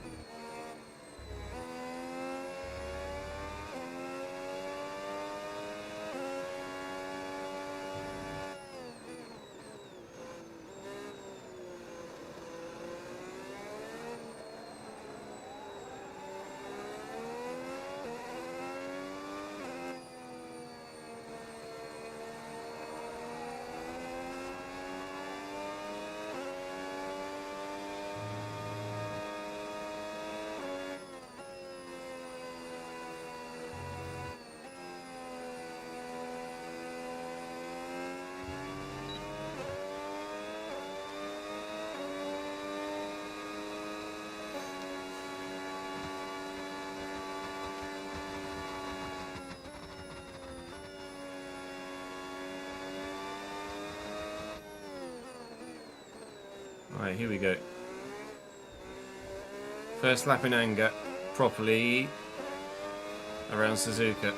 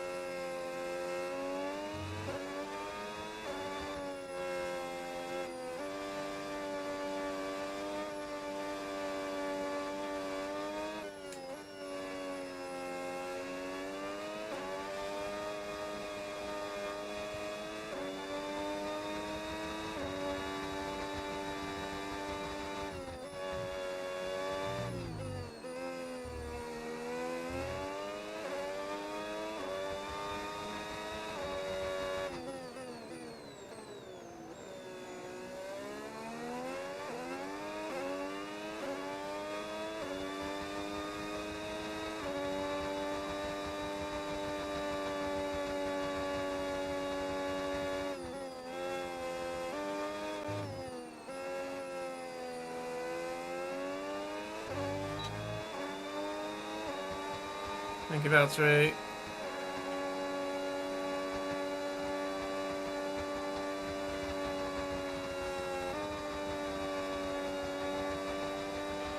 I'm afraid we've dropped to P22. P22.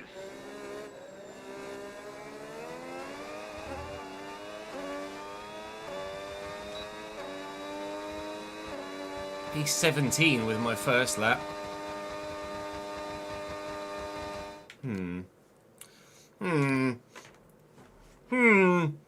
I'm all over the place qualifying wise.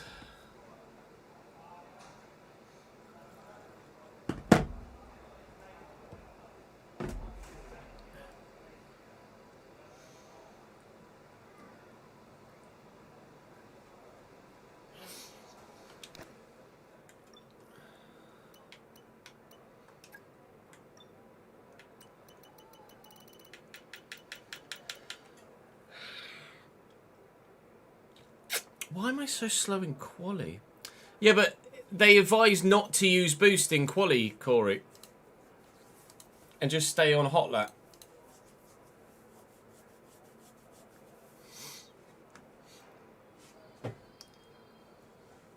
Maybe I need to use boost as well.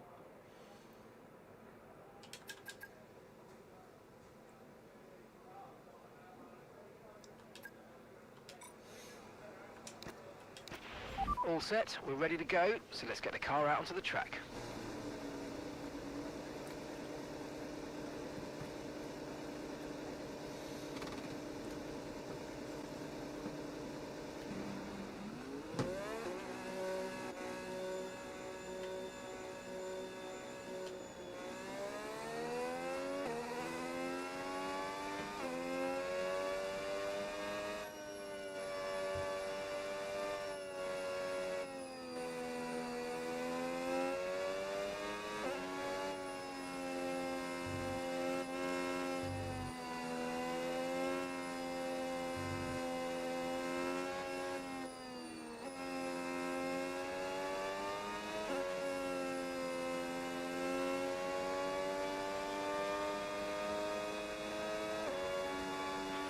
We've been pushed down to P17.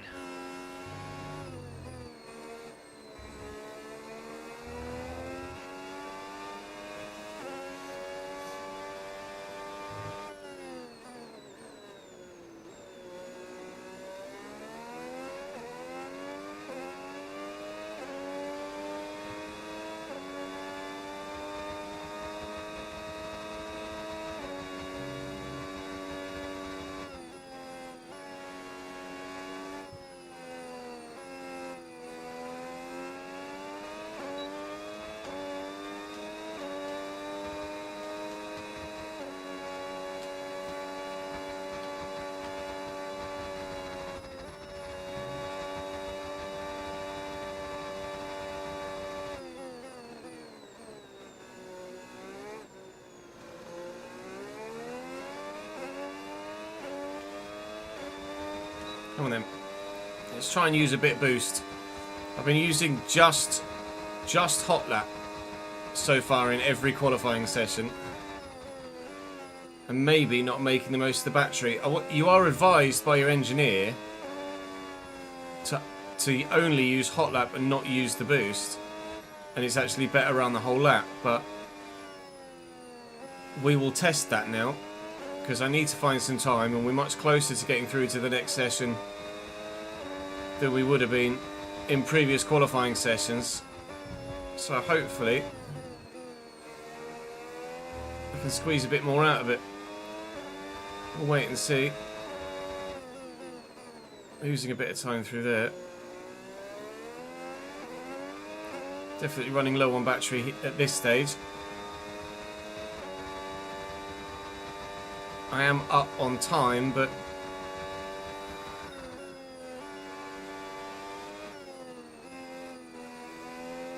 I wonder whether maybe I used a bit too much of it. We've dropped Could be out of battery. P17. Still gaining a little bit of time here. I'm going to have to use all the battery I've got left available to me out of the final turn towards the lap. There's no point finishing the lap with any unspent battery, but I really did not nail that exit, did I? That's P16. I lost maybe 1/10.5 to 2/10 just by spooling up the rear tyres there, trying to get on the power as soon as possible. And I was P16 as I crossed the line. I'm P16 as the session ends there, but am I P16 as the session ends fully? 5-place grid penalty for Ollie Behrman. I am just P16. So we're into Q2 for the first time in the dry weather. We obviously made it all the way to pole in China in the wet, but take that one with a pinch of salt. Okay. We're getting there. Kimi was slightly lower down. I didn't check to see if there was any shock exits there. I should have done because, of course, Charles Leclerc was out in Q1 last time, wasn't he? Let's have a quick look to see if there's anybody missing that should be there. There's one Ferrari. There's the other Ferrari. There's one McLaren. There's the other McLaren. One Mercedes and the other Mercedes. No massive shocks then out in Q1. I don't think I'm going to be making it to Q2, but we'll see what we can do.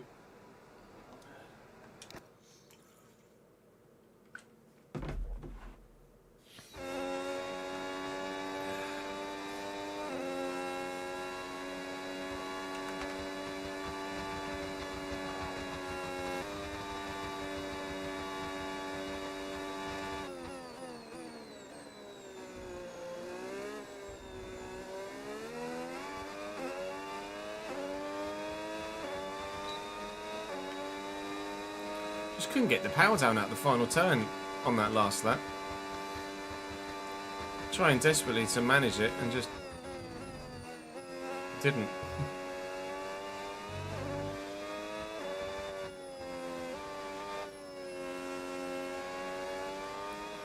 Presume Behrman's 5-place grid penalty was for blocking.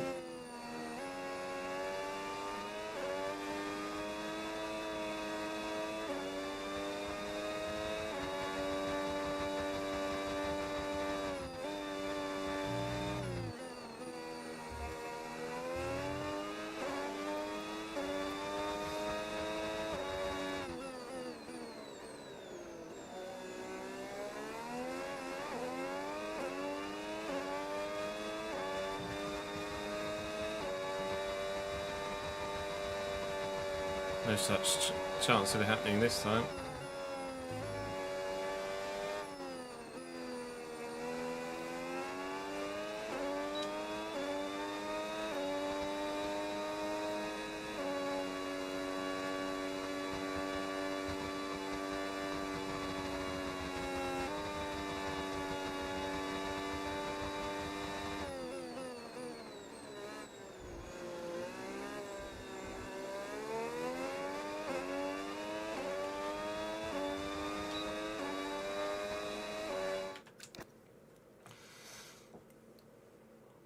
Deadlock. I am slow in quali. I think I might drop to a 104 difficulty for the race.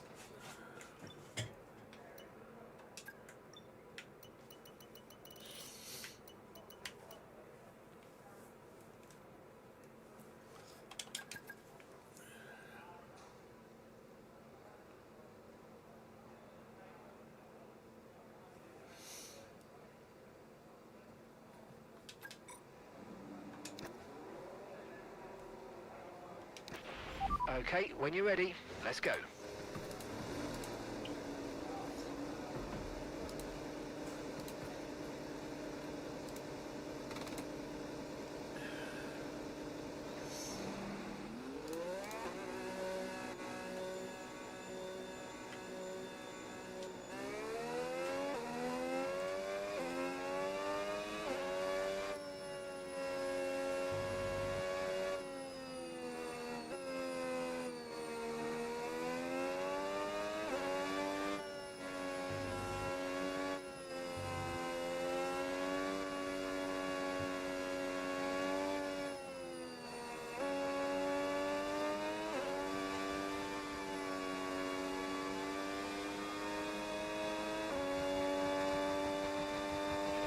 Okay, we've dropped into P14 now.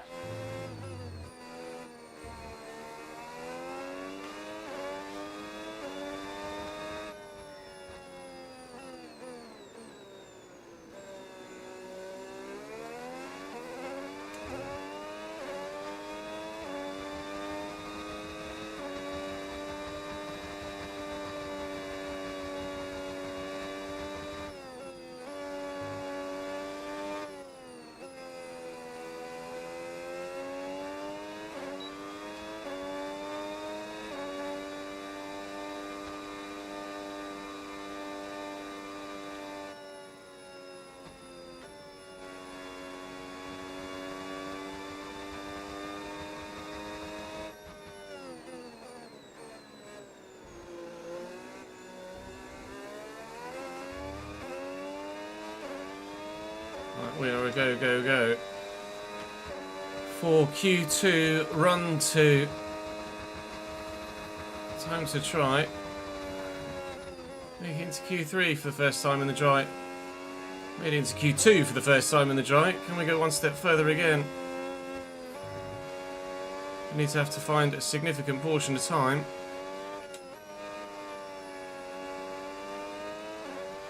It can be done. I'm going to use my boost a little bit more sparingly, but still use it this lap. Oh, fucking let it crash in the wall. Fuck it. Well, what happened? Let me know you're okay. Pay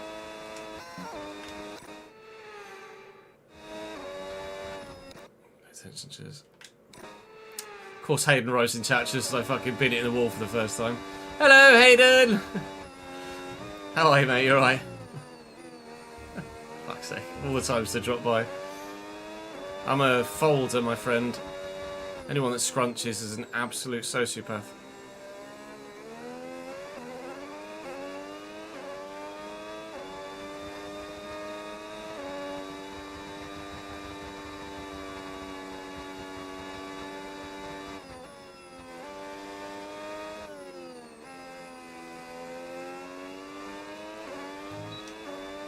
Gonna run out. It's completely run out of battery. Look at the time drop down. Costing me tenths upon tenths upon tenths. I'm massively up on Behrman, but at what cost? And that run for him will probably have been done on worn tyres. Right, nail it to the line as quickly as you can. It's a 1:30.3. Well, it is significantly faster than we went. About a second or so. Oh! Welcome to Q3, ladies and gentlemen, with no new tyres to go and set a time. So I think it'll be P10 for us in Q3, but we do get the chance to at least battle it out. And I'm only half a tenth behind my teammate there. Albon out in the Williams, as well as, well, Bortoletto in P12 in the Audi is a very good showing, to be fair. Gasly in 4th in the Alpine. Holy. Okay, chill your bean, lad. Lindblad in P6 in the V-Carb as well. Thrilled to be in Q3 at 105, but I don't think we'll be going any further than that. Pondon, Gillen and Chappers all scrunch. Okay, let's have a comms check, please. Radio check. Check. Get him in the bin. Get him in the bin. I've never used a B-day in my life, Danny. Actually, you get this set of tyres for Q3 and Q3 only, don't you? Annoyingly, it means I don't have any soft tyres for the race, but we're probably going to go medium hard anyway.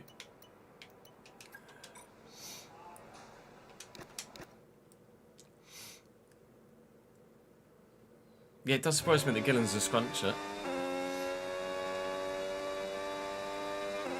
Stand or sit as well, Hayden?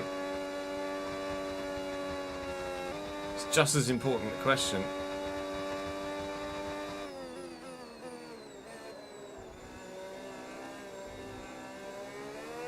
Welcome back, Jack.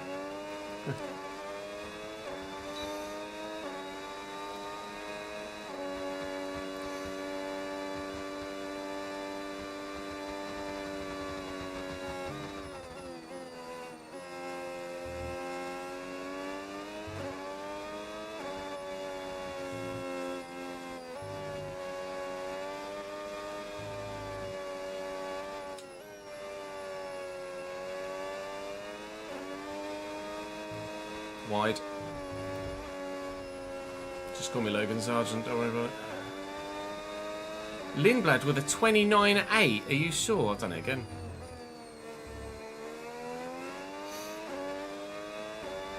The entire conversation needs to make the YouTube video. Maybe not. 28.7. Fucking hell. I've not got that in me, lad. I've not got that in me.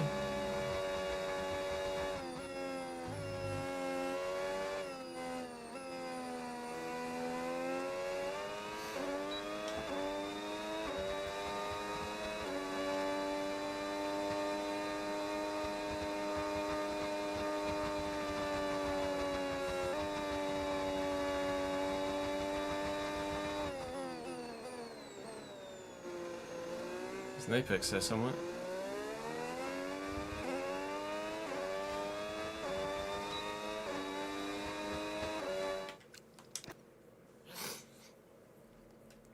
If you've watched until this part, drop your comment down below.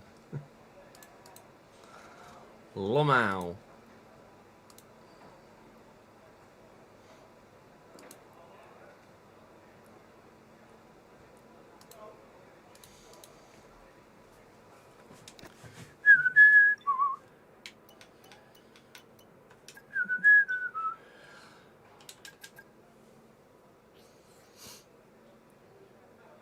So I need to get in the 29s to even stand any chance of being anywhere other than last. Checks complete. P10 for me. Everyone be aware, we've got a car leaving the garage. Definitely faster in race trim than we are in quali, that's for sure.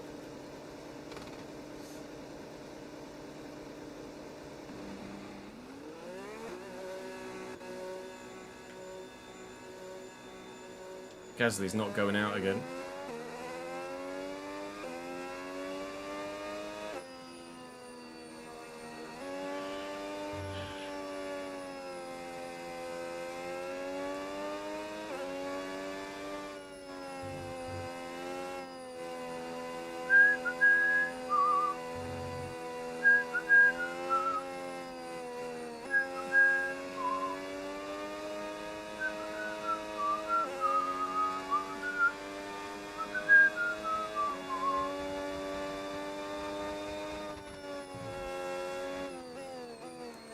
Is F1 practice today? Do they still do...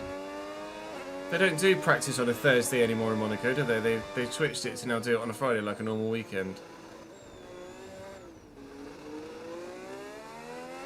Is that correct, Mundo chat? I cannot remember. Yeah, I thought so. It used to be practice on a Thursday, wasn't it? In Monaco. So Sterling Moss used to call it. My wire keeps getting caught on the fucking thumbstick of the PlayStation controller. I keep nearly completely fucking yeeting it off the top of my desk.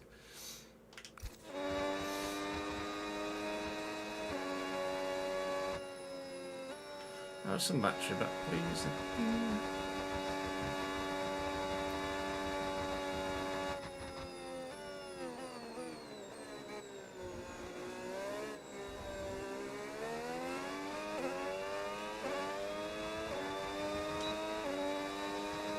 Catapulted down the straight, off we go. Knowing we need to get into the 29s to stand a chance of anything other than P10. Not gotten close to a 29 so far. The 30.3 was the significantly closest I've gotten so far.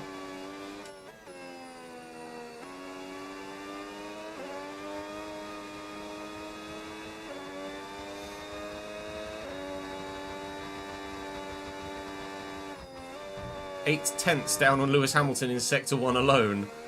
Okay. 1.5 seconds up on my previous time. Oh, to be fair, my previous time was set on a set of tyres that had done 3 runs, so that's maybe a little bit misleading. I am not close to those at the very front. We will drop it from 105 to 104 for the race, I think. 103 was too low. Feels like 105 is maybe too high.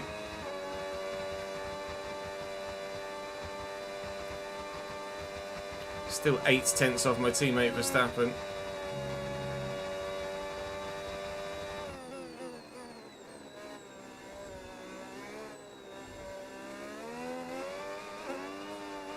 Did it again.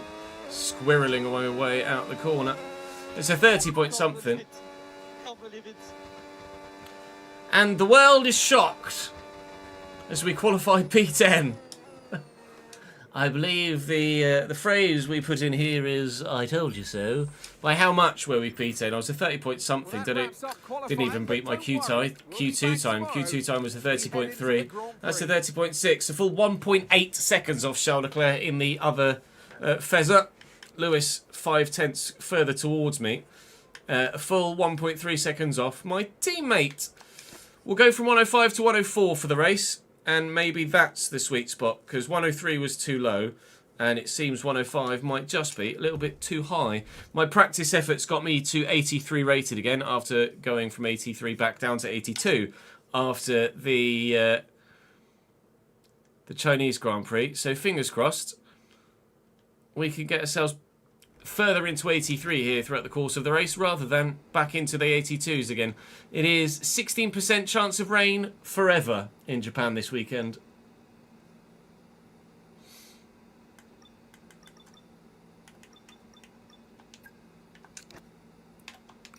It helps if you actually tweak it, Jess, doesn't it? There we go.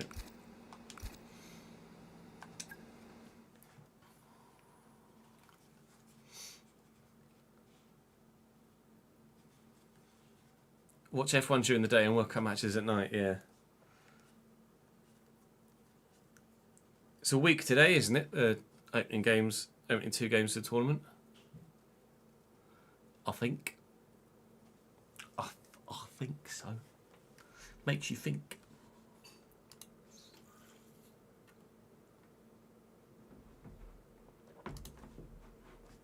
Thank you for the follow, Mike. Welcome to the channel, mate.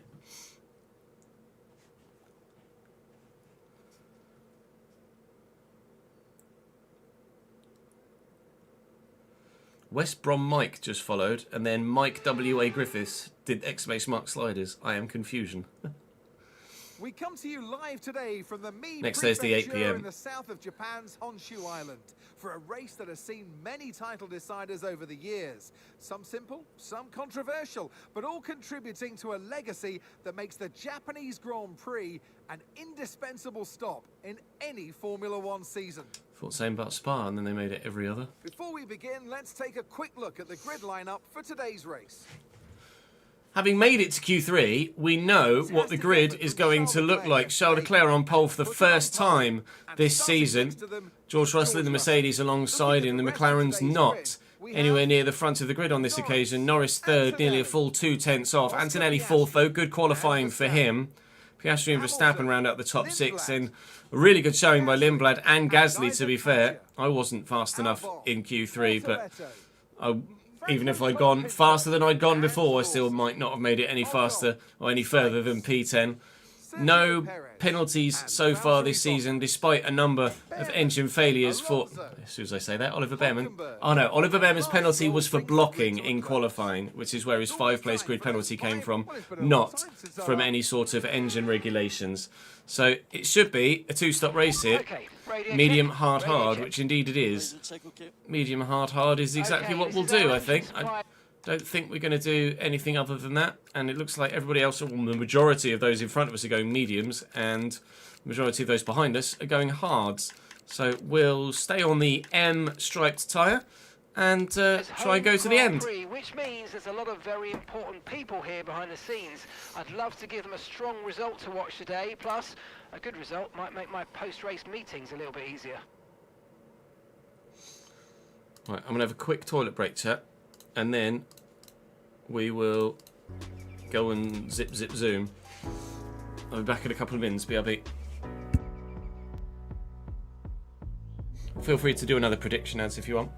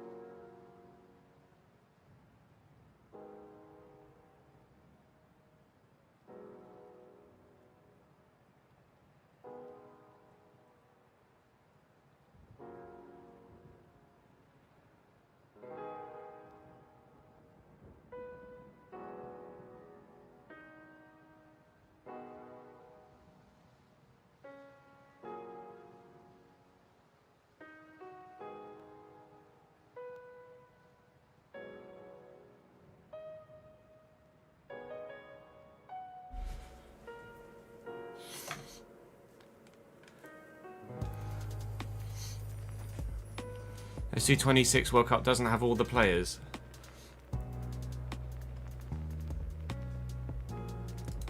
There was someone reported that there were player faces missing in like team management of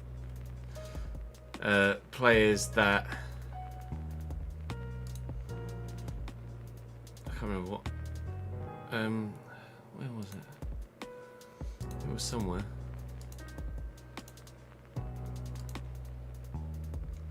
Here we go.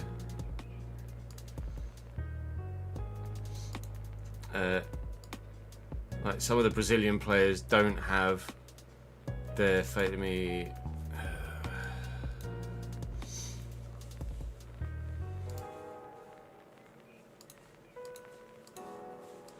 So, like some of the Brazilian players don't have their faces, like Marquinhos, Gabriel, Alisson, Vini, Mateus Cunha, don't have their faces in that menu.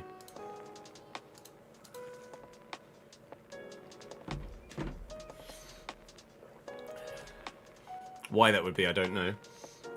Probably just needs a patch. And I know it's an oversight.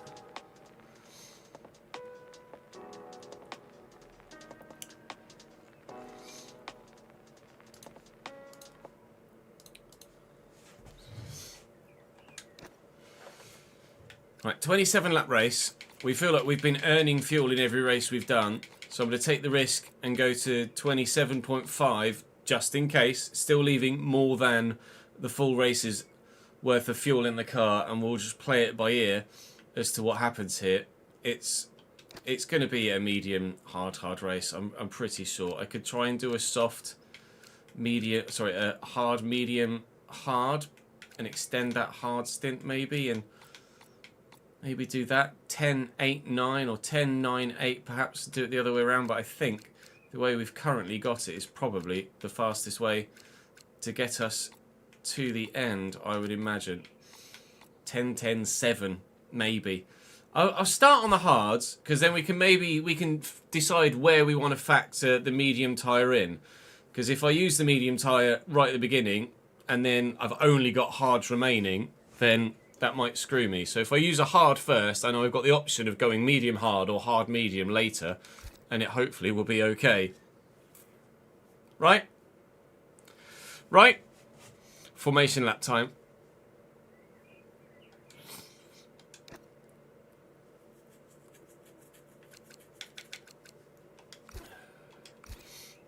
It was fully out today, I think.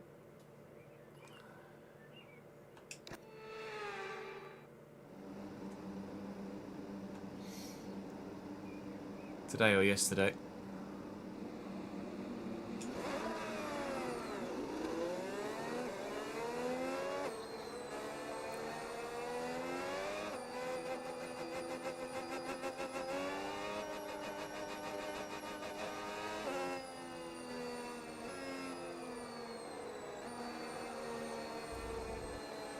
Not a single Northern Irish player has a mini face. Unbelievable, Jack.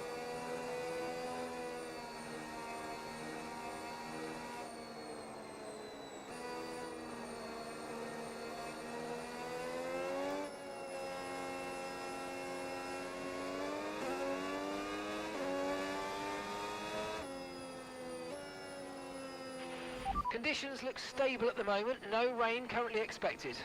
It must just be licensing. I can't think of any reason as to why it wouldn't be just a bog standard licensing thing.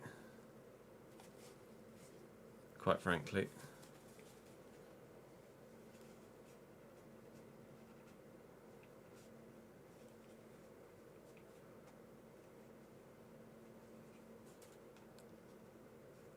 Pele's from tomorrow.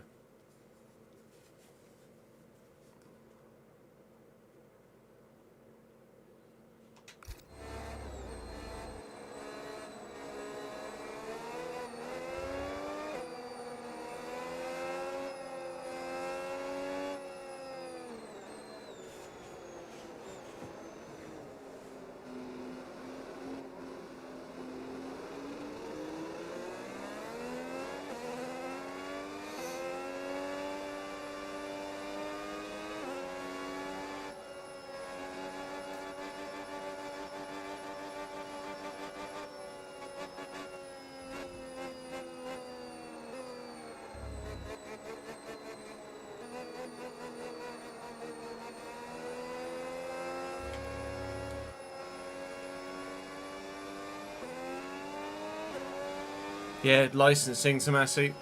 It'll just be licensing.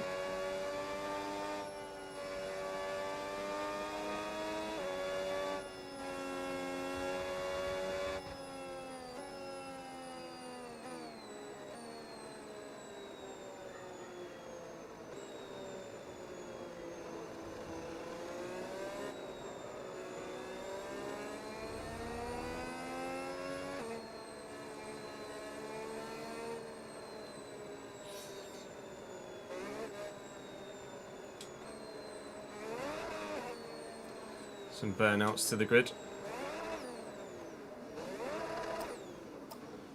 Let's see what we can do from our...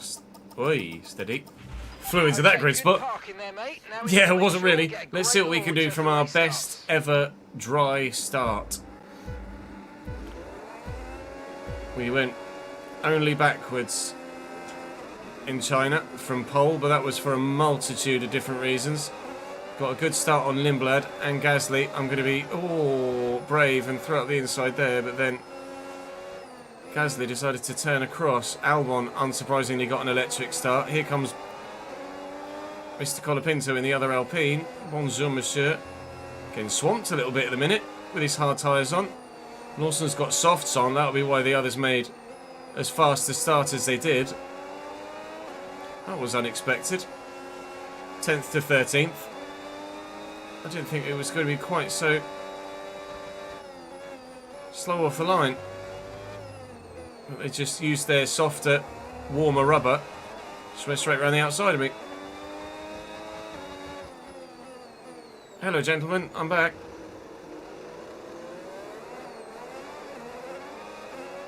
Oh, well, that's one. I don't know where they're going to use their battery yet. This is obviously something we're going to discover. Oh, God. That position on Colapinto at that corner gave me Ollie Behrman vibes, and I wasn't sure about that one. Not sure who's going to use what where. Still not sure how that's going to pan out. It's a learning curve every time we come to a new track, but clearly not using it much down here. So we'll have Colapinto through 130R. We'll be closing in on Lindblad and Albon here as we come towards the chicane, but I'm getting bitten back at by Colapinto, but we survive.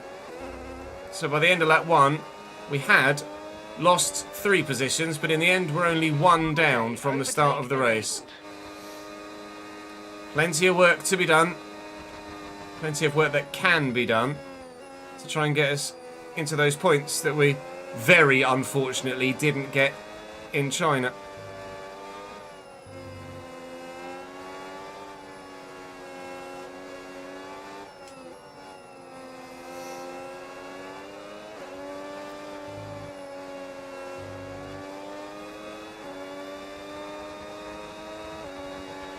Overtake mode active. Overtake active. You've got more power now from the hybrid system. Use boost on the next long straight to get past.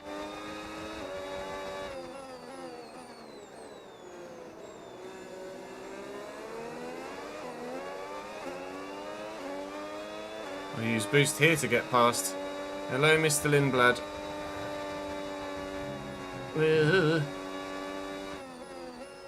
Is he going to leave me some space? Am I going to leave him enough space? He's backed out of it. Oh, that was touch and go for a moment. P10 back into the points. Now then, it's about P10, P8, 9 and 10 where we've been getting stuck so far this season. Not as fast as those in the top 7. We've dropped the difficulty to 104 from 105 to try and help us be a little bit more competitive. So far, P10 still. And, well, quite the gap to that group in front now, actually. We now need to somehow try and close.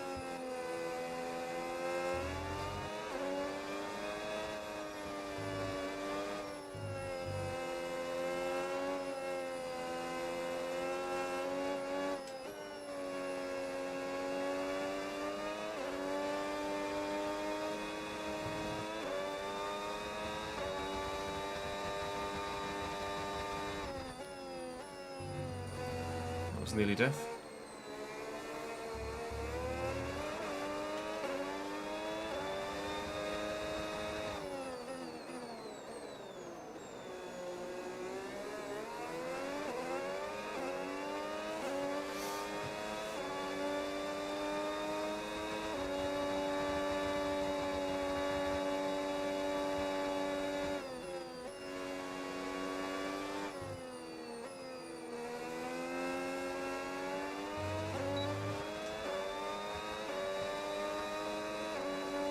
Hamilton's doing nothing but fall backwards here. He's fallen behind Gasly and Albon.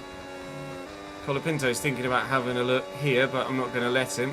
Just position my car in the middle of the road. Not really helping make a decision as to whether to go inside or outside. And in the end, he goes, wee! Goes no side. We've been doing that a lot this weekend.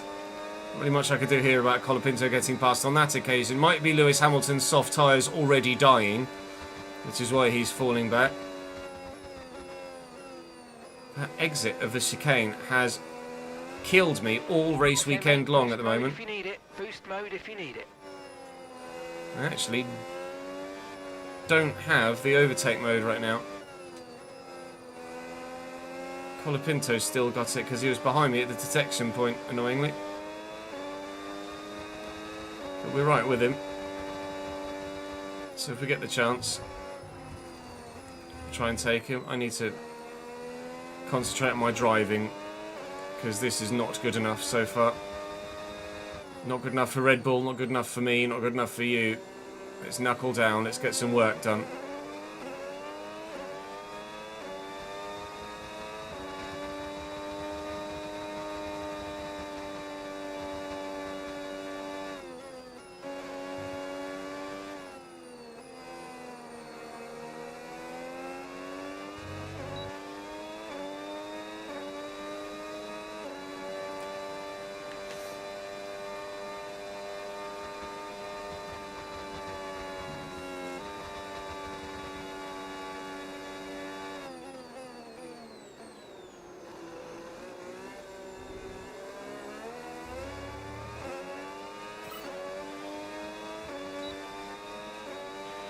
Right, a gap to the teammate ahead of us.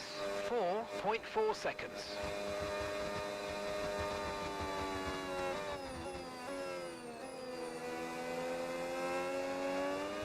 Yellow flag. Oi! Is it for me? I've managed to survive. Oh my god, but I've got no traction. Wow. That was heart in mouth then. Okay, Oh, the yellow flag is going to be for Gasly. Gasly's going slowly. Please, this is super critical for our strategy. Well, I should hopefully be able to keep... Oh, Ocon's got a 10-second penalty, I presume. That is for, quote-unquote, overtaking under yellow flags, which actually he didn't do. Yeah, he had to overtake Gasly because Gasly was retiring, unless the yellow flag appeared just as he was making the overtake on me. Potentially, I'm not sure. But I was offline and going slowly, so I think he had every right to go past me as well. That hasn't gone well there, has it? Note to self, don't dip a tyre on the grass in Sector 1 at Suzuka, because it won't end well.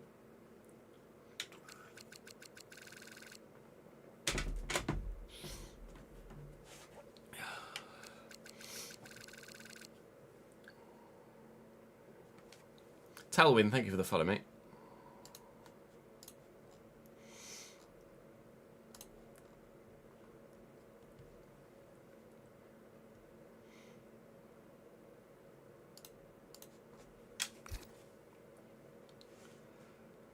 OSD is still overlapping top right.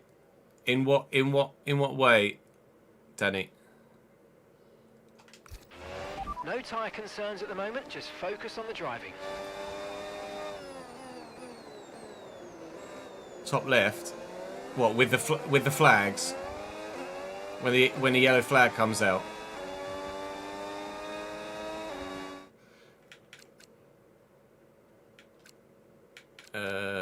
Let's do something about that. Screen display. Yeah, it's the yellow flag thing, isn't it?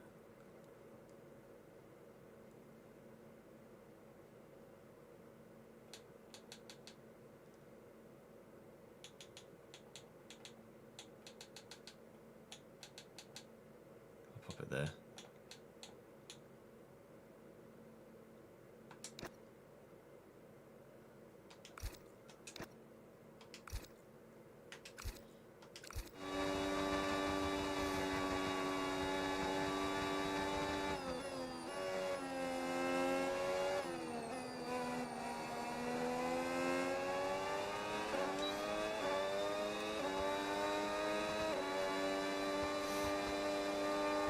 steaming up on Ocon.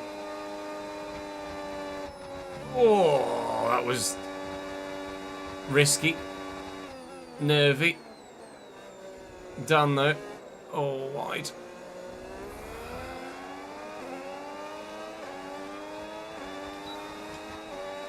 And gap to the car This has in been front, 1.6 tricky seconds. so far, to say the least. Here comes Esteban Ocon again, but he's not going to go for it. Correct decision, Esteban.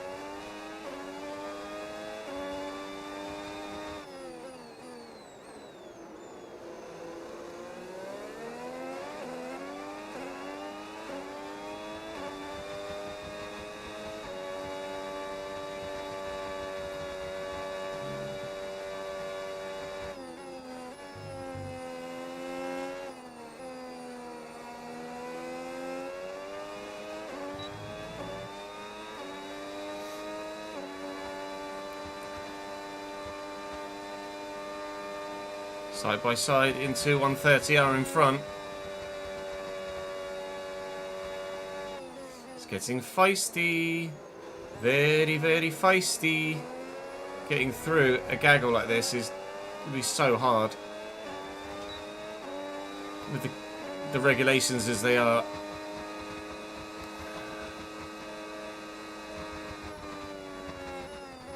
Anyone can overtake anyone at any time. Put the yellow flag OSD thing on the F1 race box. That's where it's supposed to be in game.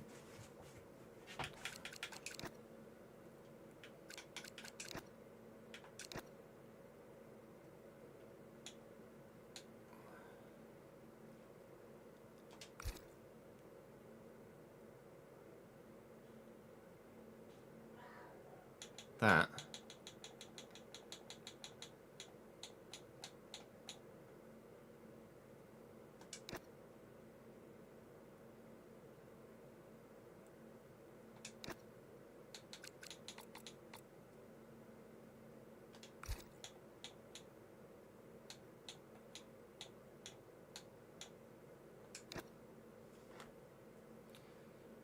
Just looks weird though, doesn't it? Let me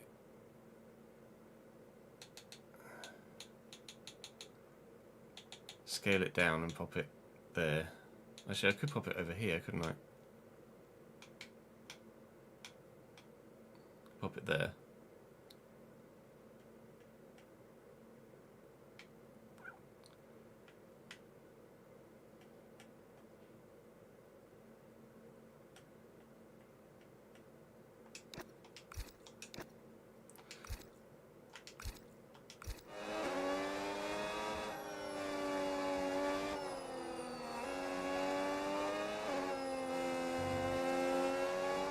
Because I moved one and not the other, probably.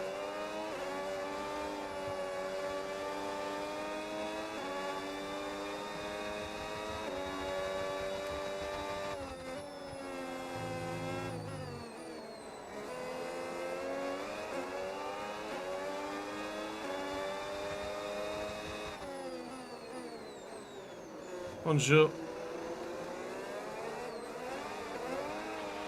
Nice work, mate. That brings you up a place. It's hard tyre on hard tyre.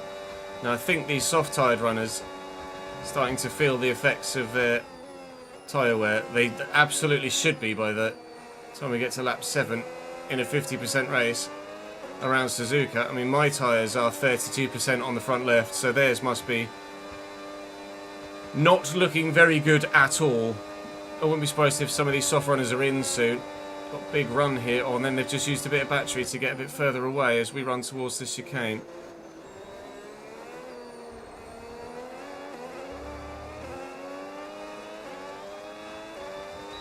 They're not going to be long for the box. I mean, we're going to be in the box soon. next time. Do I? No. It probably would have just cost me a wing or a wheel. There are a couple in the box, including a Ferrari.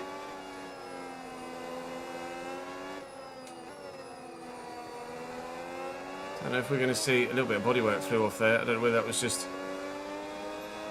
a little graphical thing to show that we'd made contact, or whether actually a bit of my front wing disappeared there, but it looked like it was white, which my front wing certainly isn't.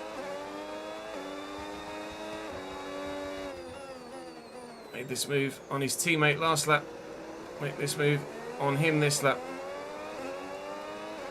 He's still there though, fighting hard here, Liam Lawson. You don't expect him ever to give you even a millimetre, let alone an inch. But we're past the RB. Now, time to get after that Audi, which is not going to be great in a straight line. The Audi engine is significantly worse in-game than the others. Even though in real life I don't feel like it's that bad, or at least I've not seen that much talk about the Audi engine being poor. So that's boost mode Oh, he went defensive very, very late. Very, very late.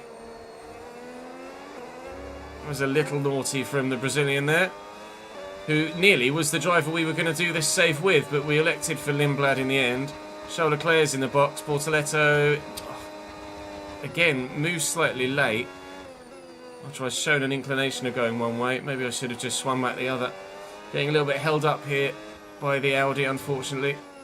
But it's my fault why I'm back here, isn't it? Because I was the one that put the wheel in the grass and then nearly span sideways into all of the walls. So it's on me to get past him as soon as possible. Which hopefully we can do at the hairpin. It's been quite a popular position for making overtakes for me so far, which I wasn't anticipating. Degner 2 is not necessarily a go-to overtaking position, but nearly offered me the opportunity to do so. Use a bit of battery, and no, I'm not close enough. I'm not just going to lunge for the sake of lunging. He's costing me time still, but we'll get the job done. Oh, we closed the door again. Inside a spoon. 1. Inside a spoon. 2. Foot to the floor, disappear. Goodbye. Hopefully he boxes now. I'll be curious to know if there must be one stopping if he's still on the softs. 1 minute 35.0. Max is in. They're on old softs. Their tyres are 8 laps old. Okay, we Yeah, no, they are 2 stopping. Oh, he's gone straight on there, Bortoletto. Big lock-up from Gabby Bortoletto there, and he just went straight on at the chicane behind me. Have a look and see what this looked like off board. Where's the... There we go. Did he just lock up and go straight on? Yep, double front lock-up. Straight on at the chicane, and then nearly came back onto the track right into an RB. I can't throw any shade. I've lost 5 positions from one mistake already today. I wonder if that's going to be him dipping into the box. It might be. Lots of medium runners into the box on this lap. I wonder whether they're 1 stopping or whether they are 2 stopping too, but my tyres don't feel that bad at the minute. I'd be inclined to push on, but I can't push on far enough to then just do a 1 stop. If I had another set of hard tyres, sorry, another set of medium tyres, I'd maybe go hard, medium, medium from here and push these hards a bit further, but I've got 2 sets of hards, so there's no point taking this set of hards unnecessarily far, considering I need to box again anyway. I need a box for a second time anyway, so I might as well just get it done and dusted. What I might do is try and make up some of that time we lost by making the mistake, and go and box from hards to mediums now to make up a bit more time in this middle stage and lose less with the undercut from the others, and then go big at the end. Wait and see what happens. We're currently running P3, which is an absolute nosebleed. Antonelli P1, Sainz P2. Is this Baku last year all over again? Carlos Sainz on the podium. Antonelli's in. So's Carlos Sainz. I could go round and lead the race, but I am going to box. And we will put a set of mediums on. And then we'll box again and go to hards not long after that. Hopefully this is the right thing to do.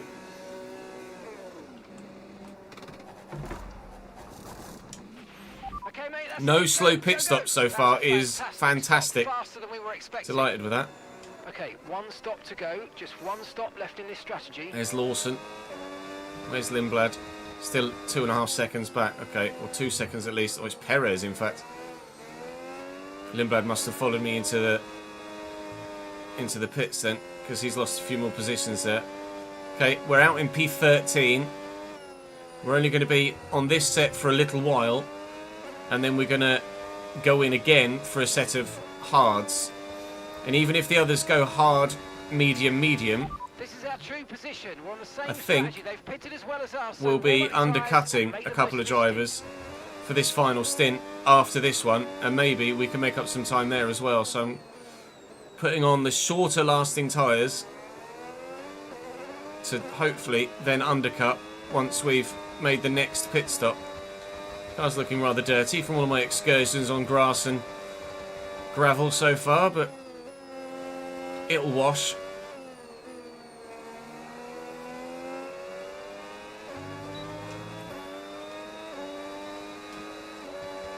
New hard tyres going to next.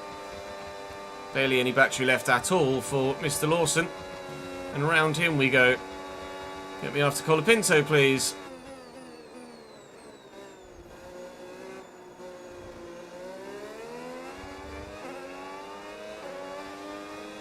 Never mind. Here comes the RB again. So gap to the car ahead. Behrman's in. 0.0 seconds. So I gain a position, and then I'll lose it again. Back to P12.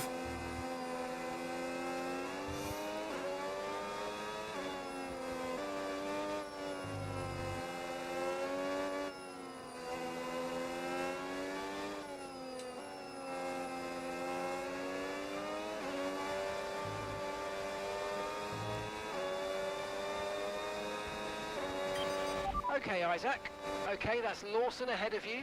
We don't want to let this hold us up too long, so do your best to get past and get on with the race. Yep, that's the plan. Here we go. Done it once, we'll do it twice. Nice work, you smashed it. Really good job on hitting that target, mate. Goodbye, Liam. I'd be curious to know in your own saves, those of you that are playing the game right now, where is Isaac Hadjar in your saves? Because I'm obviously not doing a great job in this Red Bull second seat so far, but because his rating is quite low compared to the other drivers around where he should be finishing, is Hadjar performing similarly to me in your driver careers or your My Teams where you're not racing as Isaac Hadjar and he's AI controlled? Or am I underperforming even for AI Isaac Hadjar? I would be curious to know. I definitely know I'm not doing a good enough job yet, but hopefully 13.4 seconds. we will improve. And I'd be running higher than I am right now if it weren't for that individual error I made, where I lost all of the time in all of the places. And we're just constantly trying to make up for that for the rest of this race now, aren't we?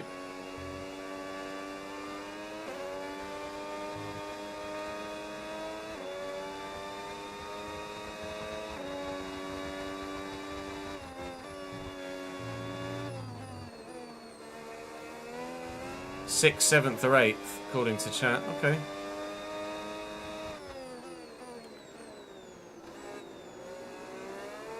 So my 8th in Australia, and my what would have been 5th in China. About right.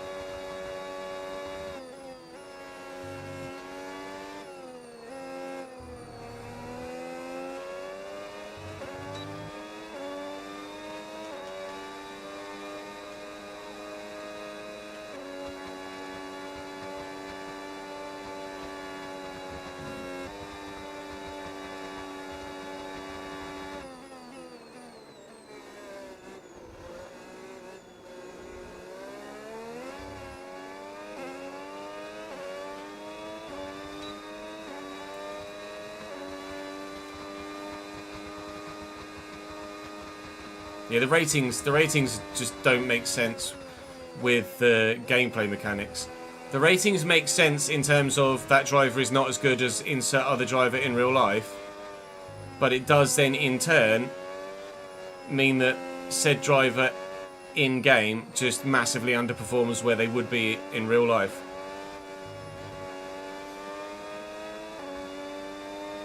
There is a Ferrari all the way back there. Is it a Ferrari? No, it's the Audi. I'm getting confused on the minimap with the Audi.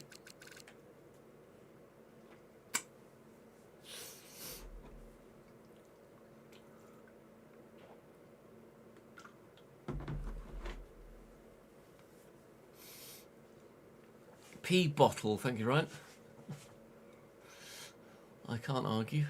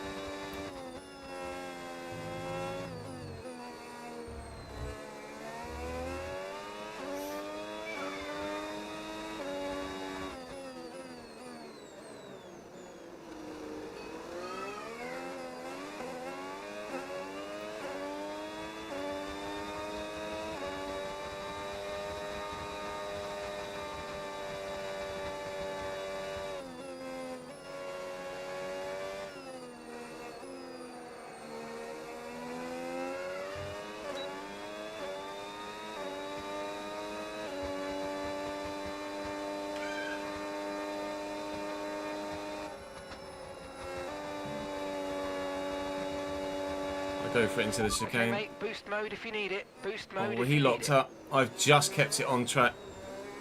Position made, and I did it whilst we were still behind over the... No, I didn't. There's the detection point. That's annoying. I thought I was still going to have the overtake for a moment. We're seeing a gap starting to form. Nope. Not quite. Well, it was worth a go. We nearly got it done on Colapinto, but he's a feisty mother humper. We've had many a battle with Franco Colapinto already in just the 3 Grand Prix that we've done. And we're only just over half race distance through this one, so I have a feeling there might be more to come between me and the Argentine, don't you? He's very slow around here. But it is kind of follow the leader through Sector 1 in Suzuka, so there's not really much I can do about it, annoyingly. We are slowly, I think, catching Carlos Sainz, but there is a bit of a large gap in front of Carlos to the group in front of him. So I think P9 is probably the best we can possibly hope for today, after my mistake earlier. But P9 would still be pretty decent, with the ambition obviously to continue to get faster as a driver and with the car for the rest of the season. Are you going to bottle it or am I?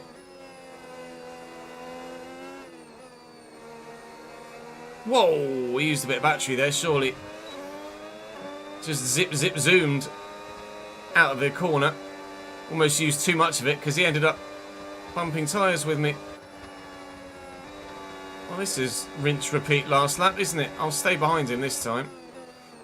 See if we can maybe, if we don't fight one another and just both lap as fast as we can, if we can maybe both catch Carlos Sainz. When am I due to pit? There you go. You're going to be on hards next time. In 2 laps time, well 3 laps, 16, 17 and 18, 3 laps to complete. And then we're in for another set of hard tyres.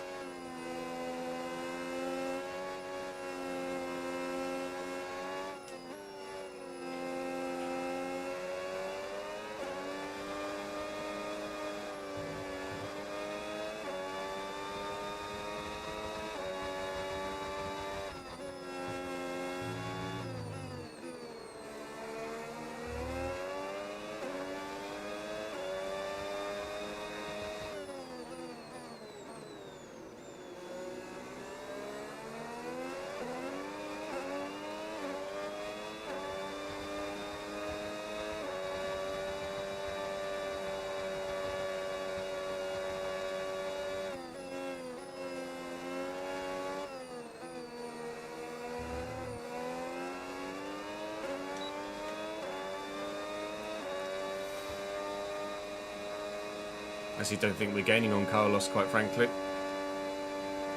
Max in the box. Max is coming in for his stop.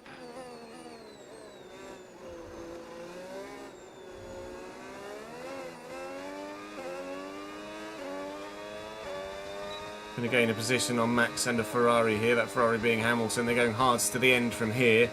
We're boxing in 2 laps' time. I wonder whether I might box if I can't get past Colapinto this lap. I think it might be a case of box opposite Colapinto. If he boxes, keep going. If he doesn't box, then I'm in. Because a minute we're just not really doing anything sat behind Colapinto. The gap to Sainz is stabilised. And if I can undercut Colapinto by a lap and get past him that way instead, then I will take the opportunity. Especially considering it will gain us some time on Carlos Sainz as well. If he goes 1 lap more, then I'll use that extra overtake advantage I'll have for the lap before then boxing and trying to overcut instead. I think we might be about to make the overtake though, don't you? We've seen him use that battery there. We were steaming along and then all of a sudden he just held ground with us. We're through. Brilliant, nice move. Keep going. I might still box. Okay, keep an Blitz eye on that all of my gap ahead, battery. please. 2.1 seconds. I'm going to box this lap. Stopping this lap. Used all that battery there. And we'll box now. Try and undercut Carlos Sainz a bit. See what we can do. Need a good stop though, please. There's a lot of traffic back here that I'm trying to not come out with, and it should all get past us, and then we'll come out in some free air where we can really pump the lap times in. There seems to have been a problem attaching the left front wheel. We need to try and put that behind us though and finish this race strong. Well, there goes that plan, eh? The one time I try something a little bit out there, tactically, and I get my first slow pit stop of the season. Fan Dabby Kindozy. Never mind, eh? Cost me 2 seconds, at least 2.2. I think it was a 4.6 second stop rather than 2.4 we're used to. Oh, we'd have come out ahead of Ocon, trying to chase down Stroll. Never mind. Well, look, we're in some free air. Let's just make the most of it and try and do what we can. But I cannot afford to get held up by Ocon as well. I must get past him as soon as possible.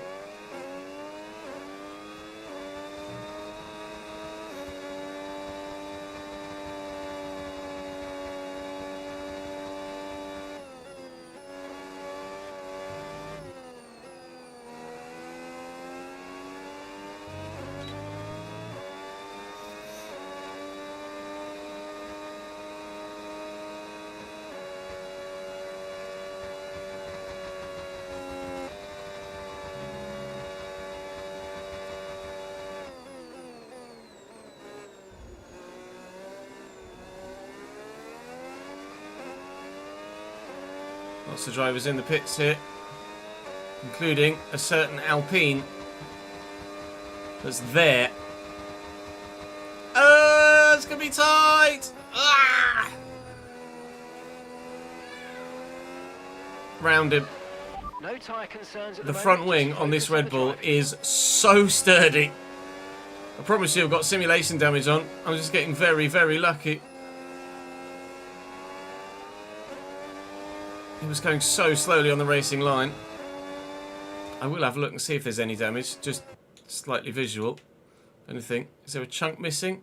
There's a little bit of a chunk missing of my nose cone. Look, you can see that there. Just on the underside of the nose, there is some damage. So I'll be getting very breezy feet for the rest of the race. But minimal damage that shouldn't really affect the performance of the car too much, hopefully. Okay, Isaac. Let's try and climb up the order. I'm setting you a new target. Push, push. Okay. Yep. Okay, indeed. Hello, Esty Bestie. Yes, Been a mate, great we go-to hit the overtaking target. position Nice for me work. so far in this Grand Prix, that hairpin. It's worked for us once more. Right, so P13 with some cars in front that we know are going to box. We can definitely get ourselves back into the points here. I don't know as I'm going to have made enough time to undercut Carlos Sainz by the time he comes out the pits, though. That's the only thing. He is in the box now, I believe. I think Albon had already boxed. Okay, here's the gap that we're trailing the car ahead by. Yeah, Albon's 2 cars in front of me and part of that next gaggle, so that is Carlos Sainz in the pits right now. Pretty sure he's going to come out well ahead of me because I got that slow stop. Oh man, that's so annoying. There he is. We really could have undercut Carlos Sainz if it weren't for that slow stop. Would have been significantly down the road from him as well. And now, at the minute, Carlos Sainz is the difference between points and no points. So that slow stop might end up costing me a World Championship point or 2. He's on hards as well, not mediums, so he should be relatively closely matched for pace, although that Williams is a quick car. I am in a Red Bull at the end of the day, so I should be able to hopefully compete. Even though I've been on these tyres for a couple of laps now.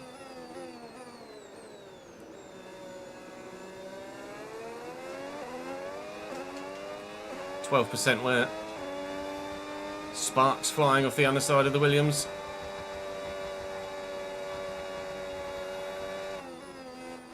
He's holding position well.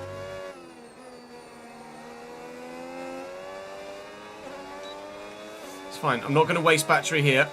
So we'll still get the overtake even if I don't use it. I'll let him drain. Because we'll catch him up. It's fine. Still think there's some in front that need to pit. Behrman's just dipped in as I say that. He might be the only one.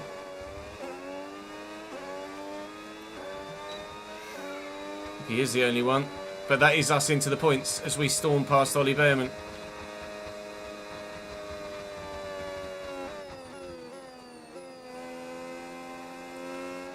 Right, operation get past Carlos Sainz.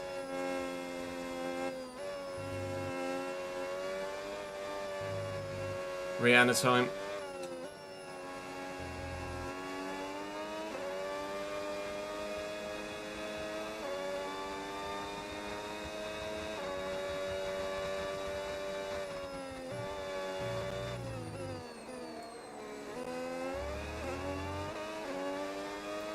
Purple bloody sector 1 apparently. Got some pace.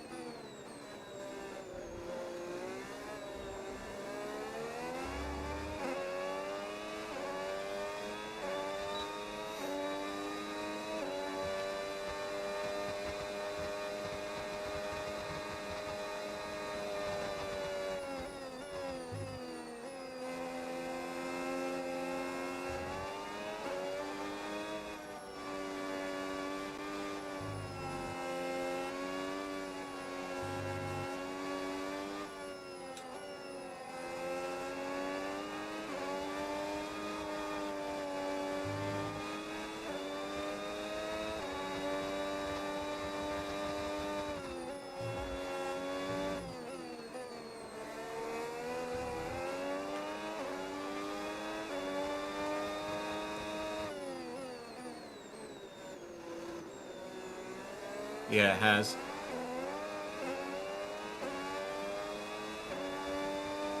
I'll ask him something in a minute to get rid of it.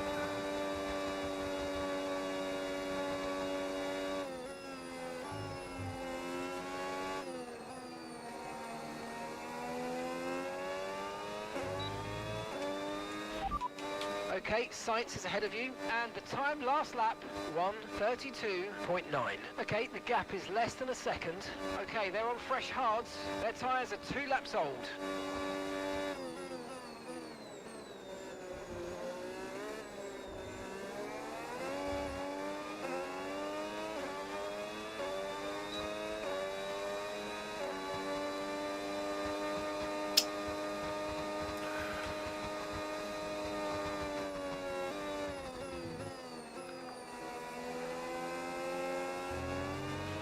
Boost mode is available now.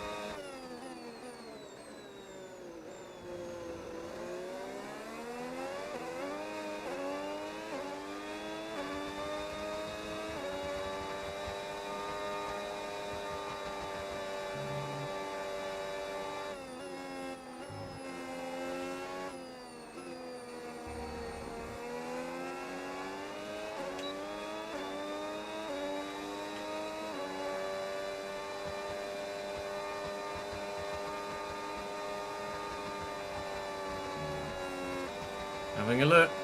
Having a look. No. I think we've got the pace to do it. I just need to make sure I'm close enough on like the last lap or the penultimate lap. I think we can get past and stay ahead. We've got no chance of catching Antonelli and Albon. They are having their own battle 9 seconds down the road, which is about where I would be if I hadn't A, made my mistake, and B, had the slow pit stop. So we've definitely cost ourselves points, both individually and as a team, by both making errors. I think we're still going to get some reward for our work today, because the gap behind is rapidly growing. So we'll at least get one. The question is, can I sneak a second point out of Carlos Sainz? At 24 of 25, 3 laps to go when we cross the line. It can definitely be done. It's just a case of, can I actually pull it off?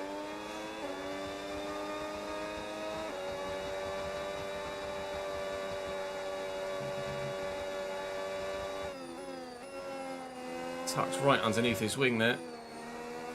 Get a loss of downforce, as you can see.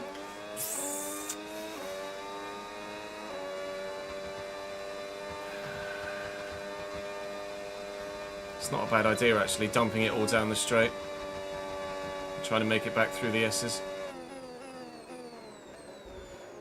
We're close enough first. After that. Oh, Carlos, hello. He's had a big slide of his own, although he didn't appear to lose any momentum from it, annoyingly.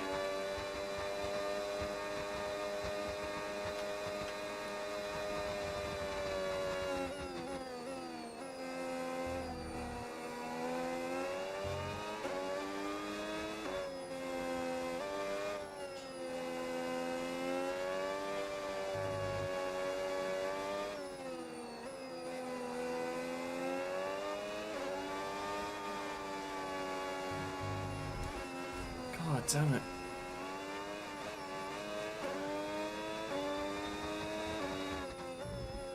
What are you doing, Noid? Oh, I've unpaused that at the wrong point. I'm okay.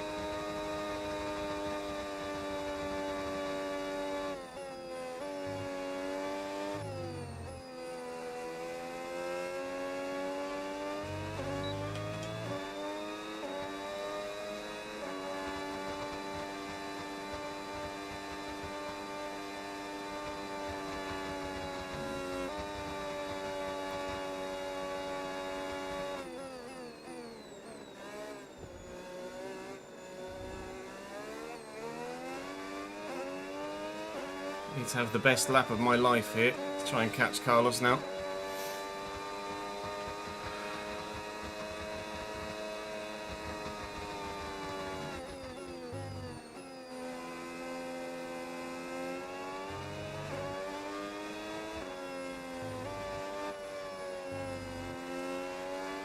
It's not a bad start.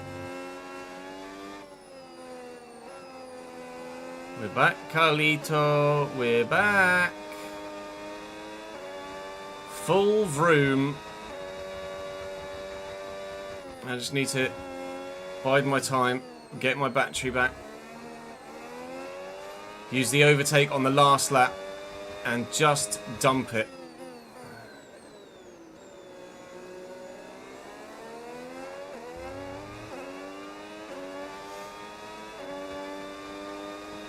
To get very aggressive, but there's absolutely P9 on the cards here.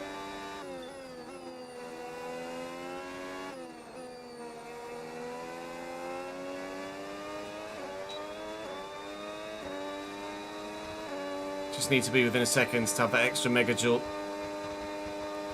which I'm sure we will be at this point. He's saving all of his battery down the straight. He knows what he's got to do on the last lap, which is defend for his life. And I've got to attack to try and take it.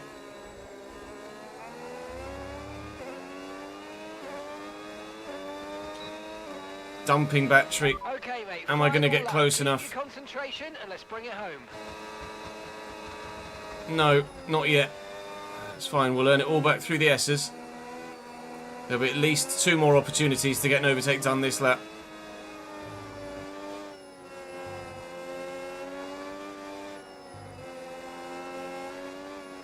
Oh my god, why are you so slow?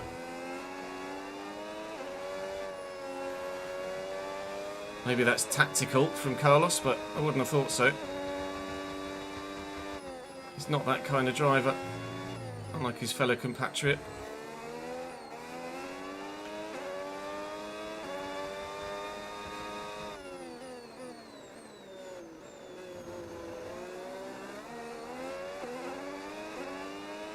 Come on, Chess. Come on. 130 yards to place, 130 yards to place.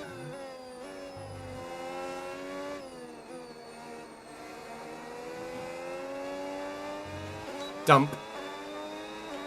Piastri wins, with a Ferrari right behind him. Max Verstappen third and on the podium. Through 130R. For a second World Championship point. Carlos is holding on here.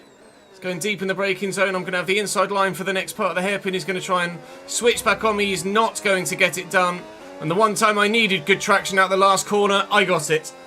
P9, and we worked for that. 2 more World Championship points for Isak Hadjar in his Red Bull career. 2 more World Championship points for the Red Bull season. First time I don't get driver of the day, but that's because I actually qualified pretty well. Mega final 2 laps indeed, and we have ourselves some World Championship points as a reward, thankfully, which we did not get in China because of the weather. I might have been able to get some more here today because Antonelli was held up by Albon, and obviously there was my incident spinning in Sector 1 and the slow pit stop as well, but probably the most we could have achieved there is a P9. Maybe a P8, but I might be asking a bit much to have assumed as so. Charles Leclerc, rather regularly on the podium at the minute. McLaren, rather regularly on the top step at the minute. Fair play to Oscar Piastri for getting the job done. That's okay, we don't save the highlights anyway at this stage. George Russell 4th, Lando 5th. Not sure what that does for the World Championship actually. Lando from Oscar by 6 points. Charles Leclerc is 3rd and having a strong season. And Max Verstappen with that podium pulls himself up into 4th in the championship. I am 10th currently with 6 points. Pierre Gasly, unfortunately for him, just continues to retire, which is not great for him or Alpine. But I'm doing what I can here. My rating is hopefully only going to go up here, and indeed it does, on our way towards 84 rated, although only about 20% of the way there. But 20% is better than going back into 82, which is what we did after the last Grand Prix, with the way that it ended on the final lap. That's how you end a race, not how we did at Shanghai. Round 4 on the way in the next episode, but for now, we won't have any more on-track action. We, of course, will be racing in the rounds of the championship that didn't take place in real life. There is no virtual war going on in the Middle East right now. There is a secret meeting, however, with Haas. No thank you, lads. I've driven for you previously. I will decline talks to be at Haas. Their best finish is 13th in Australia or 17th in China, respectively, for Behrman and Ocon. Decline talks. No thank you. Isak Hadjar is very happy at Red Bull for the time being. We won't be moving from the Milton Keynes team yet. I think we might end up moving from the Milton Keynes team at some point. But let's put some resource points into the car again, shall we? Max is doing the rear end plates, which is great. I'll do the front nose, or what's left of it after my actions in the previous Grand Prix. Can we do anything else on the chassis front? Not yet. Powertrain? Not yet. And we could do something reliability-wise. ICE would actually very much help. Improved in internal materials. That's going to be done for the Miami Grand Prix, if it passes, of course. So we spent all of our resource points. We'll put all of the older parts in for practice in the next round of the championship. I would like to presume that it will be dry in Bahrain. And at the minute, we have ourselves a P4 in the Constructors, which is where Red Bull would have expected to be, given the nature of the performance of the car this season. If I'd have performed slightly better and to my full potential this season, I don't think I would have scored the extra 20 points currently missing from ourselves and Mercedes. But hopefully, at some point, we'll be able to claw that gap back. If Max can consistently finish ahead of both Mercedes, and I can try and finish ahead of maybe Kimi on the odd occasion, then we can claw that back. But at the minute, firmly 4th in the driver's standings so far. We might see something for Max pass here. No, it's just Max's weekly resource points. Never mind. Then heading into Bahrain then next, where, fingers crossed, let me take the balanced tyre compound there. 2 mediums, I think, rather than 2 hards for Bahrain. Fingers crossed it could be another strong race weekend without the individual errors that potentially cost us an extra 2 or maybe 4 World Championship points today. We certainly lost a heap of points in China, but I think 104 is...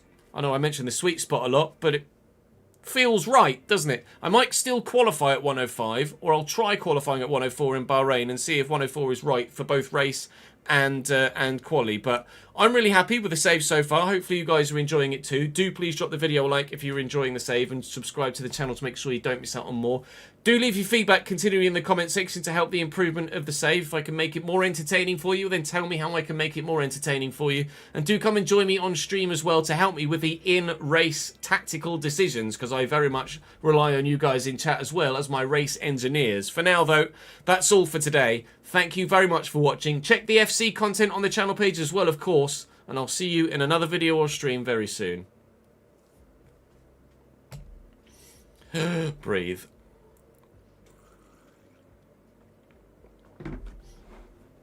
You will be watching since FIFA 15, have you ever seen? Thank you very much indeed for the super long-term support. I appreciate that very much. Let's cool the office down, shall we? It is toasty in here. Toasty, they say. That one was the first one. That's going to be F1-2. We recorded 2 races today, which is great. Fantastic showing, F1-3. And that was with a sprint race as well. So that says that we should, on almost every day that we record F1, be able to get 2 race meets done per season, or per stream, which would be wonderful. YouTube content is just going to have to bide its time, I think. But hopefully it does okay.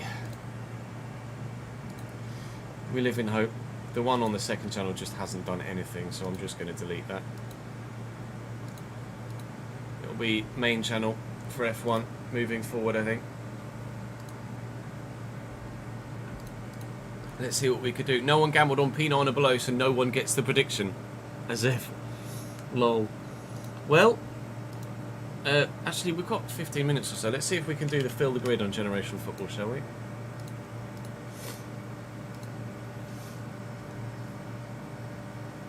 Yikes. That's Darren Bent. I'm just going to do that one.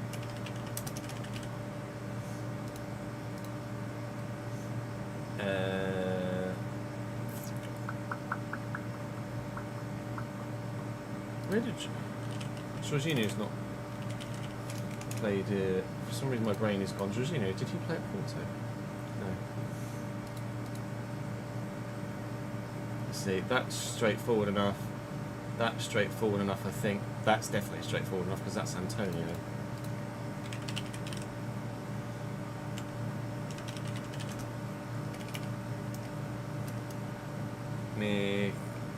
How do you spell Mikhail's first name? Mikhail? Mikhail Antonio, there you go. Antonio.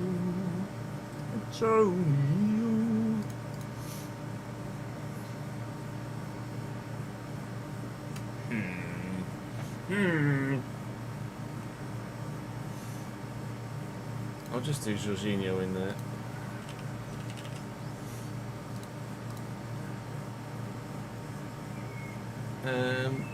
Let's just do Coutinho in there. That'll be fine, that'll be fine. AC Milan and Fenerbahce might be a bit of a stumbling block. And we could do Kyle Walker.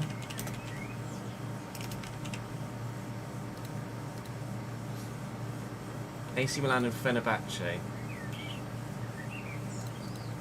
Did I not do Coutinho there? Did I click on the wrong one? Oh, I clicked on the wrong Coutinho, that's fine. Fener and AC Milan.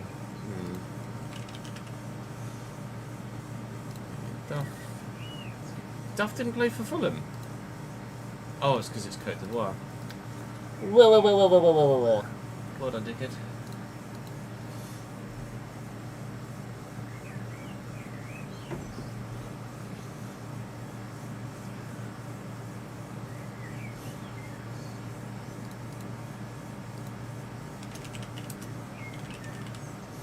Actually, there might not be a Uruguayan that's played for Bolton. Uruguayans for Bolton, chat, what are we thinking? Is there a Uruguayan that played for Bolton? Am I best to do Uruguay and West Brom, or Uruguay and Newcastle? Or Uruguay and Bournemouth?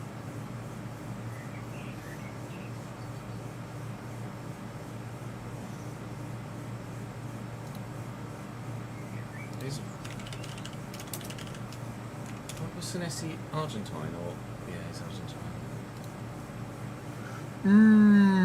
Uruguay. Do that one. Ben Foster.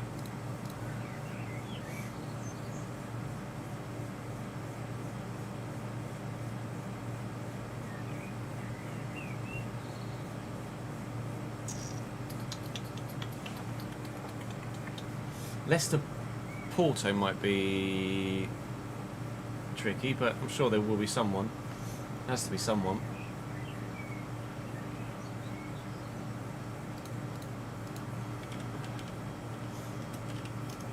Willy Bolly.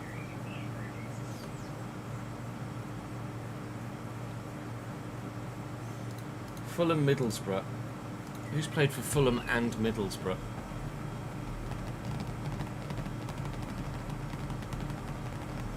About that one. Forest and Stoke, there'll be someone as well. I'm just not sure what to do here.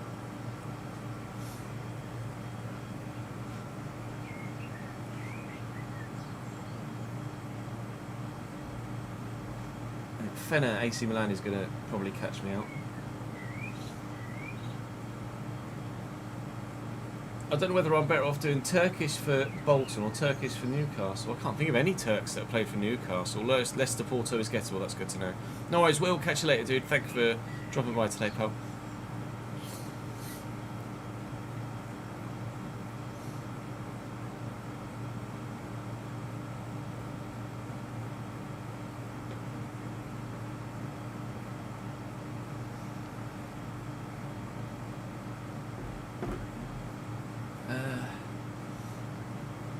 Uruguay and Newcastle. Oh, you're on a different account. Sorry, I just realised that it's your account, Daniel. You're on a different account. You mean Daniel? What? My thumb hurts, I'll tell you that much from today. I'm going to need to build up its durability again, I think. Put some resource points into it.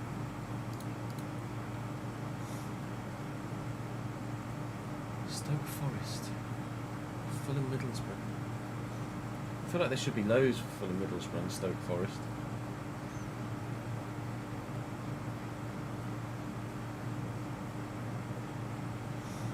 Oh, you're on your phone in a minute. Lugano. West Brom, Uruguay. Yeah, I've already done West Brom though. Try and give clues rather than direct names, please, BB.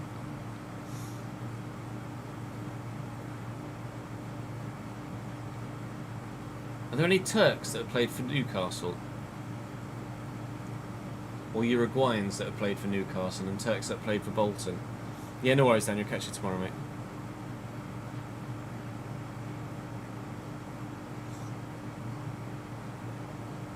Getting a little bit stuck now.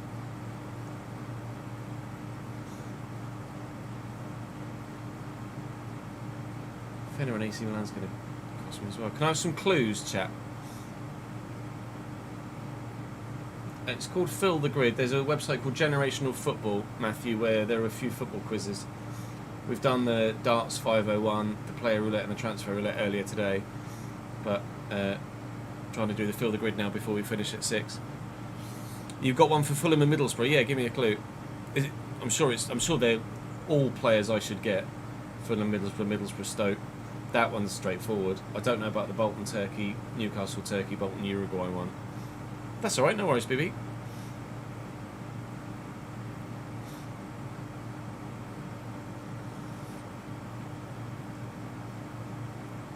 Goalkeeper. Oh, that will be Mark Schwarzer then.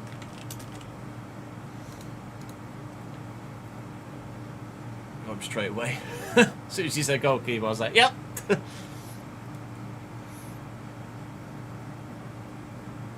Oh, fuck, what was his name?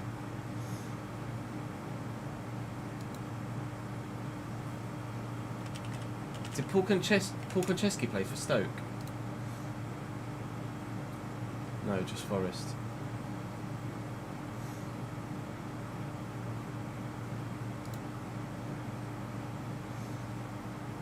He was at Middlesbrough a long time, yeah.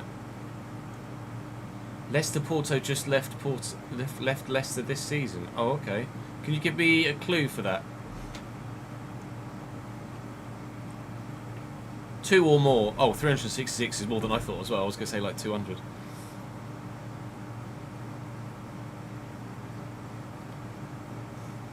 You can do more, but you tend to put yourself in a corner if you do more than 2. Someone went to Porto from Leicester this season.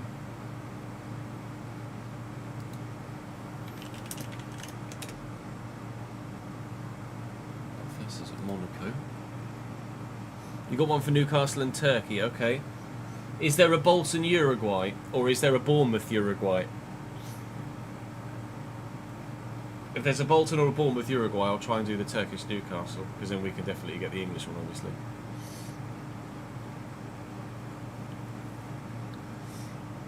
Turk for Newcastle.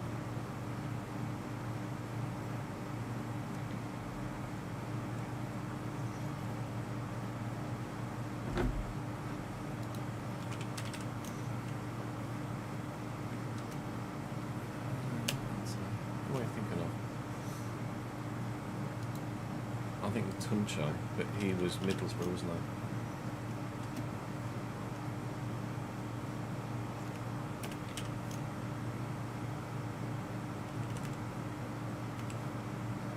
No, not Tunchai. Was it Tunchai Stanley? Someone Stanley. Played for Middlesbrough, like long curly hair. It is Tunchai Stanley. I saw him. I saw the little mini picture there as him bald, and I was like, no, it's not him. Oh, he played for Bolton. He did. I fucking knew it. Fucking knew it. Tunchai Stanley. Let's fucking go. Well done, brain. Oh, RP. That'll be Ricardo Pereira then.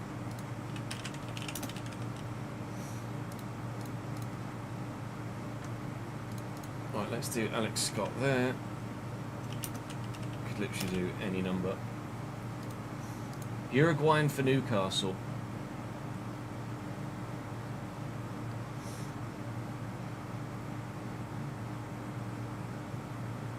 No, we're trying to do it just with brain power, Matt. Or chat gives me hints. Make it a bit more intriguing. Newcastle, Uruguay.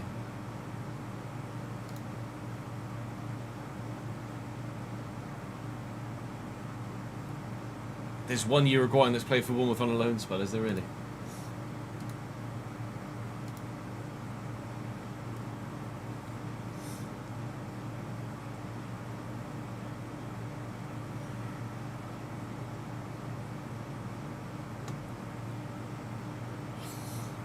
Newcastle, Uruguay.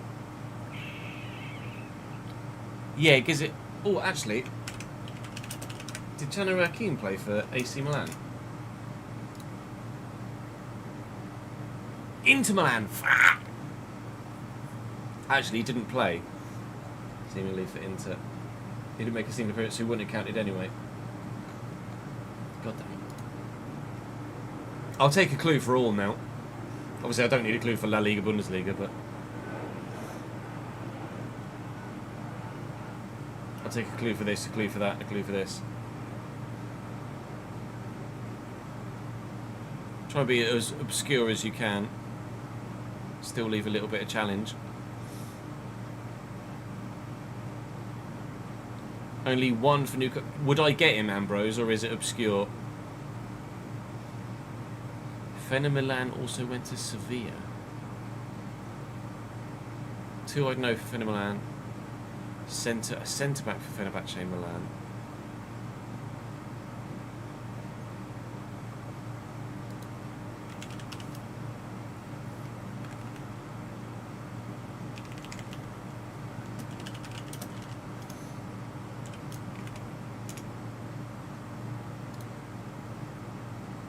Yes! No! That's what I just saw. That's... Oh, that's... Oh, a different Alex.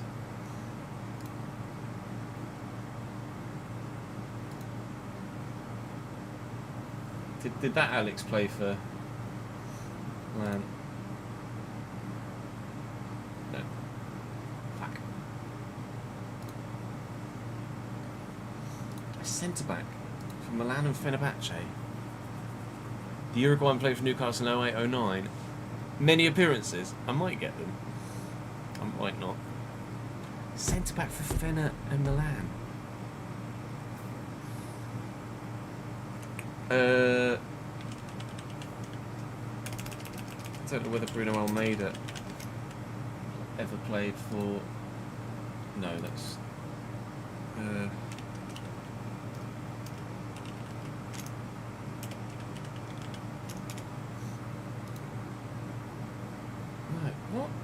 I'm sure it's Bruno Almeida, the centre-back. Is it not Bruno Almeida?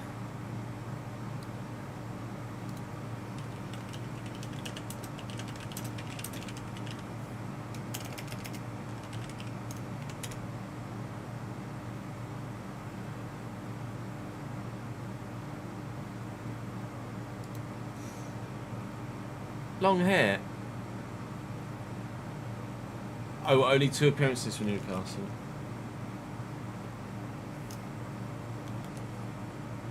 He played in Russia as well for a long time. Bruno Alves! Fucking...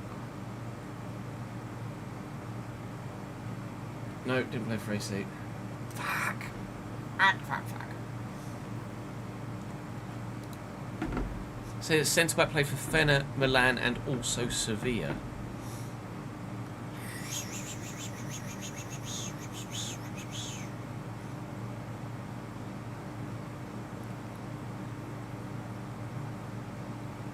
There's one Stoke Forest midfielder as well.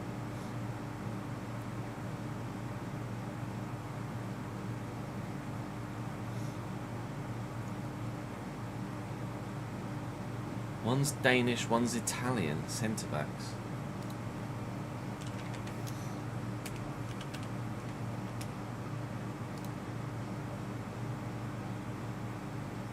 C'est mon cœur, c'est mon cœur. Let's go.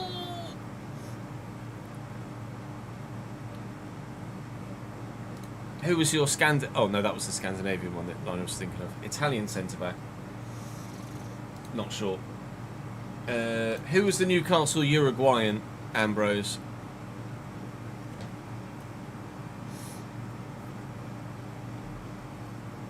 Oh, Bonucci played for Fener as well, did he? To be fair, I wouldn't have associated Bonucci with AC Milan. He did go there for a spell in between two spells at Juve.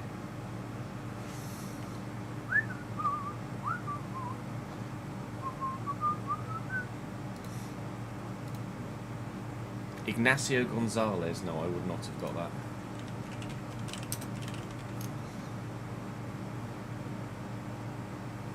Oh, Ignacio. Ignacio Gonzalez. Who else did he play for? He was in Valencia. I was like, can I do La Liga and Bundesliga with him as well? I could do La Liga, but I can't do Bundesliga, unfortunately. Yes. Oh, hey! Stoke Forest.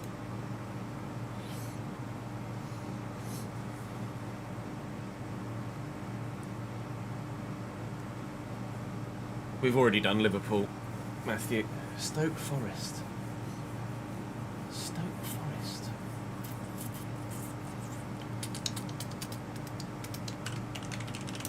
Charlie Adam never played for Forest, did he? I forgot he went to Reading though. Yeah, I was going off your midfielder hint. Burnley, Jamaica, we did... It's not Burnley. Oh, sorry, that's Burnley. You got Burnley, Jamaica. We did Michael Antonio, West Ham. Midfielder, Stoke. Central midfielder or wide midfielder?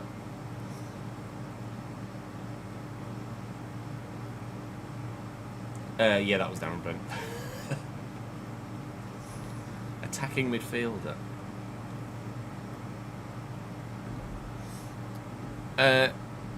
It doesn't have to be just Stoke Forest, but they're the only two that I've got left to fill.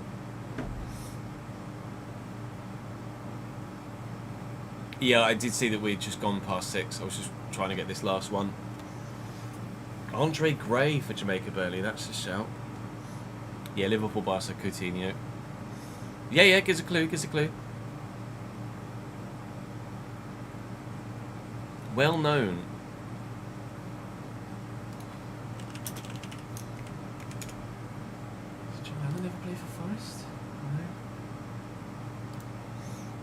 First name Tom. Tom.